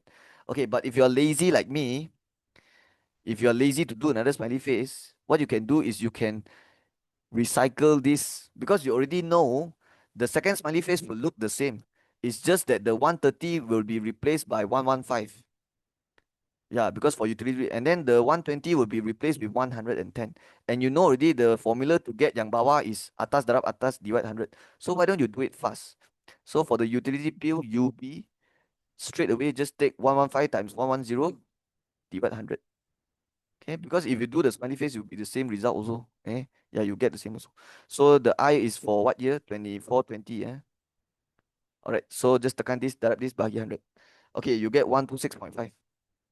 And I'll make sure I write it here also. Okay. Oh, what happened? Okay. Okay, so 126.5. Okay, now for the groceries. So groceries. Same thing, the I for 2420. So same method lah. Macam mana dapat nilai sini? You ambil ini darab ni bagi 100 kan? Same with the 156. You take ini darab ni bagi 100. So if you're trying to find this, sama lah. 120 times 95 divide 100. So 120 times 95 divide 100. Okay, press calculator. So my calculator give me 114. So that should be the I here. Okay, almost done. Now 125 times 100 divide 100. This one you get 125. But you have to show the working. Yeah, if you want to get full mark, you have to show the working. And make sure you write the title for all this. So this one, the title is rental saver. So rental. So the rental price index for 2420, it will be 125. Yeah, 125 times 100 divide 100. Okay, this one you can cut the 100. So it's 125. Okay, and make sure you write it here also. Okay, the last one is lion, other expenses. So I will just use short form, OE, other expenses. All right, so for the other expenses, it will be 110 times 95 divide 100. So I 2420, I for 110 times 95 divide 100. Okay, press calculator. All right, I get it. 104.5. Yeah, and make sure we write it here also. Okay, after doing all that, now only can do the composite index and find the composite index for 2420. Okay. Okay, I need space. So what I will do, this, and I will move up. Okay, something like that. All right, so I will use the space down here. So this one is A. Okay, so the composite index for 2420. And then this one, we use the composite index formula. Okay. All right. This one, make sure you show in the booking. If you don't show this, you will not get full mark. You have to show them all this. All right. So the first one is the transport punya index 156 times with the weightage. Okay, I forgot the weightage already. So it's 53232. So it'll be 5. And then next one is 126.5 times with the weightage. Okay, the weightage nanti baru tulis lah. And then groceries 114 times the weightage. And then rental 125 times weightage. And then the last one is other expenses 104.5 times with the weightage. Oh my god, not enough space. So let me fix it. Okay, so 104.5 times with the weightage. And then here is total weightage. Total weightage I already know is 15. Okay. Okay, now let's write the weightage. 53232. 53232. And also this one is make sure its utility bill is 3, grocery is 2, grocery 2, rental 3. Grocery 2 rent. Okay, correct lah. Yeah, I'm just double checking. I takut I put it at the wrong place. Okay, now I will buat jumlah atas, tekan semua atas, and then tulis dulu. Okay. Okay, so wait for me. I press very fast. Plus 126.5 times 3 plus 114 times 2 plus 125 times 3 plus 104.5 times 2. Okay, I got 1971.5. So that it will be the answer for atas. And then divide with 15, you get 131.43. Okay, finally, I am done with this question. Okay, let's do the last part. Okay, part C, I will do it down here lah. Okay, it says here if the total monthly expenditure for the above items for Inche Hafam in 2020 is RM 550. So this one is the RM and is the monthly expenditure. So this one confirm is the price. I'll use P to represent the cost, the expenditure. So it's for 2020 is RM 550. Calculate the total monthly expenditure for the same item for Inche Hafam for the year 2024. So I want to find price for the same item for 2024. So later confirm you use the first formula. Remember, in index, when they ask you to find price ataupun cost ataupun expenses ataupun RM lah, anything related to RM nak cari price mesti guna the first formula. The first formula is I equals to price over price times 100. But of course, you have to make sure the year have to match, and also you need to have the index for that specific year.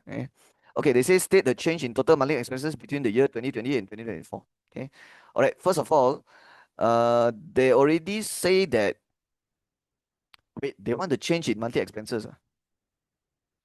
So we have to mention about whether it's increased how many percent or decreased how many percent lah. Okay, but let's worry about it later. Let's calculate the monthly expenditure. So you can see I leave an empty space here because I feel like I have to do something first. I'm not sure. I'm not sure. But let's write down the year first. So you have 2020 and 2024. So only 2 years to choose from. So it's very simple. Mesti tahun yang more recent you write atas. Okay, 24 atas and then 20 bawah, right? And then the I near tahun will automatic follow 24 over 20. And since you are trying to find 24, that means you have to have this and this. Okay, I have the P20, 550, but the I, 2420, I don't have. Actually, I have. I just have to go look for it, right? So I will go look for it, and you can see that, oh, this is not the one. Oh, this is the one, 2420, right? But there's so many to choose from, right? There's so many to choose from. So which one you have to take? All right. What you have to do is you have to see whether the question got mentioned any of this keyword or not. If the question got mentioned transport, then you take 156 lah. If they mention utility bill, then you take this. If they say grocery, ambil ni, rental, ambil ni. Right? So if you read again carefully, they got mentioned that this is total monthly expenditure for the above items. For the above items. That means they never mention whether it's this one or this one or this one or this one or this one. So you have to take the composite index. Yeah, you cannot just take like 156 because 156 is only the price index for transport. They want for all the above items. So what you have to do is you have to take the composite index for 2420 and the average. And the 2420 composite index, you just find it just now, 131.43. Okay. So yeah, that is what you have to write here. So that means you don't have to empty the space here. Lah. You don't need that. Okay. Yeah, so this one, is it possible for me to move it?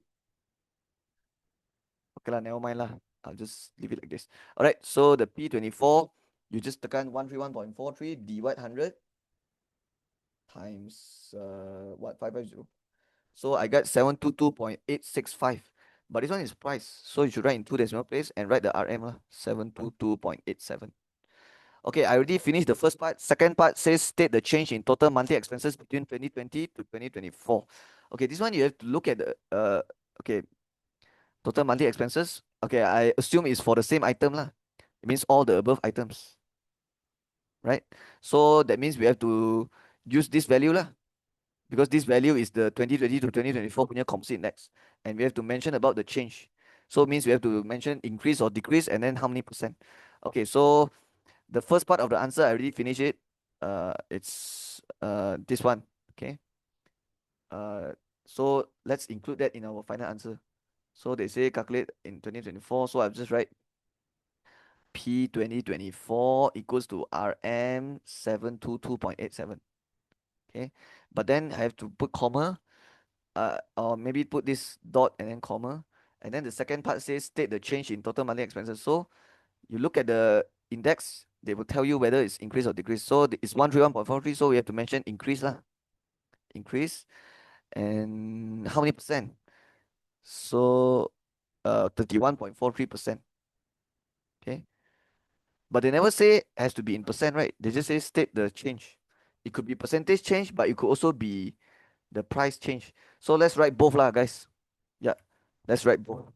So I will just write increase 31.43%, which is RM. Okay, to know the price, you just take this one minus this one, right? Yeah, you minus this, you know the price change already. So answer minus 550. So I get 172.87. So RM 172.87. Okay, so personally, I will write like this lah. So if they ask for percentage change, you write like this. If they ask for the price change, you write like this. But they never say, they just say state the change, so I write both lah. So what's the change in expenses for 2020-24? That's the change. It increased 31.43%, or yeah, or you can also write increase sebanyak RM 172.87, which is 31.43%. Yeah. Okay, so I think I'm done with this question, and yeah, I actually done the whole paper already. Okay, kertas peperiksaan tamat. So I hope this video helps some of you for the revision for the SPM. And also, if you all want more videos like this, make sure you subscribe. And if you want to gain early access to all my future videos, my next video will be Negeri Sembilan. And if you want the early access for it, you can join my channel membership. Okay. Yeah, all my future videos I will upload to members first. Okay, so members can get early access. So if you're interested, all the link is in the description. All right. I think that's all for this video. I'll see you next video. Okay, bye bye.